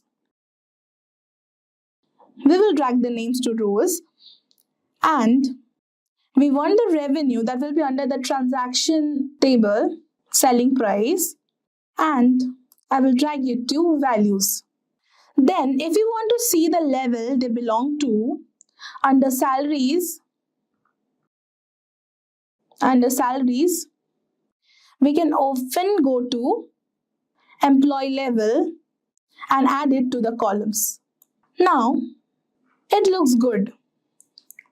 Now when you move forward, just beside these measures we have KPIs, and click on KPI, new KPI. We can have an absolute value, like for example I'll give 20,000. That is a target value basically, and I will choose this icon and I'll click on OK. Now I will clean it a bit.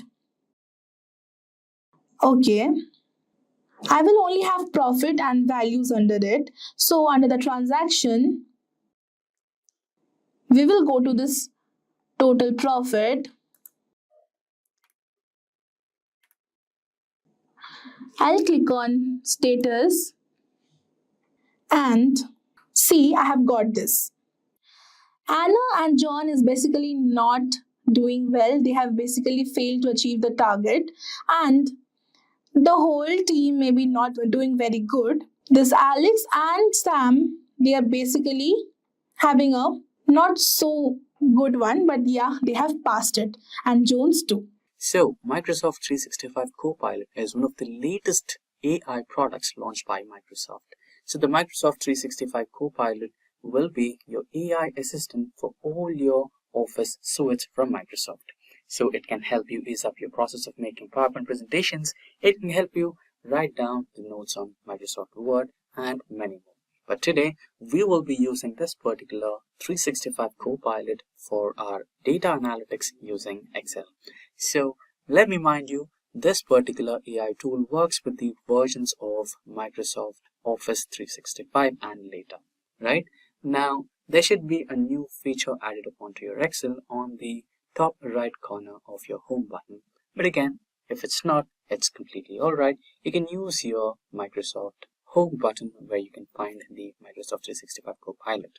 So let's navigate to the home button. Yeah, now I'm on my home button, and here you can see a small icon which is completely new out of nowhere. This is your Copilot, right? And you can just click on it and you can fire your Copilot.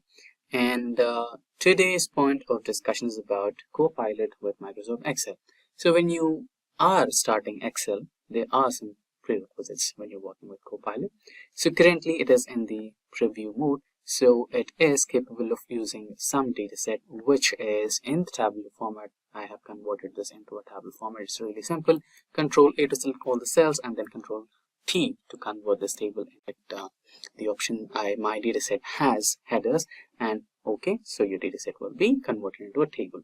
And another prerequisite is when you pop up the Microsoft Copilot, it will ask you for a dataset which is under 1000 kilobytes. So my dataset here is about 800 kilobytes, which should be here. So the only process is you just have to click on this particular option which says attachments, go to the dataset that you want to work today. So I'll be selecting my sales EU copy and just press open. It will take a little time because it's completely new, so it might take a little time for that. So the only catch is Microsoft Copilot is a little slow compared to the other competitive Copilots or AI modules. It's not a big deal. They will catch up soon. Let's wait for some time while the dataset loads, and then you can fire some of the commands. Let's say I have given my command here, please help me create a regional-wise sales report for this dataset. And you can also give a few more commands, right? So it's loaded right now. You can see the icon here. Now you can write down, give me country-wise sales report, and just fire the command. You can also perform all your data analytics, what you regularly do, right? When you have a sales data set, you might be wondering what it can do and what it cannot. You just have to build a story about the report, what you want to create, and then just, write it down to the Copilot and it will generate the report that you are looking for. Currently, it is working on the country-wise sales report, so it should be giving me the report shortly. It's okay. So there are some problems with this. So maybe it's the dataset data type.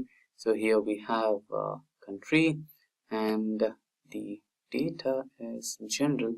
So you might want to change that to text format or character format. So you have the text data type here and just okay. Now save it back. Now you can ask the Copilot once again. Okay, or let's try to do a different one. Okay, now here we have the order date and column C, right? Now let's say I wanted to find out which day did they visit, right? Is it a Friday, is it a Saturday or Monday, right? So just try to ask the Copilot. Let me write it down. Can you help me find out which week of the day was an order placed? We have a column named order date. Column is C. We need a new column that tells me the day of the week when an order was placed. So let's fire the command. Now it should give us a column D, which is an empty column right next to order date, or it should give us the steps to do the same. Just fire the command. It might take a little while. Okay, here we have it. Certainly, I'll create a new column D in your data set. Great, this is what we needed, and so on. Let's try to ask another query. Can you tell me name of the customer with highest sale record in the data set? So the previous query which we fired at will not be reflected on this particular data set, but it can be reflected on the data set that we shared with the Copilot here. So currently I don't have a direct connection with my Excel over here. I think it should be taking some time for getting me that update over here. But anyways, it will be updated in the data set that it is currently dealing with. That's not a problem. Now let us see what's the answer. I apologize, but it seems that I'm unable to extract any text content from the uploaded file. It's okay. Let's try to file. There are some discrepancies, but it should be resolved soon. But let's try some other thing like region-wise sale. So let's say you are an Excel expert, so you can do it within a few fraction of seconds. You can just apply filters and get that data. But there are a lot of people new to Excel. So for them, the Copilot from Microsoft could be a boon, right? But down the line, there are improvements rolling out. So I could predict that it could be a lot faster and you can have seamless integration with your Microsoft Excel and your Copilot, and things could be a lot easier, right? So far we have the result over here. So it is giving us a few results and it is finding a little difficulty to extract a few. That shouldn't be a problem in a few couple of days where the new updates roll out. So proceeding ahead, let's try to give it another query or so. So let's check the data set. So here we have the categories and subcategories. I think we can give it, okay, can you give me the category wise profits? So here we can identify which category is performing really good and giving us highest number of profits. So I think let's check out if we have a profits column. Yes, we do have a profits column over here. So let's check that.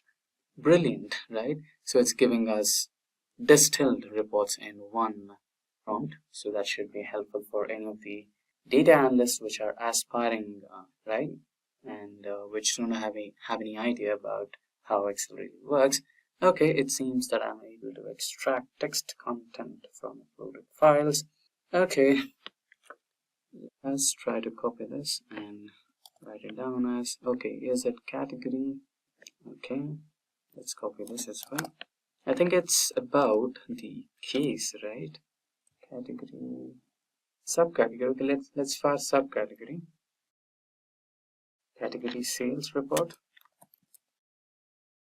Okay, it's giving us the previous answer to the previous query.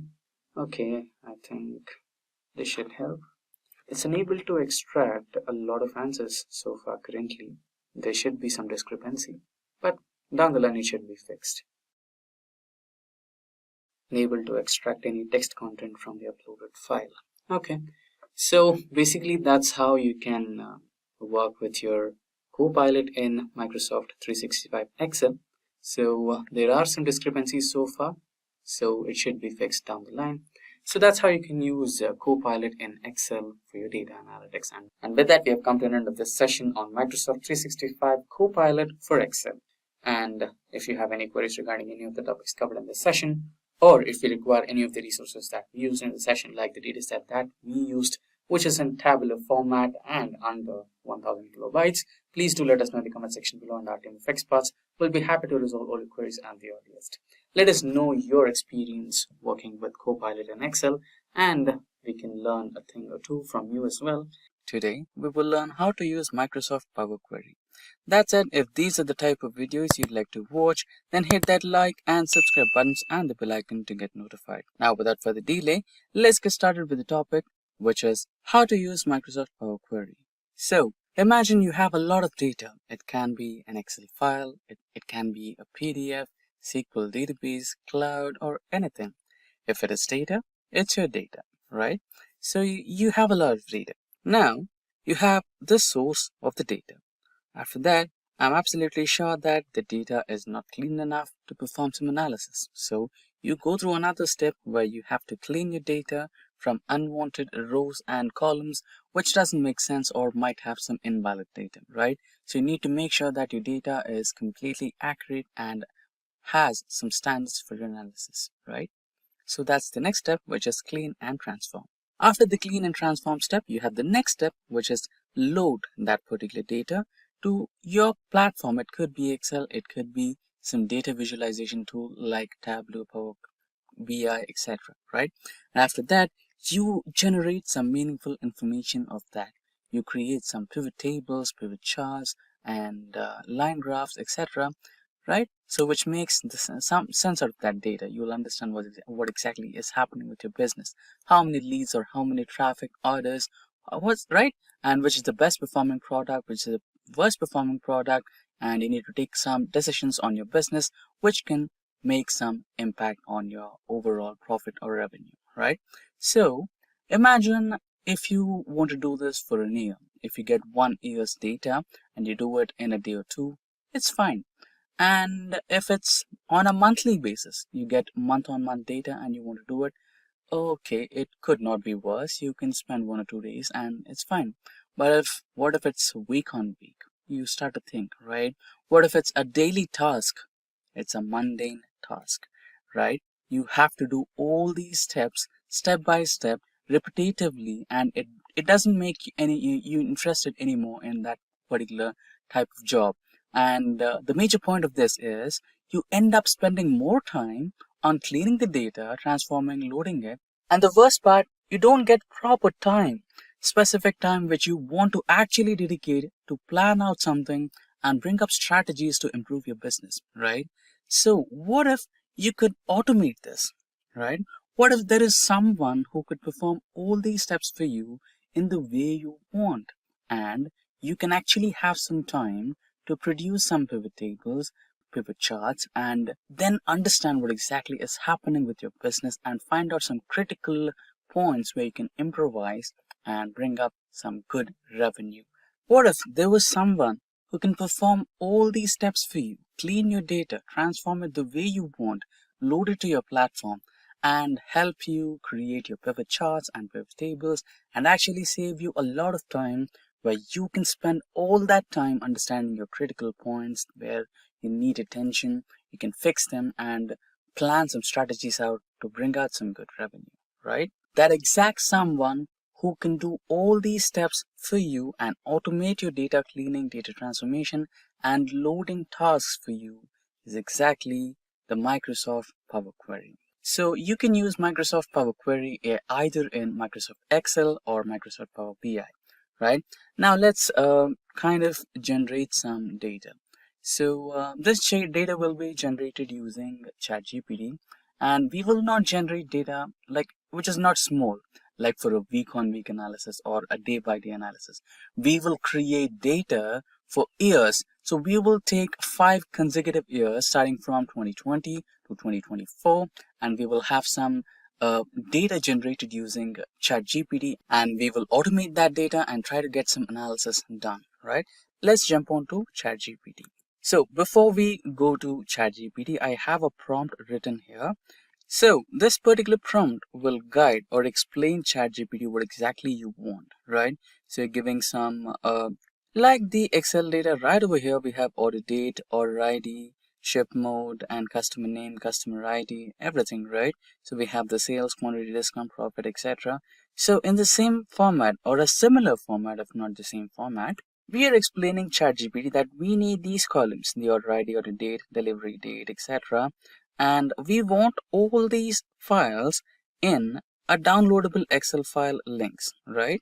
So you can also specify this column should have certain things, and this column can have certain things, right? So we will copy this prompt and head back to ChatGPT, and you can just paste the prompt and hit enter. There you go. Now your request is being analyzed, and shortly you should be receiving some downloadable Excel files or some recommendations from ChatGPT. I've already performed this process and we have already downloaded some data. So there you go. You have the data from 2020 to 2024. You can just click on this to download the file. So I've already done this job and I've downloaded the files. So those files are exactly in my downloads here. So if you go to downloads, here we have orders data for 2021, 2022, 2023, and 2024. So this orders data has just one file, which is orders 2020. So we will perform the data cleaning. So first we will specify the source of the data. Then we will perform the data cleaning and transformation process. Then we load this particular Excel 2020 data into Excel. And then we load this Excel data into the visualization tool. We'll use Excel for this. And then generate some pivot tables and pivot charts. We will only do this for one file, which is 2020, right? Now, what's the surprising part is this particular file will also get data continuously for the next year 2021, for the next year 2022, for the next year 2023, and the current year 2024, right? When we just copy paste or cut, copy paste these files into this particular folder, the same transformation steps, the same data cleaning steps, and the same data loading steps, and also including the analysis will be done for you in the Excel pivot table, right? The process has been just automated, right? So you can see that happening. For that, let's open a new Excel file. So I have the Excel folder right over here. So a new blank Excel workbook will be opened. And if you go to data, here you have get data. As we said, it can be a file, it can be an Excel file, XML, JSON, PDF, it can be from cloud, it can be from a SQL database, any other source. If it's data, you can work from it. So we will give a file here, right? So just, okay. So we will give a file here. So select file and go to the last option, which reads as from folder, right? So go to downloads and select that orders data. Yeah, go to downloads and select that orders data. Remember, this particular folder should have only one file according to us, which is 2020 data, the first year's data, right? Select the folder and open. And this should include the data of only one file, which is orders 2020, right? So if you have multiple files, you can either combine, transform, and load.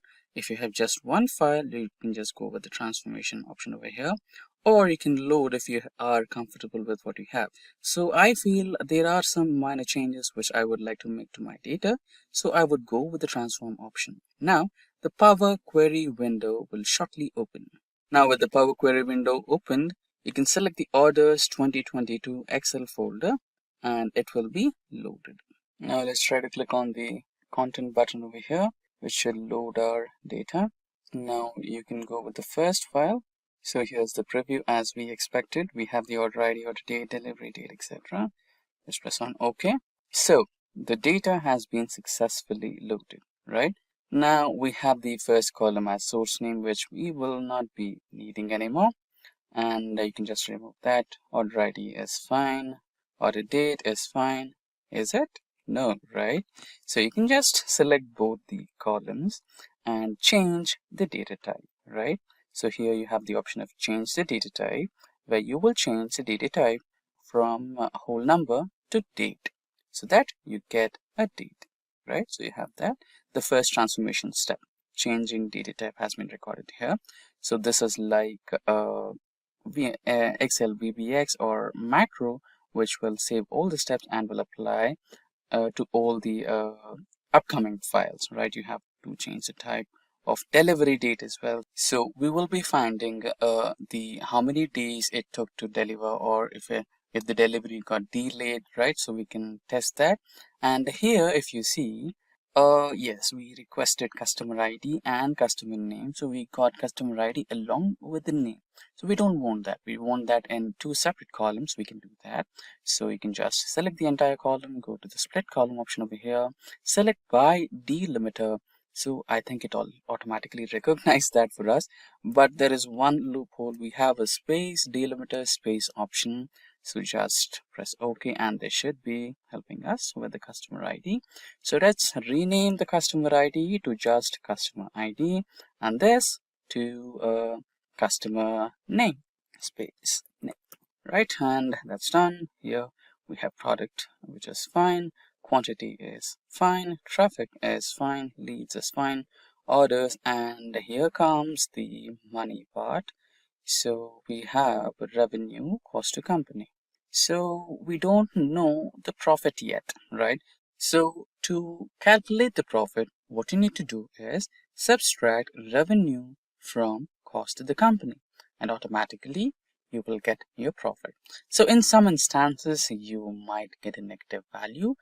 Don't worry about that, because that can be a discount offer or some 50% off, 75% off that you regularly sell out your products which are selling in less numbers, so that you can just, move out the products from the stock. So that can be done. And order status. So we have order status as delivered, in transit, not delivered yet, or order cancelled, right? So we might have to rule out some status here, right? So we are calculating profit here. So we don't want the profit for cancelled orders or not delivered. Okay, maybe okay, not delivered orders. This might be considered as the cost to company and revenue, because it takes some delay to refund the amount to the customers. So we can just add a filter to this particular column, and we will unselect not delivered products and order cancelled products. So not delivered happens when the vendor is not available to deliver the product to the delivery agencies. So in that case, the order gets automatically cancelled, and the order will be the money will be refunded to the customer. So we will rule out these. Now the data is clean. Now, as we thought to calculate the profit, select these two columns, first revenue, then cost to company, because we are subtracting cost to company from revenue, right? So we will go to add to column and standard, and here we have some options. So we will subtract that. So we will get the profit here. So now you can name it as profit. Done.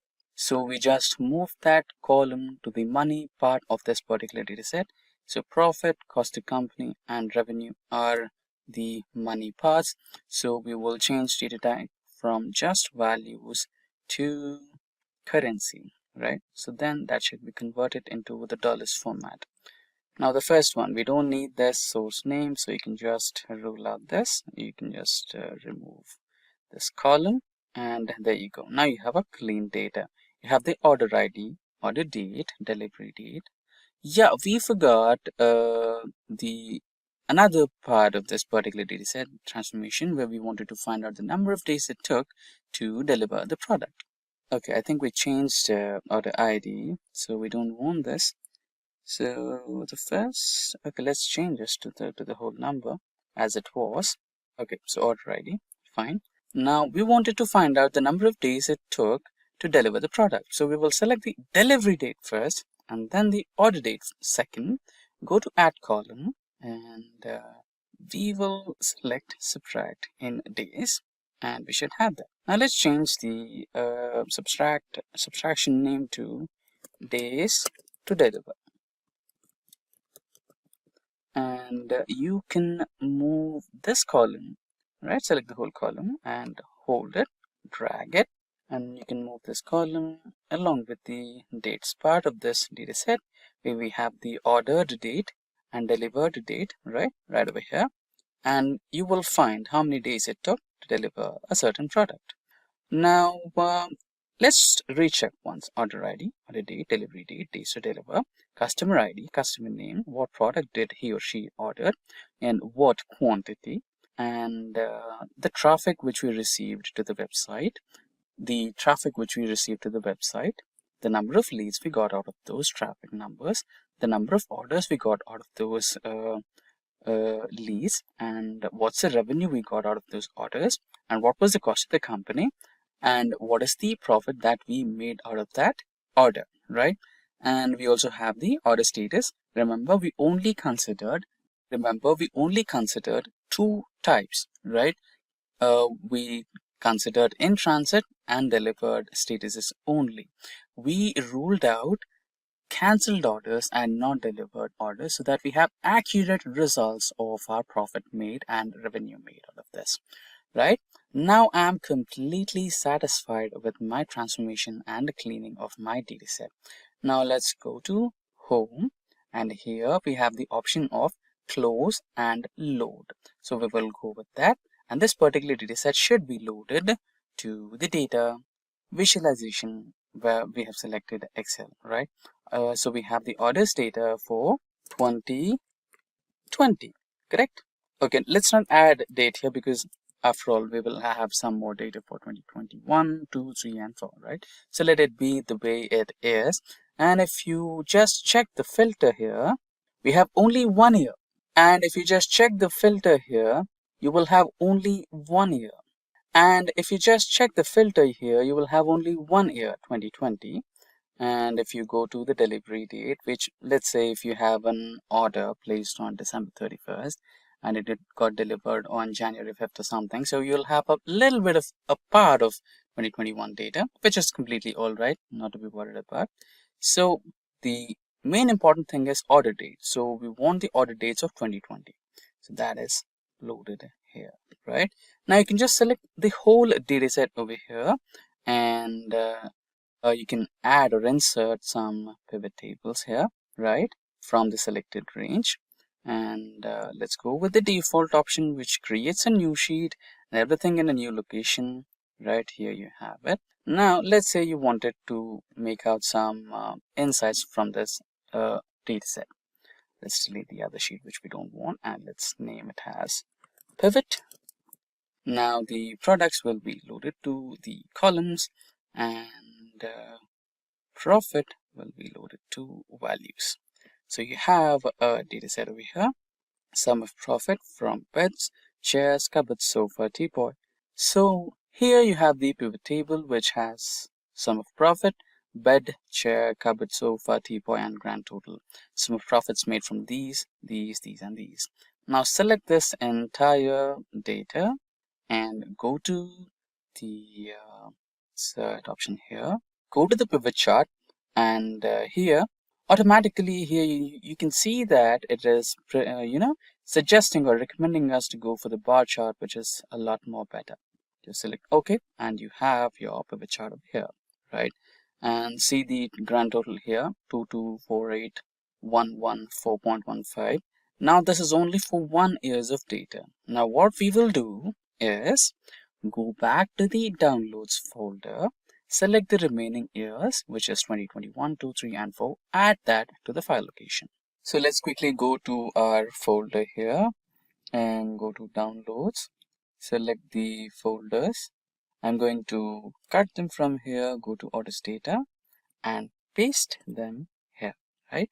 Now our job is done. If we go back to the data here, go to home and data. Okay, so now that we have added the data to our folder, go to the orders data and here select the data segment and just select refresh all. So everything is refreshed. Now let's check the order date filter, and we will have all the 5 years from 2020 to 1, 2, 3 and 4, and let's press OK for that. And if you go to the pivot table, you can also see the changes here. Just press refresh all, and there you go, you have the updated data right over here. Now that saved a lot of time for you, and now that time can be utilized to plan a strategy and focus on the lower parts of your business and improvise them and bring a big change to the revenue.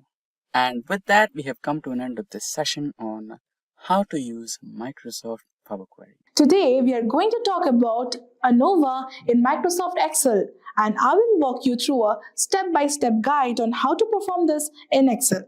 But before we dive into that, let's first take a quick look at what ANOVA really means. ANOVA, which is Analysis of Variance in Excel, is a statistical method to compare the means of 3 or more groups to see if they are significantly different from each other. It helps determine if variations in data are due to real differences or random chance. It's useful because it helps in finding differences as it shows if groups have different results. It saves time as it tests all the groups at once. It clears insights and helps make decisions based on our data.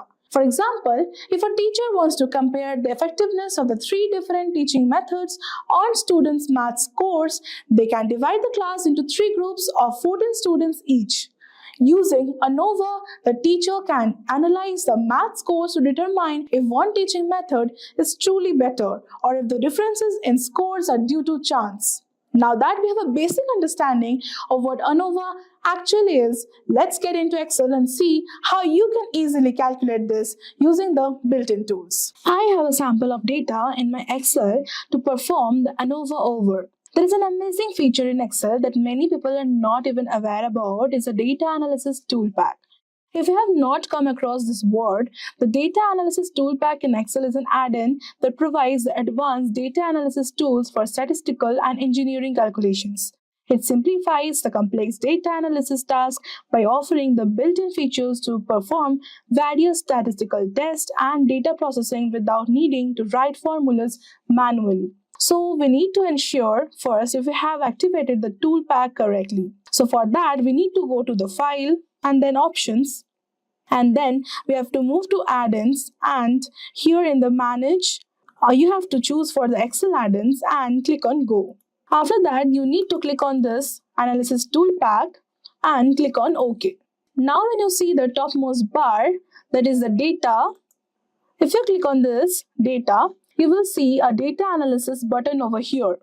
Now we are all set to perform the analysis of variance. To perform this, I will click on Data Analysis button, and from there I will choose ANOVA single factor and select on OK.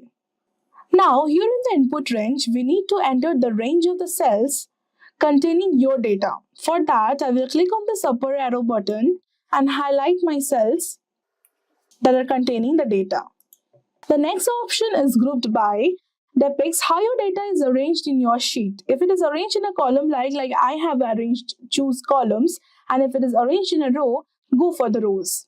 Now here in the labels in the first row, if you have labels like mine, like group A, group B and group C, do tick this button. Then alpha is generated, and here in the output options, this is where you want your result to be returned. The first option is the output range, is where you can specify a particular cell where you want your result to be returned. The second option will enter the answer in a new worksheet, and the third option will enter the result in a particularly new Excel file. I will choose the second option and will name it as ANOVA. Now we have got this result. Within just one click, you can definitely get the ANOVA single factor results. Now I will explain each factor, what it means, count, sum, average, variance, SS, DF, MS, etc. in the next PPT. So the first table depicts a summary of the data available in the analysis. So the first one we have got is count. Count is the total number of data points in each group. Here, in group A, group B and group C, we have 14 data points. Now moving on, we have sum. Sum is the total value if we add up all the values in each group. So the sum of group A is 958, sum of group B is 1093 and sum of group C is 1280. Now moving on, we have average. Average is the sum divided by the total number of data points in each group. So the average of group A is 68.42, the average of group B is 78.07 and the average of group C is 91.42. Now, lastly we have variance. Variance is the average of the square differences from the mean. Now, the variance of group A is 141.34, the variance of group B is 209.60 and the variance of group C is 119.49. Now the second table here is divided into 3 groups, the between groups, within groups and total. So the first row depicts the result when the between rows are classed as a source of variation. The second row depicts when the source of variation is within the groups. And finally the last row is just the total. Now we will see what each column represents. So the first one we have is SS. SS stands for sum of squares. Between group SS is the total variation explained by the differences between the groups. Within group SS is actually the total variation within the groups due to the random error or individual variability. And the total SS is the sum of the between group SS and within group SS. So the between group SS over here is 3735.19, within group SS is 6115.78, and the total SS is 9850.97. Now moving on, we have DF. DF stands for degrees of freedom. This is calculated slightly differently. For between groups, DF is the number of groups present in your data minus 1. I have 3 groups, so 3 minus 1, I have got 2. To determine this, within groups, DF is the number of observations minus the number of groups, that is 42 minus 3, that is equal to 39. Then we have MS. MS stands for mean square. You can think it as the variance for each source of variation. To calculate this, we can simply divide the sum of squares by the degrees of freedom. Now moving on, we have F. F stands for F statistic. Here the F statistic is calculated as MS between the groups divided by the MS within the groups, and it is equal to 11.90954. Now moving on, we have the F critic. F critic stands for F critical value. It is calculated easily by Excel, or you can perform it manually by looking at the critical value table. So the F statistics is then compared with the F critical value. If the F statistical value is greater than the F critical value, we can conclude that the test is significant. Now moving on, we have the p-value. The probability of obtaining an F statistic as extreme as or more than the observed value assuming the null hypothesis is true. A small p-value that is less than 0.05 suggests that the significant differences between groups exist. As my p-value is more than the alpha level, that is the 0.05, we fail to reject the null hypothesis. Therefore, there is no difference between the means of the 3 groups. Now, before we get started, let's look at the website through which we want to pull the data. Now, this is the stock analysis website that we are looking at, and we want to pull this particular data from this particular data set. So here we have some sample data, and this is the table that we are looking at. Now, if you expand each and everything from this data set, we have a few more couple of tables. You can also go through that. But now, let's focus on this particular data, right? Now, we need to switch to Microsoft Excel. So here, you can see you have a lot of options here. And if you see into the data, here you have an option that says Get Data. And here you can pull data not just from a website, you can also pull data from an existing workbook, from a database, from cloud, or any other. If it's data, you can just pull it. Now that's the best feature of Microsoft Excel. Now, if you just go to the bottom section here, which says Other Sources, and here select the From Web option. Now this will open a Power Query window for you. But before we get started on pulling the data, we need to do one more thing, which is about copying the URL, which you need to paste it somewhere here. Let's go back to the website. Now you can just copy the URL, go back to Excel, and here you can paste the URL and press on OK.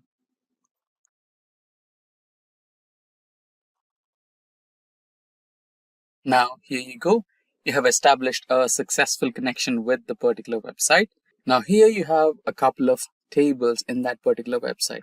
Now just click on those tables and you can see the sample preview of the data you're looking at. Table 0, Table 1, Table 2, etc. Just look at the preview and select the data table that you are looking forward to have it in your dataset. Now let's say I want to go with this particular one. You can just click on Load, or if you have some transformation to be done, let's say you wanted to categorize this based on name, like first name, last name, or if you wanted to make sure to do some calculations or find out the rate of the product or anything as such, mathematical calculation or data transformation that you want to do, you can go with the option which says data transformation. Or if you're feeling happy with the data that's currently on your data set, then you can just click on load. Now I'll go with load for time being and it'll run some queries and your data will be loaded. And also, just in case if you wanted to know if this particular data set is really dynamic or not, let's say somebody does some update on the particular website. Since this is a stock trading website, maybe there are updates based on per day or based on weekly, right? And someone adds some new data onto the website, and again you cannot carry out the same operation, right? In such scenarios, you just go to this option which says refresh all, and you can refresh the data and automatically the new entries will be added to the same table.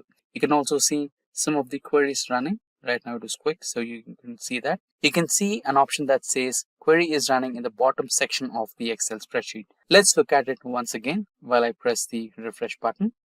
Running query background. That's how it runs. And you have the updated data table on your Excel spreadsheet. Imagine combining the simplicity of Excel with the power of Python. Sounds exciting, right? You must be wondering if it requires a lot of coding. What if I tell you that with almost negligible coding, with Python in Excel lets you perform the advanced data analysis? You don't need to be a coder or a developer to use it. With Python in Excel, you can analyze large datasets, create stunning visualizations with libraries like Matplotlib, and even automate tasks like report generation, all within Excel's familiar interface. It's a game changer for anyone looking to work smarter and faster with data, no matter their coding experience. In this video, I'll show you some amazing things you can do with Python in Excel. From creating data frames to filtering data with the simple queries, it's packed with features that make your work easier. But before we dive in, let's take a quick look at what Python in Excel is all about. Python in Excel is a feature in Microsoft Excel that integrates Python directly into the Excel environment, allowing users to write Python code and execute it within Excel sheets. This integration combines Python's powerful data analysis, visualization, and automation capabilities with Excel's familiar interface. Now that we know what Python is in Excel, let's explore how we can use it. So, I am inside Excel and you must be looking for Python over here. So, basically, you can go to this formula section and see Insert Python option available over here. You can get started just by clicking on the icon, or you can just click one cell and you can write equal to py and then press tab. Now, the Python mode is activated. So, as we are working with data, the first step is to send the data to that Python because it needs to see it so that it can actually work with it. To do that, you need to select the whole data set. For that, I'll select this, and now you can see over this section that it is written the data range, I mean the cells range and headers is equal to true, as we have headers over here. Now, press enter. Now you can see that it didn't happen anything, only it went to the next line. For me to run this, we need to press Ctrl plus enter. Ctrl plus enter. And see what we got. We got a data frame over here. If not aware, data frame is a two-dimensional tabular data structure in Python provided by the Pandas library. It is similar to an Excel spreadsheet or an SQL table consisting of the rows and the columns. Now, take a look at beside the formula button. Here, this is actually the Python object, and even we have a drop down over here. So it is written Python output, and we have a Python object that is the present form and the Excel value. Now I can switch to this Excel value and will get my whole data available over here. This is basically dates. So we have imported this data set over here. Now, as it is taking too much space, I can go back to the Python object and make it compact. Now, if you're interested in knowing what's inside this data frame, you particularly click on this image and there will be a visualization appearing for you. The first 5 sets over here and the last 5 data sets over here. It is basically the beginning and the last part of the whole data set. This data frame is a fundamental part of a specific Python library that's called the pandas. Pandas is like your go-to toolkit in Python for working with data. It makes the handling tables like spreadsheets or databases like this super easy with its data frame structure. So whether you're cleaning the messy data or analyzing trends or merging data sets, Pandas has covered everything. Plus, it works great with the libraries like NumPy and Matplotlib. So you can explore and visualize data effortlessly. So better you can go and research about it. I will talk about this later. But guys, now I'll tell you what all cool things you can do with this. Now, I'll go to another cell, then switch to Python mode, py and tab, and then take the reference of this previous data frame, and I'll write dot describe, open and close parenthesis, and then control plus enter. See, I got another data frame back. So as I got a new data frame, I'll switch to this Excel mode value, and let's see. It's a date. So we have some information. So the total count of quantity we have is 20. The mean is 23.7 and the sales mean is also 1687.6. Minimum is this and everything we have got. Now we'll move to Python object. It basically gives a quick insight of the data set. Now, it must be planning to perform various calculations using this data set. So it's better we give it a name so that you don't have to reference to the cell again and again. For that, you need to go and select the first data frame and then write in the formula bar here. Just type the name given to it. I will give it as DF, which represents the data frame before everything, and then you can press Control Enter. So I have already defined the name to this. So every time I don't need to take a reference of this data frame.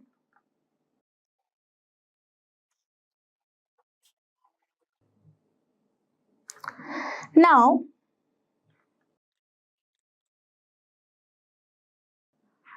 basically we can now go and write df.describe. Control Enter. Now nothing has changed. Now let's talk about the shortcut keys like the quotations.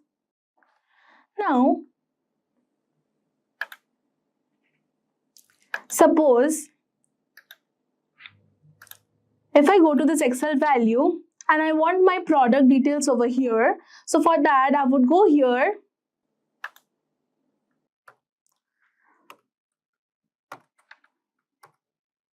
df.product.describe and Control Enter. Now you can see that the total product count is 20, the unique products we have is 8, and the top selling product is headphones, and the frequency of that headphones are 5. Now keep one thing on mind, that now my value for this header is just product. If I would be having like product details, like having spaces and everything, I can't write product over here. I need that third bracket on and third bracket off. So keep that in mind. Unless you don't have a space in your header name, you can type like this. You can write df.product.describe. Now there are lots of functionalities in Python. I repeat, now there are various functionalities in the pandas library. Some of them that all are familiar with is a sum and average. So let's suppose I want the total sales over here. So I'll shift to this Python mode and I'll write df.sales.sum and open and close parenthesis. Then I press Control Enter for running it, and you can see the total sales has come. In a similar way, you can even get the average. You just have to replace this sum method with mean and then Control plus Enter. And now you can see the average value of the sales. So you must be thinking right now that this can be done with Excel functions as well. So why do we need Python? Don't worry, I have got you covered. So let's take this tutorial a little forward. Let's think we want the total sales for each date available over here. Then for this I'll switch to a different cell and I will activate this Python mode and then type df, that is this data frame initially we have, dot group by, this is a function in Excel, then open parenthesis and we'll write date,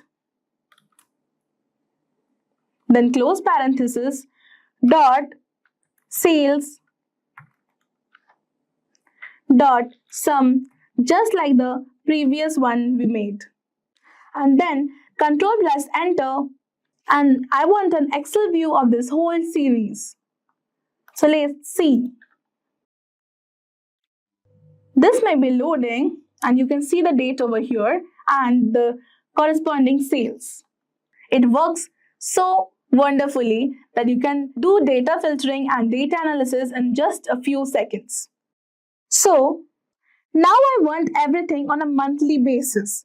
So for that I'll get inside this group by and I'll write pd dot grouper, first bracket on, and we'll write key equal to date, comma, frequency equal to m, and close parenthesis and control enter. So it has basically given C for February, for March, for April, May, and in this way you can get the whole monthly wise sales. Now I want to give this a name as chart. Type as, and I will press enter. Now I will write chart dot plot x equal to date, comma, y equal to sales, comma, kind equal to line, and I will close this parenthesis. Now press Ctrl Enter and you will get a very little chart over here. Have to wait for some time and you can see a great thing, very interesting one over here. Now I'll show something more cooler than this. So I'll select one cell over here. Now I will select something over here equal to Python and tab, and then I'm using pd.melt, start the first parenthesis, df, that is the first data frame, comma, id, verse, that is equal to date, comma, product, close the third bracket, then comma, value, verse, equal to, third bracket open, quantity, comma, sales, and control enter. And we'll see something amazing. We'll go to this Excel view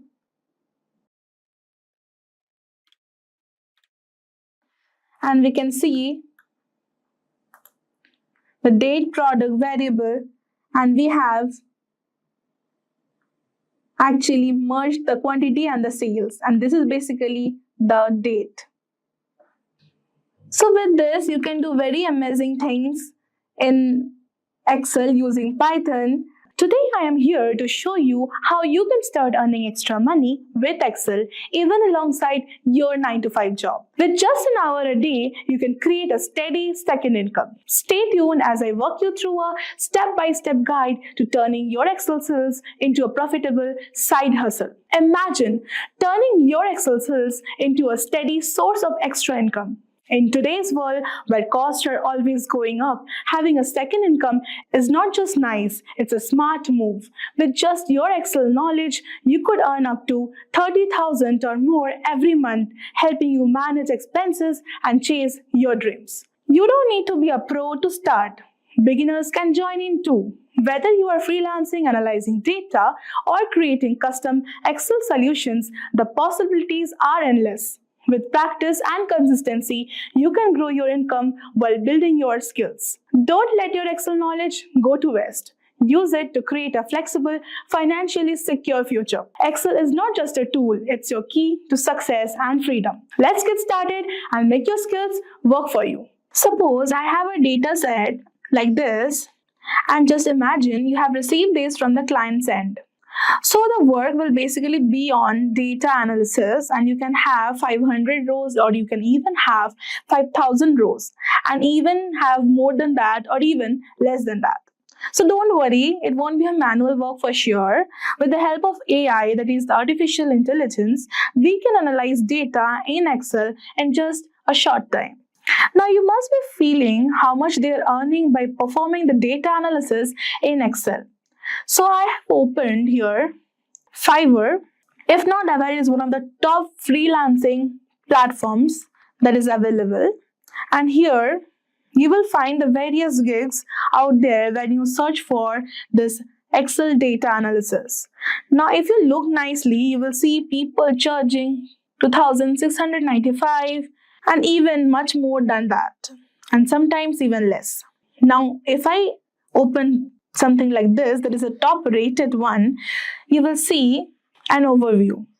See, this is the basic they are charging for 2,695, and here I will do Excel dashboard development and Excel data analysis. So if you see minutely, you will even have this comments over here they have got from their clients, and even they have their overview, what they're doing and what he is building, like we build templates of and everything. This is a standard one.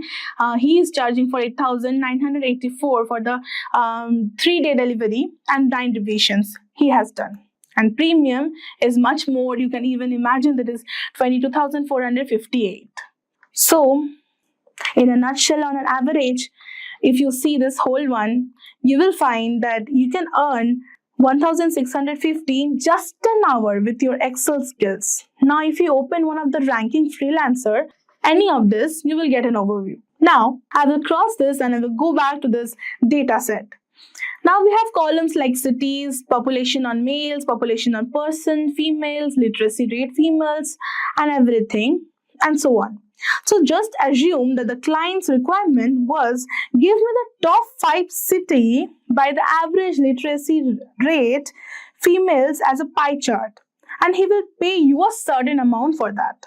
So the basic part is the client may be unaware of how to do it, or maybe having lack of time to do the data analysis in Excel.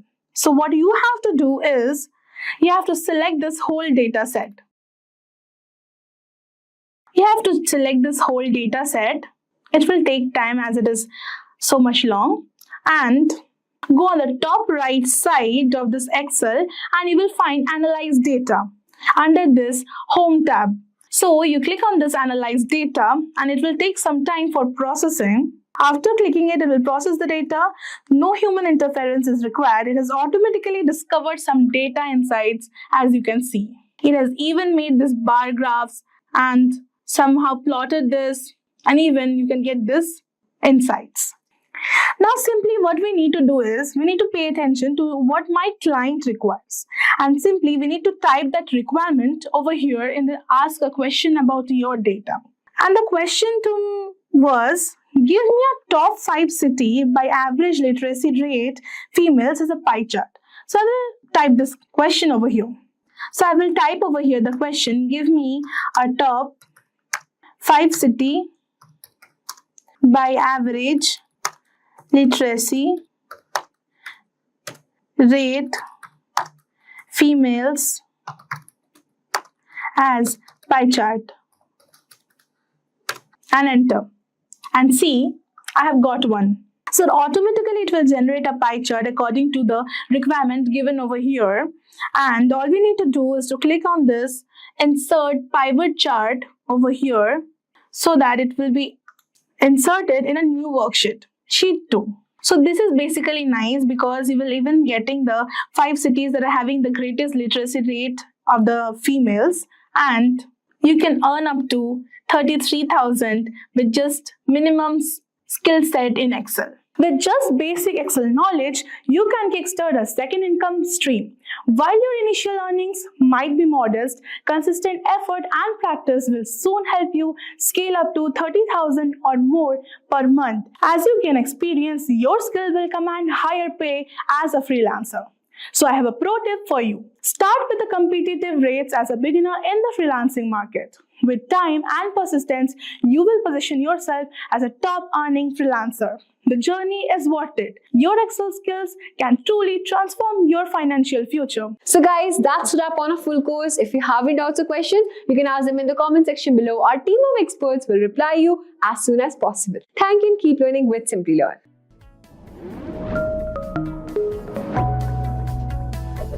Hi there, if you like this video, subscribe to the Simplilearn YouTube channel and click here to watch similar videos. To nerd up and get certified, click here.